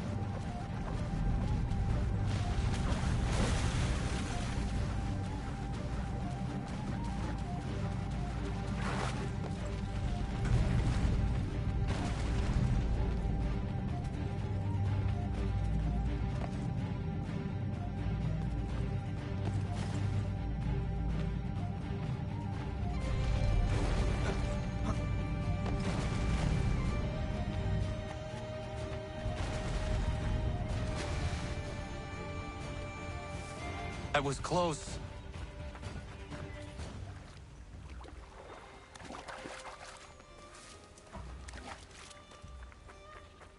By the way, while you remember it, Australia managed to place 4th, meaning the most European country out there was close to winning.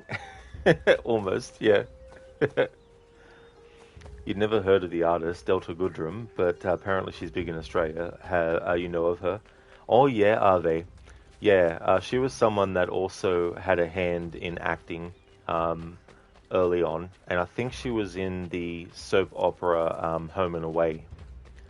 The two major ones that we had here was Home and Away and Neighbours on different networks, and so I think she was. Actually, no. I think she was. I think she was on Neighbours. Actually, maybe. But then again, that was so long ago, and it's one of those shows that when I was a teenager, I was really into it. But then after that, I grew out of it.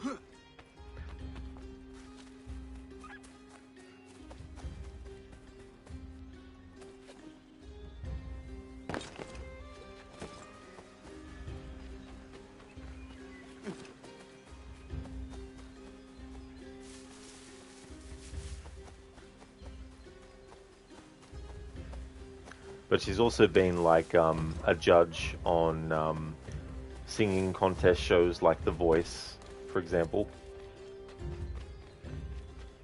The one where the judges sort of have their backs to the person singing, and as the person sings, they, turn around if they want and press the buzzer if they want to actually have the singer go through to the next stage.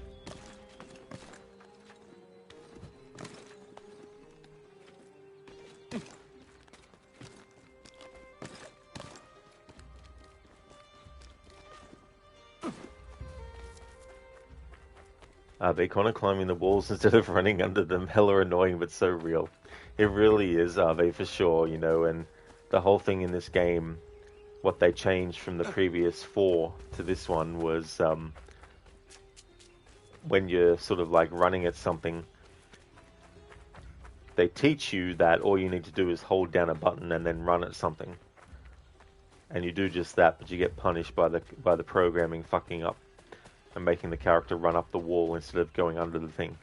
Because there's nothing different that you need to press for Connor to go under it than you do to climb up stuff.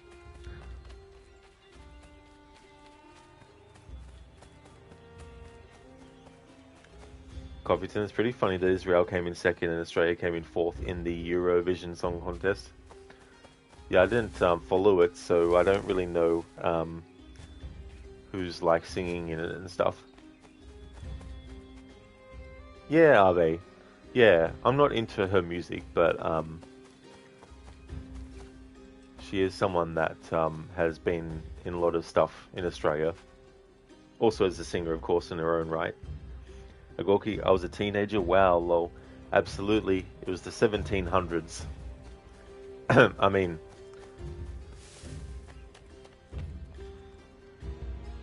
Ave, oh yeah, you did hear she'd been a judge in something. Yeah. I mean, in some ways, she kind of is, at least on some level, kind of, I don't know, trying to be Kylie Minogue kind of thing.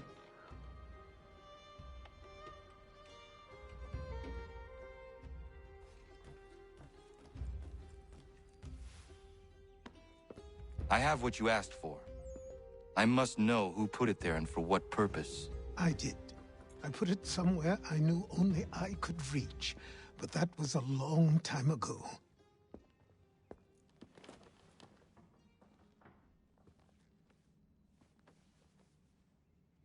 Who does that belong to? These were the robes of the first assassin to come to the colonies.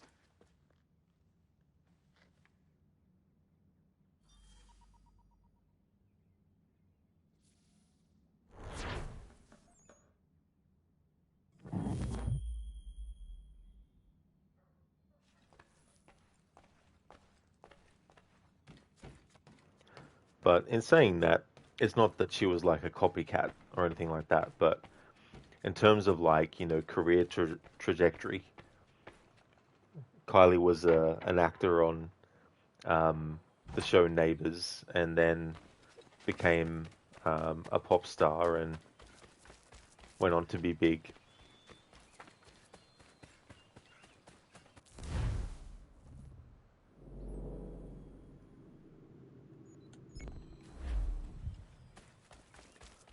Are they? Yeah, her song wasn't really a jam, but there was no denying how great she was. Like, she performed the hell out of the song. Yeah, that'd be the thing too, like being in a contest like that, which has a lot of eyes and ears on it. Being able to get to that sort of like level where you're coming in fourth, given how many artists there are that going into it.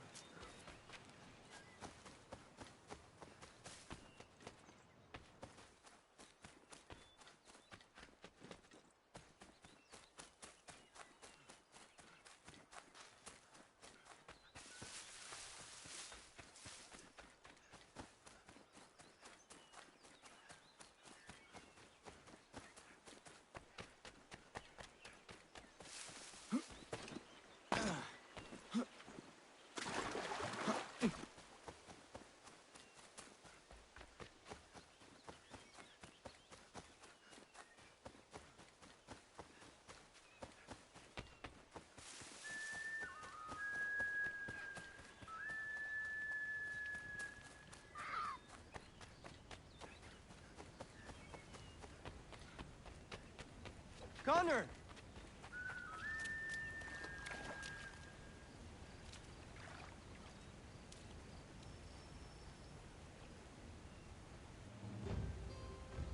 Norris. You know Miriam? Of course. What does she like? I want to give her a gift. I really do not know. All right. Let me call on Prudence. She may be of service.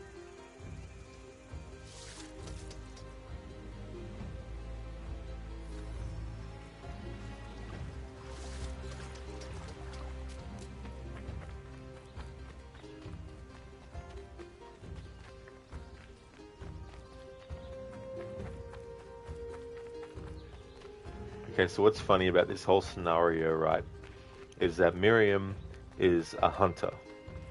She's really into hunting. She likes to go hunting a lot. Hunting is one of the favorite things that she likes to do. It's one of the things that she very prominently does that all the people in the homestead would do. So Norris, I guess maybe getting something that would be like good for hunting with might be something, maybe.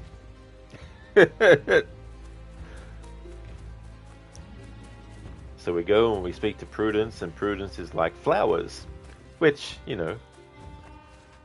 might work, but in Miriam's case, not. And when Norris finds out that the flowers aren't well received, he's like, I knew that wasn't... It's like, well, if you knew, why'd you get Connor in the first place to ask?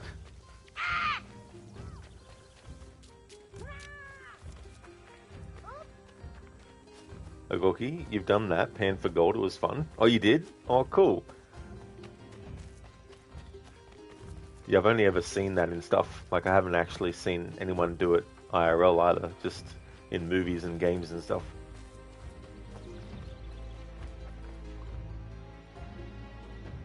Prudence. Good day, Connor. Norris is trying to court a woman. What do you women like, in terms of gifts?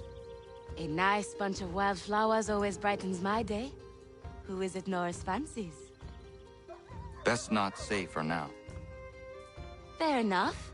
Best ones are atop the bluff to the northwest. A bit tricky to get, but they grow large and healthy in the full sun.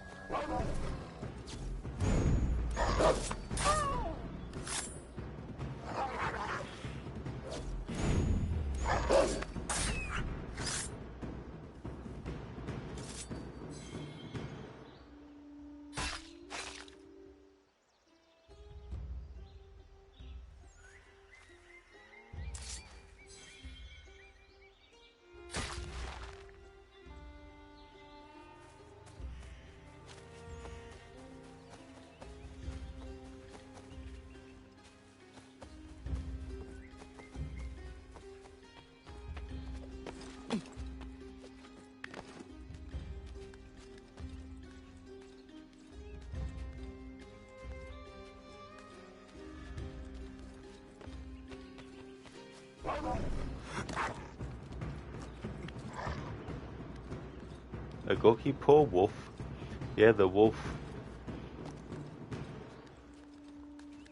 Although in Connor's defense, it was self-defense.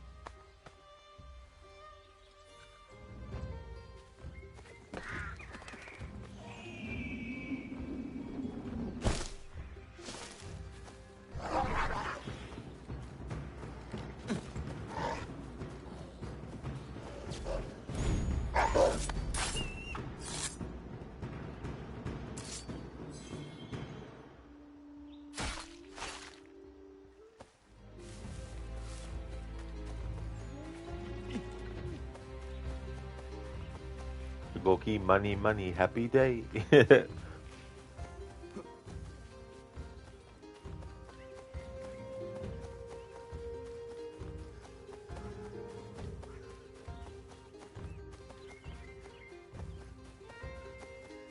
Alright, let's bring the flowers to Chuck Norris.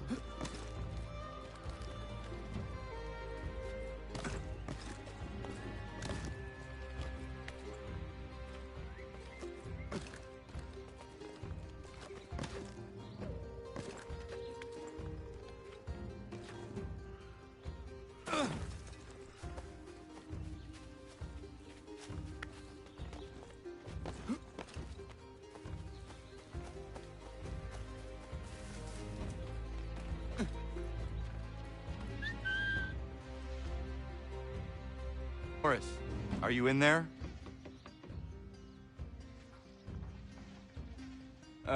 Oui? Oh. I will find you a little later then. No, it's all right. What is it?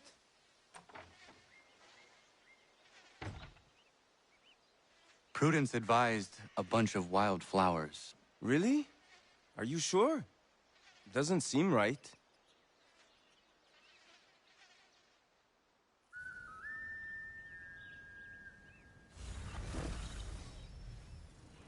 How do you know that it doesn't seem right, Norris? You said you didn't know what Miriam would like as a gift. So if flowers doesn't seem like that's the kind of gift that she would like, then go with your instinct.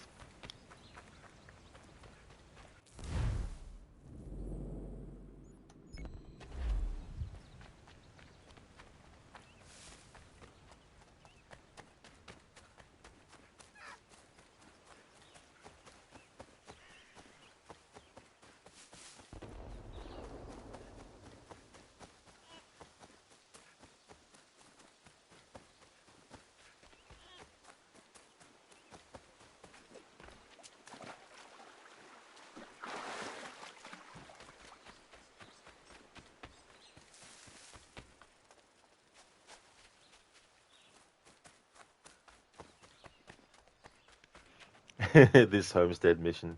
Connor! Fancy a bowl? No way you can take me. The good thing about this is if you don't like this mini game, it doesn't matter if you lose, you'll still get through the homestead mission. But yeah, this is one of my least favorite ones, so I'm just gonna keep on throwing the thing. You ever played bowls? Gonna just whatever happens, happens. I'm just gonna keep on spamming the same button and the same move over and over again till it's done.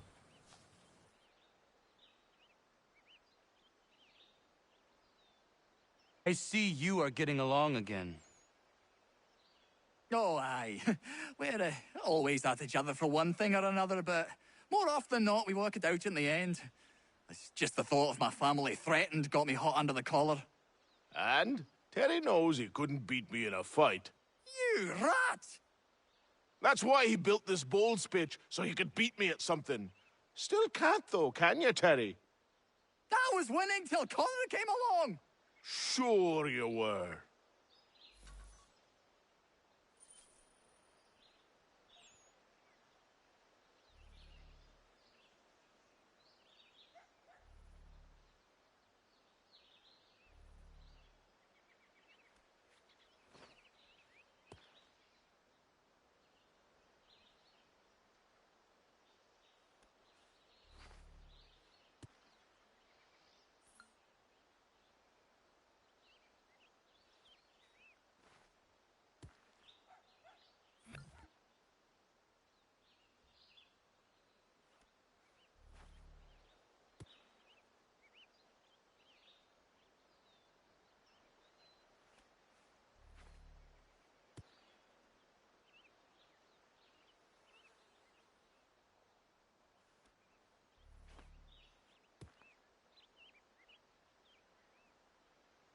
I am happy with that.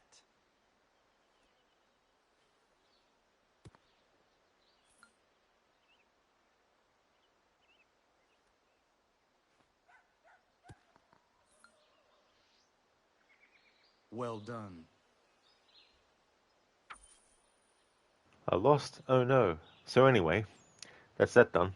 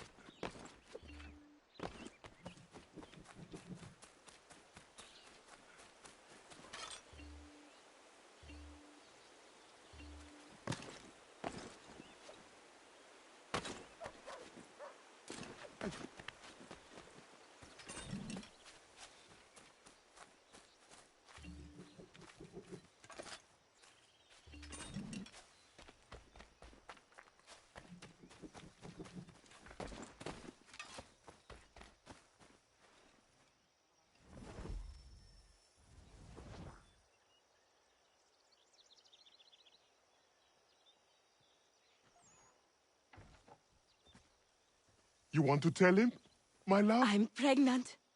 Congratulations. It's been a long time coming. It does present a slight problem, however. There's no doctor for Miles. Well, then we should find one. I know of one that may consider moving here. His name is Dr. Lyle White. It's been a turn since we last saw him, but you might try his old house in Boston.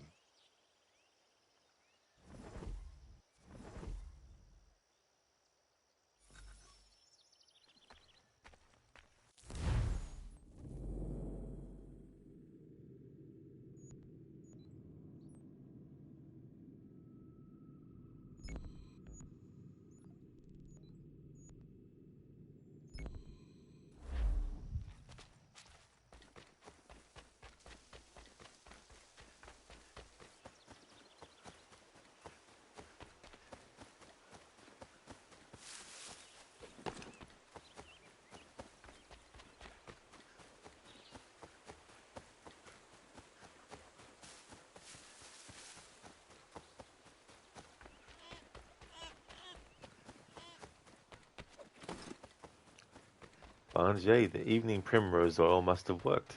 Yeah.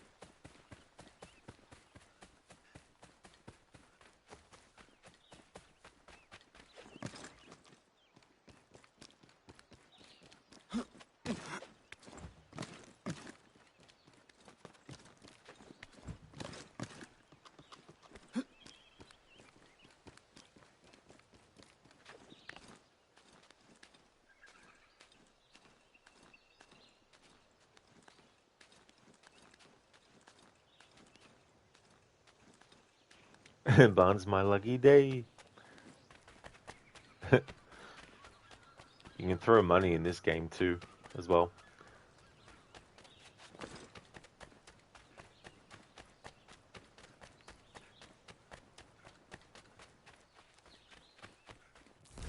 Okay, so we're going from the homestead, and we've reached the exit of the homestead, which is also the entrance to the frontier.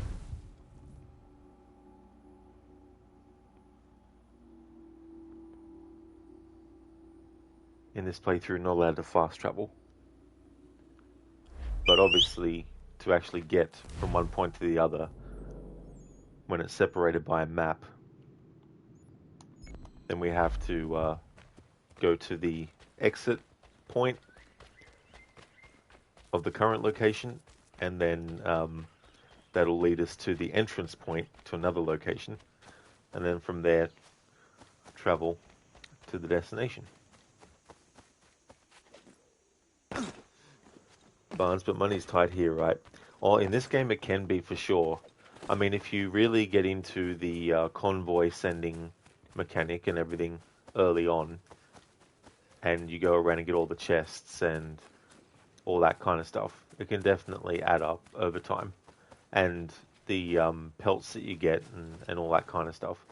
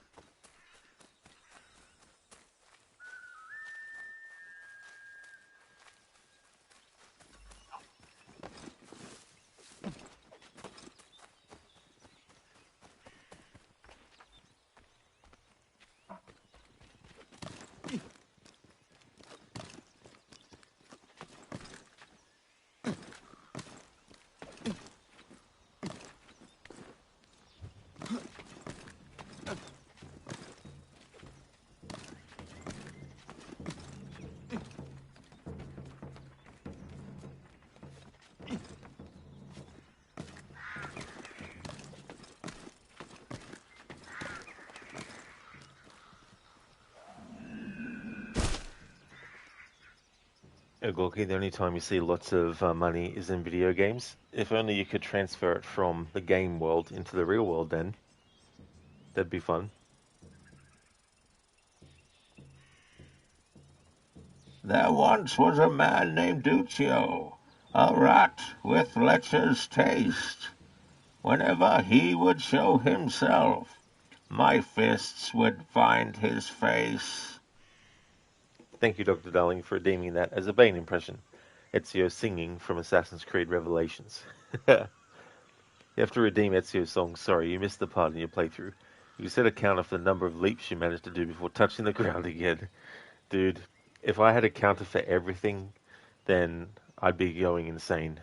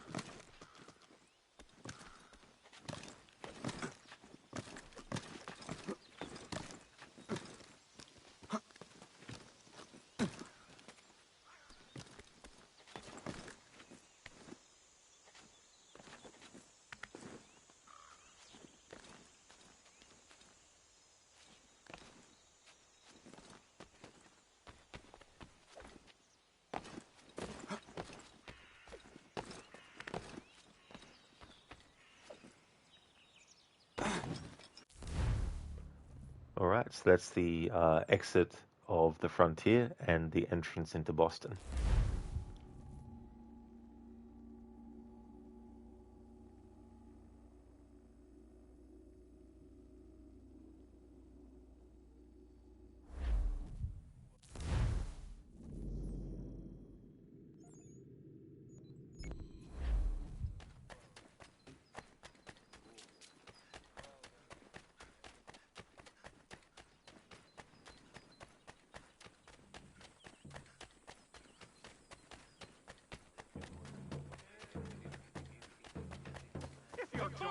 Weekly advertiser.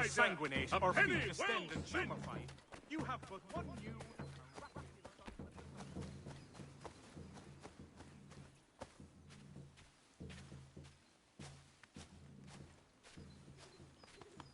You have no business. Steady pace, boys. We'll bring him down.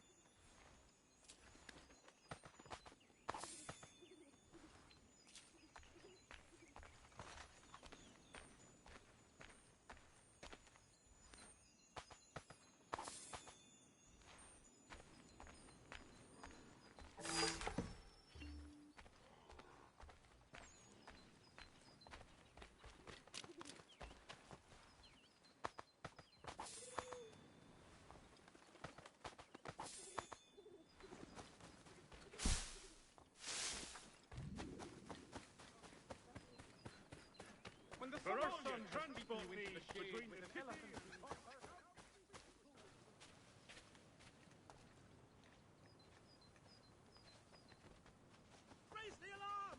Hello there, Octavius. Welcome. How are you, Connor? Ralunga, how you doing?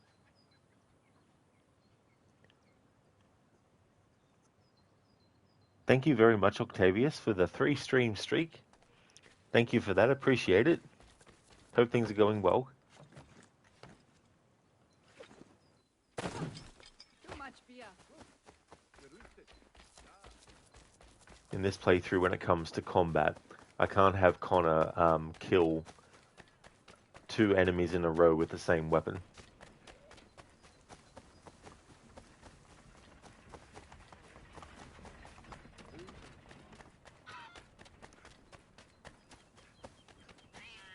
Which means I've got to be careful not to do chain kills, because I could accidentally use the same weapon to kill 2 enemies in a row. Okay,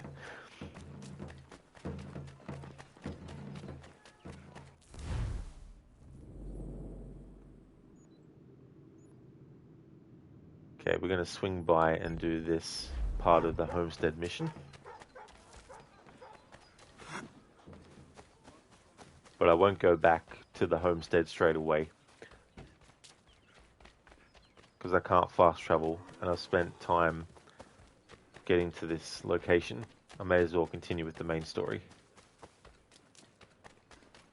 Which sequence is this? This is actually sequence 7. So we need to assassinate John Pitcairn. He's the guy that's on the horse. There's a camp, and you have to infiltrate.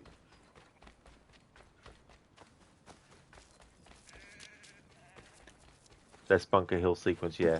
I think so, yeah, where you have to cross the battlefield.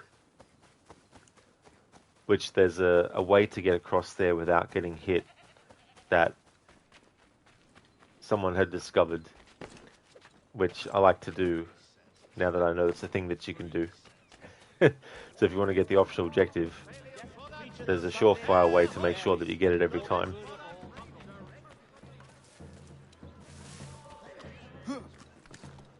Gorky, could you think if you had to use outhouses nowadays? Yeah, I mean, some people might still, but yeah, I've never had to, or lived anywhere that had that.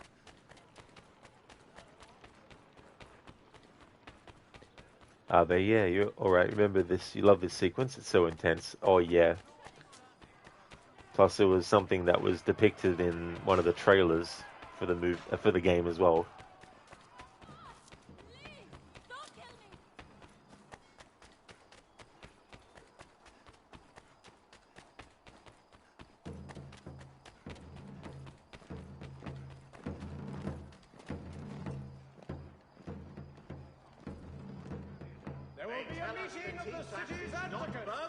Dr. White? No, he's the drunken sotter on the corner. If you can get his attention, tell him I quit. All this ire on him. Not worth getting caught up in it. I have a family.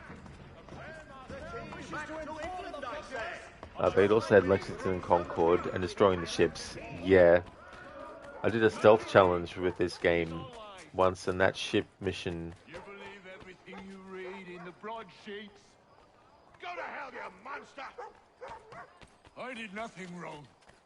It's the redcoats. Open your eyes! You make me sick! Piss off!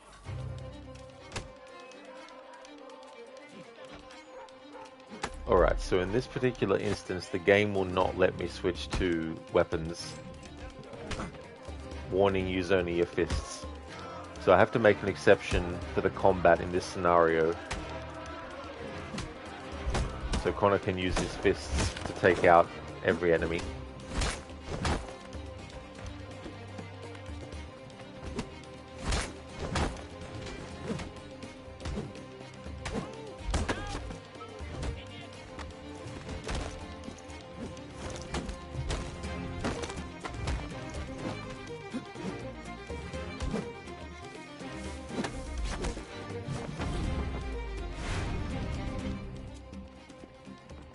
Dr. White. Yes? My name is Connor. And what can I help you with? Another quote for the broadsheets for you to twist against me? I'm here to make you an offer. Don't you know who I am? I'm the doctor the British have been slandering all over town. White Death. No? I was given your name by my friends Warren and Prudence. Prudence is with child and requires a doctor's hand. Prudence is pregnant? Ha! They've been trying for years, it seems. Maybe getting away from Boston is exactly what I need.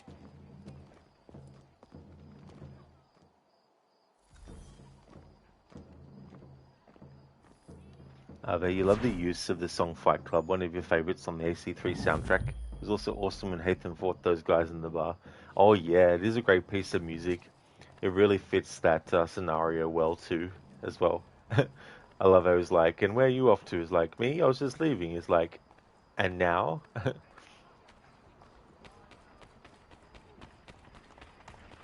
This way.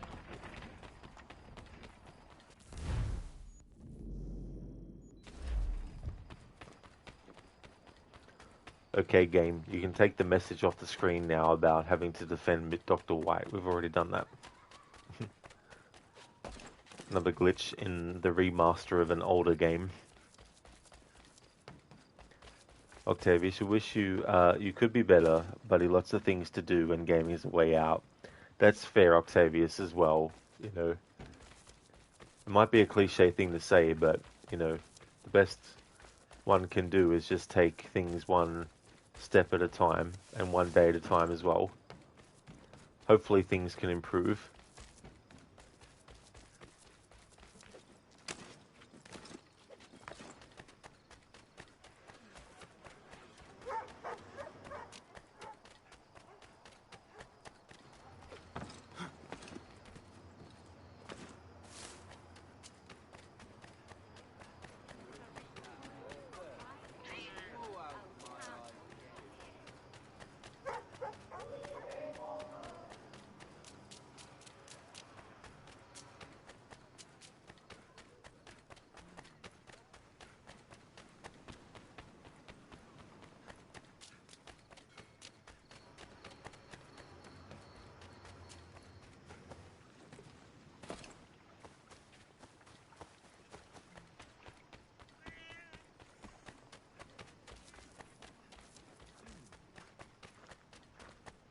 Empty that purse. God-forsaken thugs! Piss off. You want to catch a beating? Get closer. Keep moving, mate.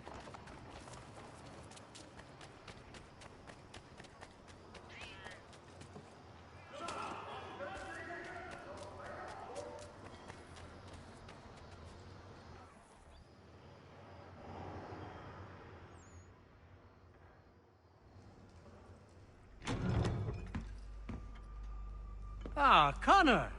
What a relief. You came. Allow me to introduce you to William Dawes and Robert Newman. Your letter said John Pitcairn was here. Aye. He's readying an assault on Lexington, where Adams and Hancock have taken shelter.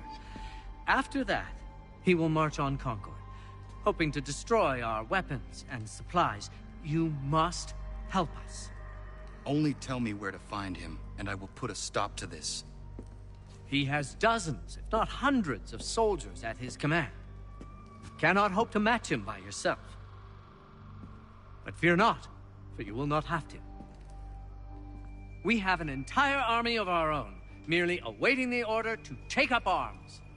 Then you must call upon them. Indeed. You and I will cross the Charles River and rouse the boys. William, I need you to take the overland route and do the same. Robert, I need you up in Christchurch. Light the signal. 2 lanterns, our enemy comes by sea. No time for dawdling, my friend. We have lives to save. Come on. Don't know if you've noticed by now, Paul Revere, but Connor doesn't like to be touched. Okay? Personal space, dude.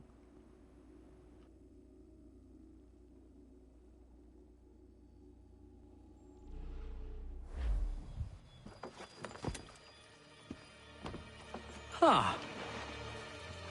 They've only left a single horse. We'll have to ride together. Ah! You take the reins, I'll navigate. Quickly, Connor, get on the horse!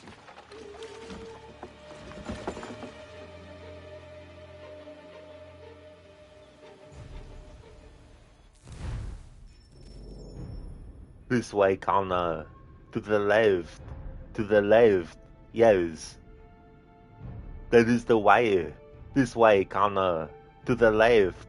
To the left. Yes. That is the way. This way, Connor. To the left. To the left. Yes. That is the way. Thank you, Dr. Darling, for redeeming that as an Arnie impression from this very mission in this game. Oh yeah, you gotta love how he's like, to the left, Connor. To the left.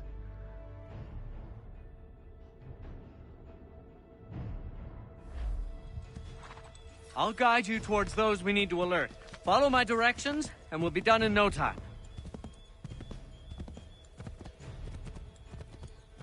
I believe we are on course. Keep going! Keep going! I believe we are on course. This way, Connor! I believe we are on course.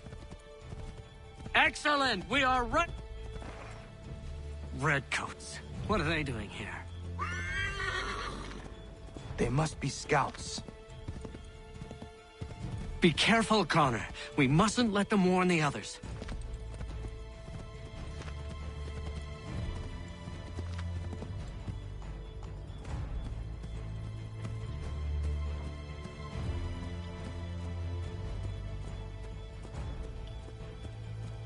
I really like the music in this mission too.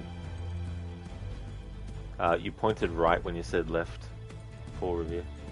To the right, Connor! To the right! This way, Connor! Yes! This is it! This is the way! Might be safer if we approach the houses on foot.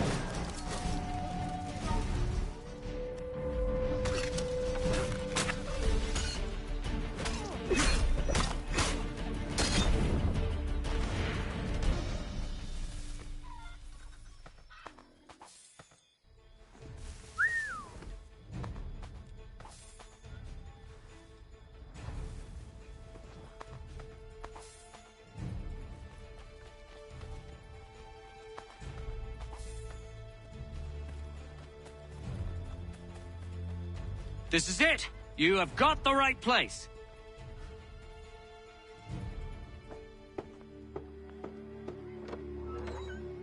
Let everyone know that the regulars marched for Lexington and Concord.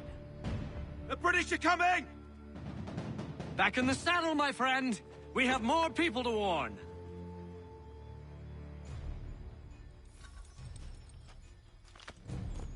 Yes! This is it! This is the way! To the left, Connor! Keep going! This way, Connor!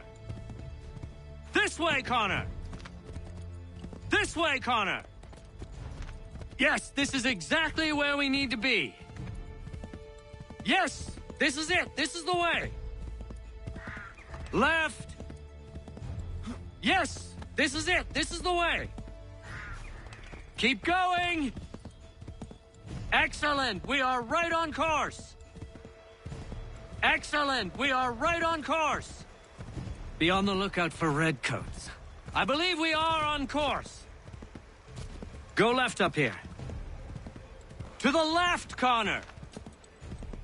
Left. Left. To the left, Connor. Left. Here we are. Best to continue on foot.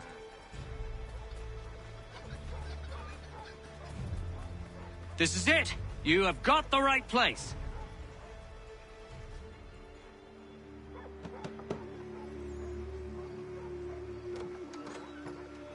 Spread the word. The regulars are coming out. At once!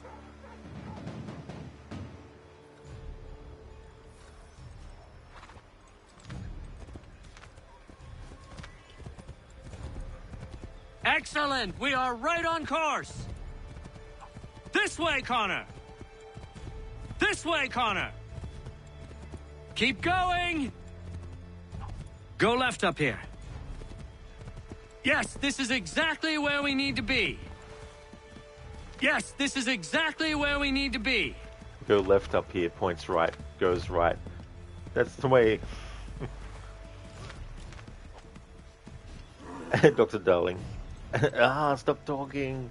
Agoki, dude, shut up. Dr. Darling, would be funny if you decided to do the opposite. To the left, goes right.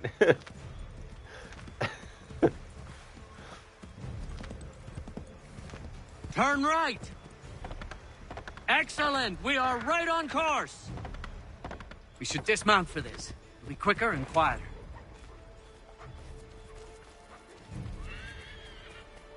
The redcoats are coming. They're here. This is it! You have got the right place.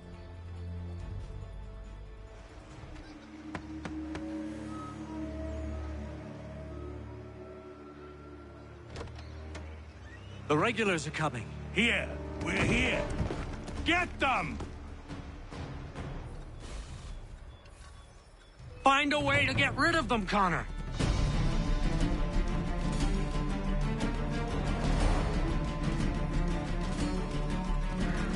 Find a way to get rid of them, Connor. Well, I suppose that's one way to deal with the situation.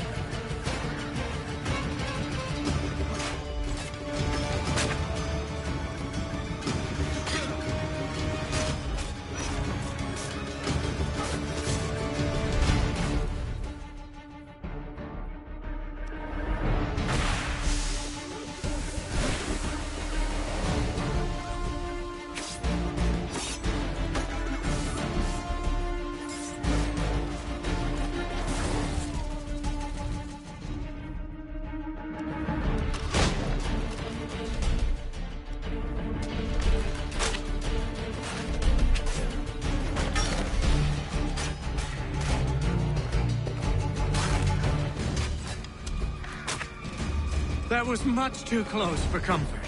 Let us take care to avoid any further surprises. Is everything all right, my friend?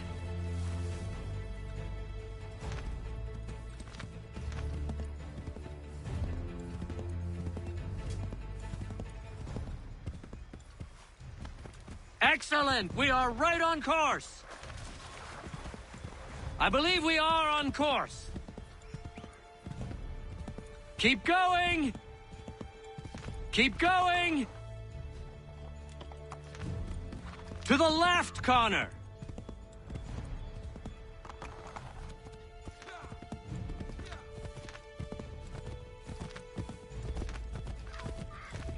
It's always annoying how they don't give you the option to spur the horse in this mission until after you've done the part where the enemy can shoot you off the horse.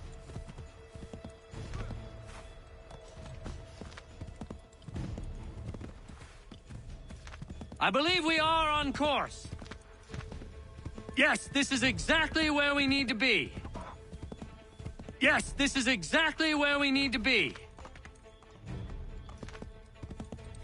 Yes, this is exactly where we need to be. Keep going! Might be safer if we approach the houses on foot.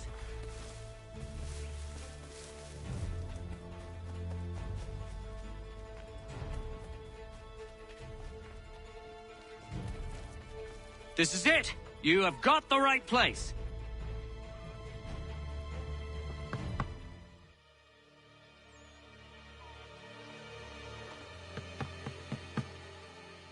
Where the devil is he? Are you sure we are in the right place? Well, sure, I'm sure.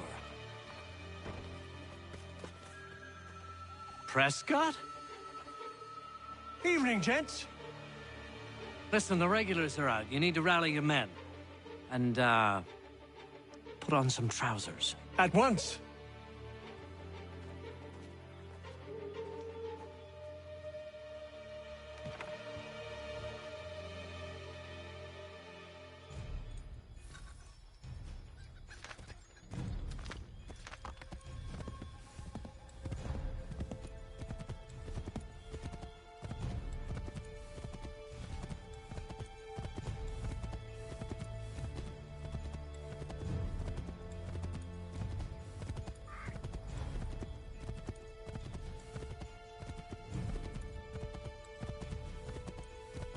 Welcome to Lexington, Connor. Now let's find Hancock and Adams. No sign of Dawes. I hope he's all right.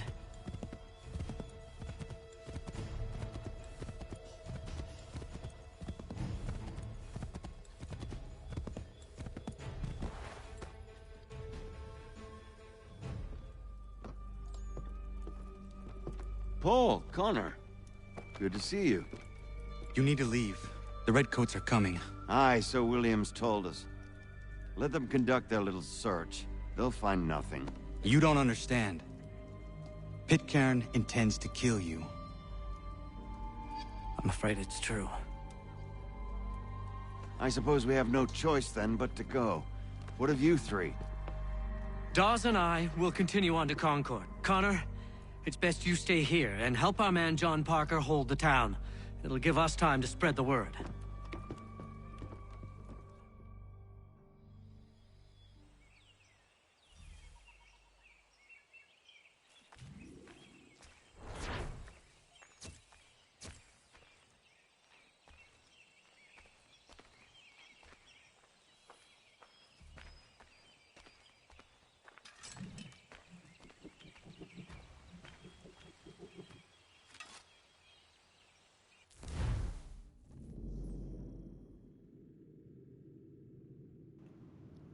Crooked, he's the personification of a backseat gamer. He definitely is, yes. Paul Revere. Would not be revered for that aspect. Alright, so I'm not going to jump into the next main story mission yet. We're going to go to the homestead. Because there should be another homestead mission that I can do.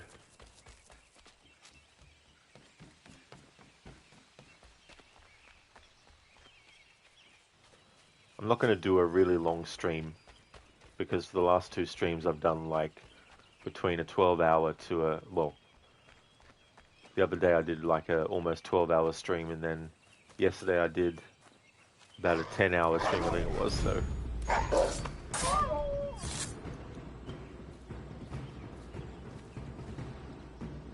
The wolf is like walking away.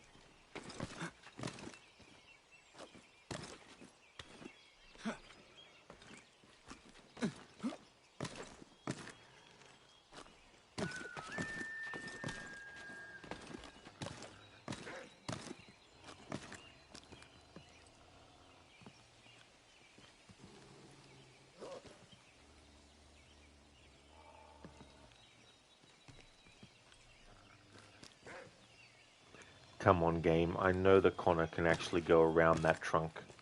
There we go, finally.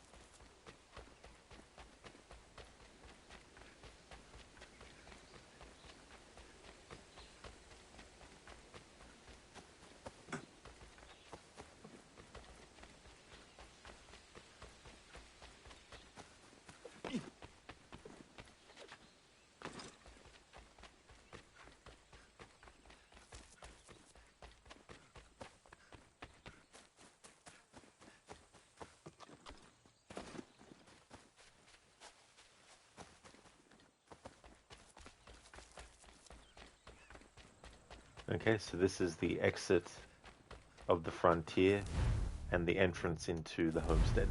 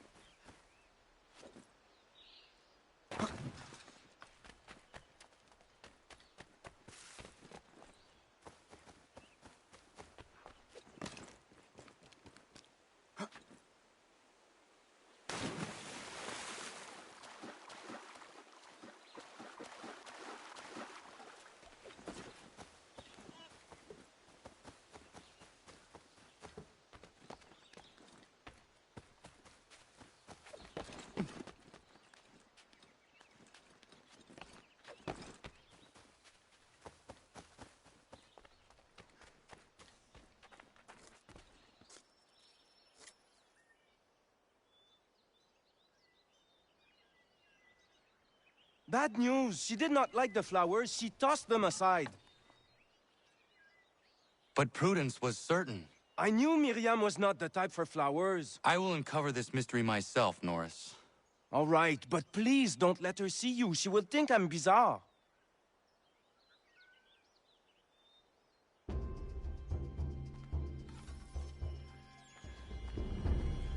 So you knew that she wouldn't like flowers. So why did you ask Connor in the first place what Miriam actually likes?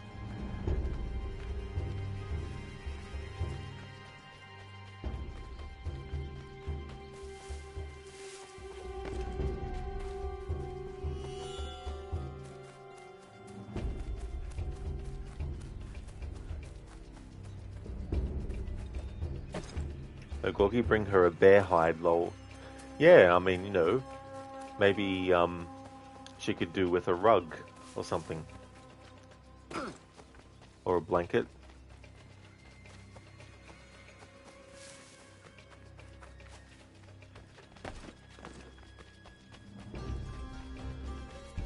Alago is like, she'll think I'm bizarre. I think it's too late for that, Norris.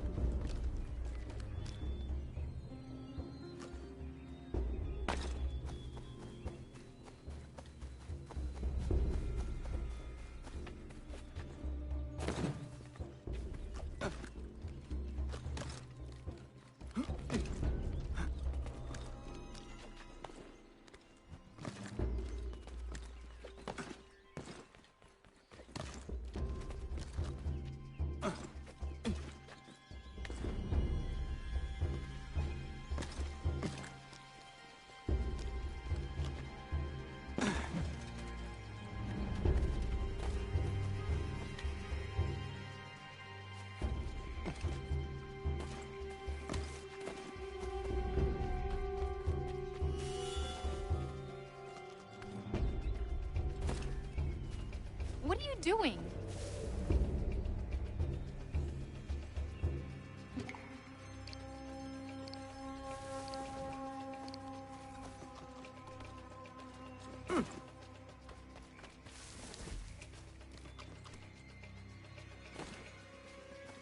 Connor, why are you poking around my camp?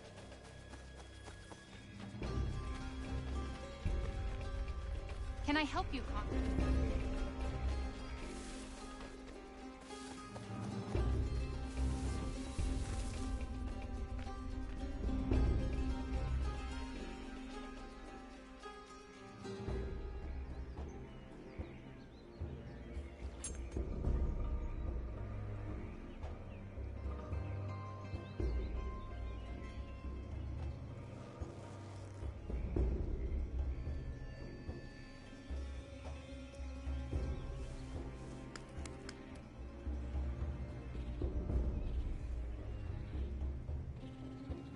She might appreciate a new knife.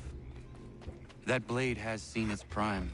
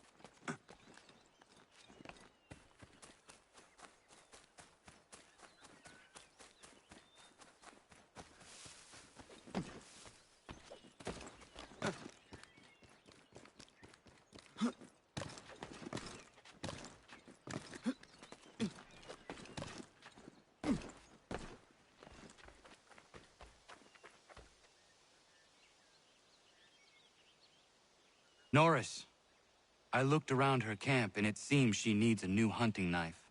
The one she is using has seen better days. Oh, oui. That seems more right for her.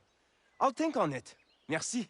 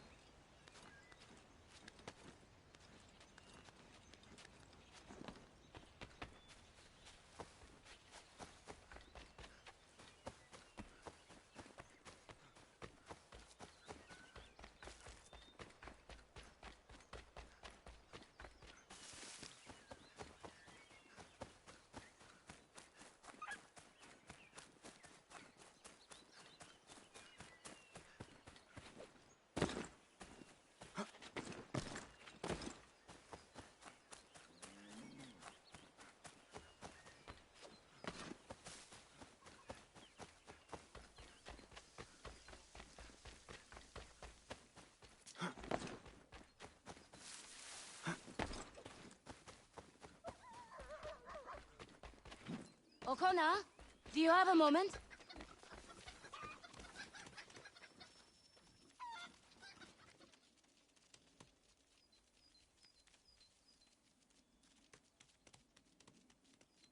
What is it, Prudence? I feel silly bothering you with this, but Warren's taken a yield to market in Boston.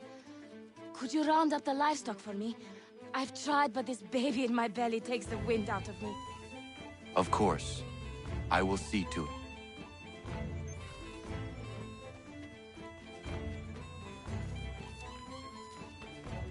I've always thought that this mission has to be inspired this way by Red Dead Redemption, which came out 2 years before the original version of this, where you had to do missions of herding sheep and stuff. Cows.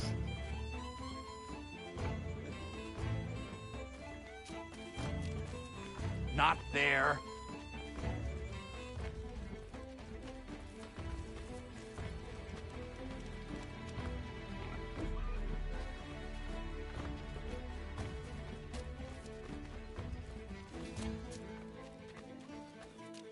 Faster than they look.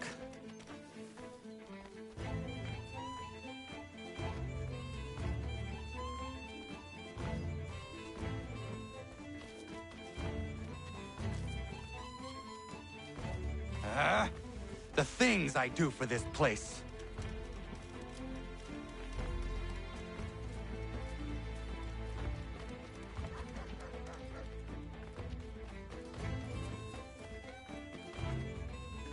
Hey Gorky, ham dinner. Come on, get in the pen. Alright, one more to go.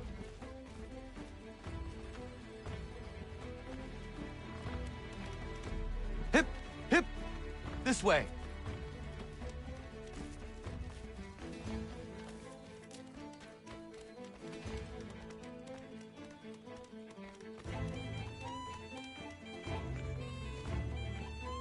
Not there.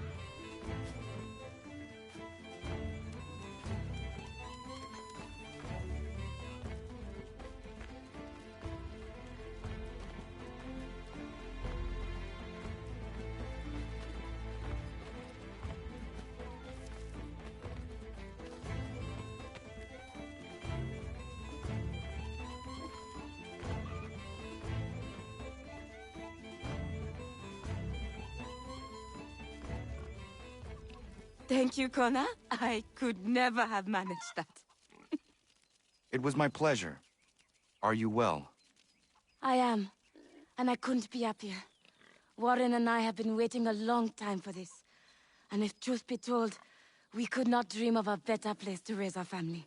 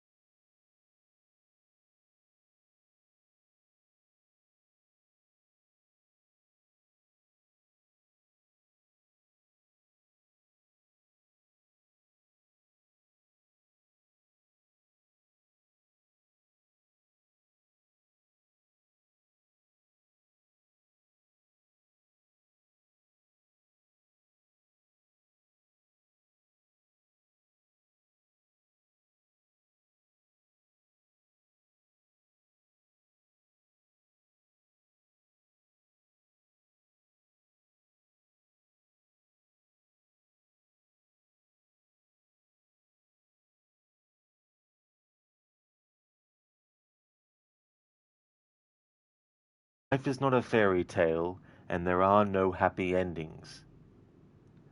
That's something that Achilles says. Thank you for redeeming that, Ogorgi. That's okay. No problem at all. And this is where I'm going to call it a stream for Assassin's Creed 3 today. I just want to thank everyone so much for watching. We're going to go and raid out to I'm in a Bear Suit. He's playing Silent Hill 2. I think he's playing the remake. I haven't raided him for a while, so I'll see how he's doing with that game. Before I do that, though, I would just like to recommend some other streamers that I'd like to, I just like to recommend some other streamers that I'd like to recommend by recommending them.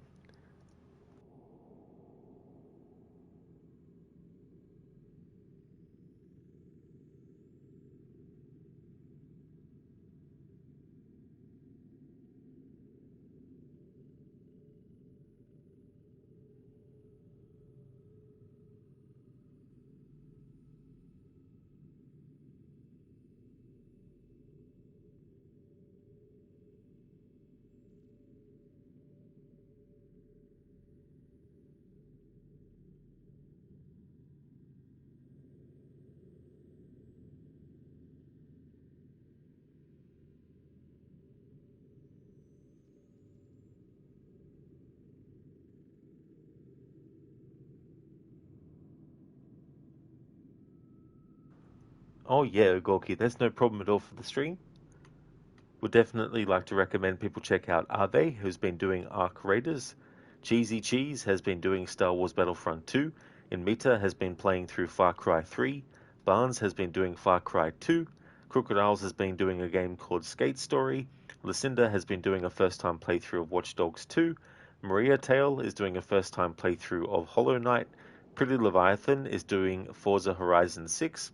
Shillerlock is doing Hogwarts Legacy, and Zamaxi is doing GTA 4, doing a law-abiding citizen challenge where basically he has to apply real-life laws to the game, and as much as possible, and where possible, has to adhere to those laws in the game world itself. Great streamers, so definitely recommend. That's all good, Barnes, for the shout-out. No trouble at all. Thank you for the GGs as well. Muchly appreciated. No worries at all, Imita, for the stream and the shout-out. No problem at all, dude. And you have a great one too. Thank you very much. Here's a general raid message that everyone can feel free to copy and paste. And I'm going to put a message in chat for subscribers as well.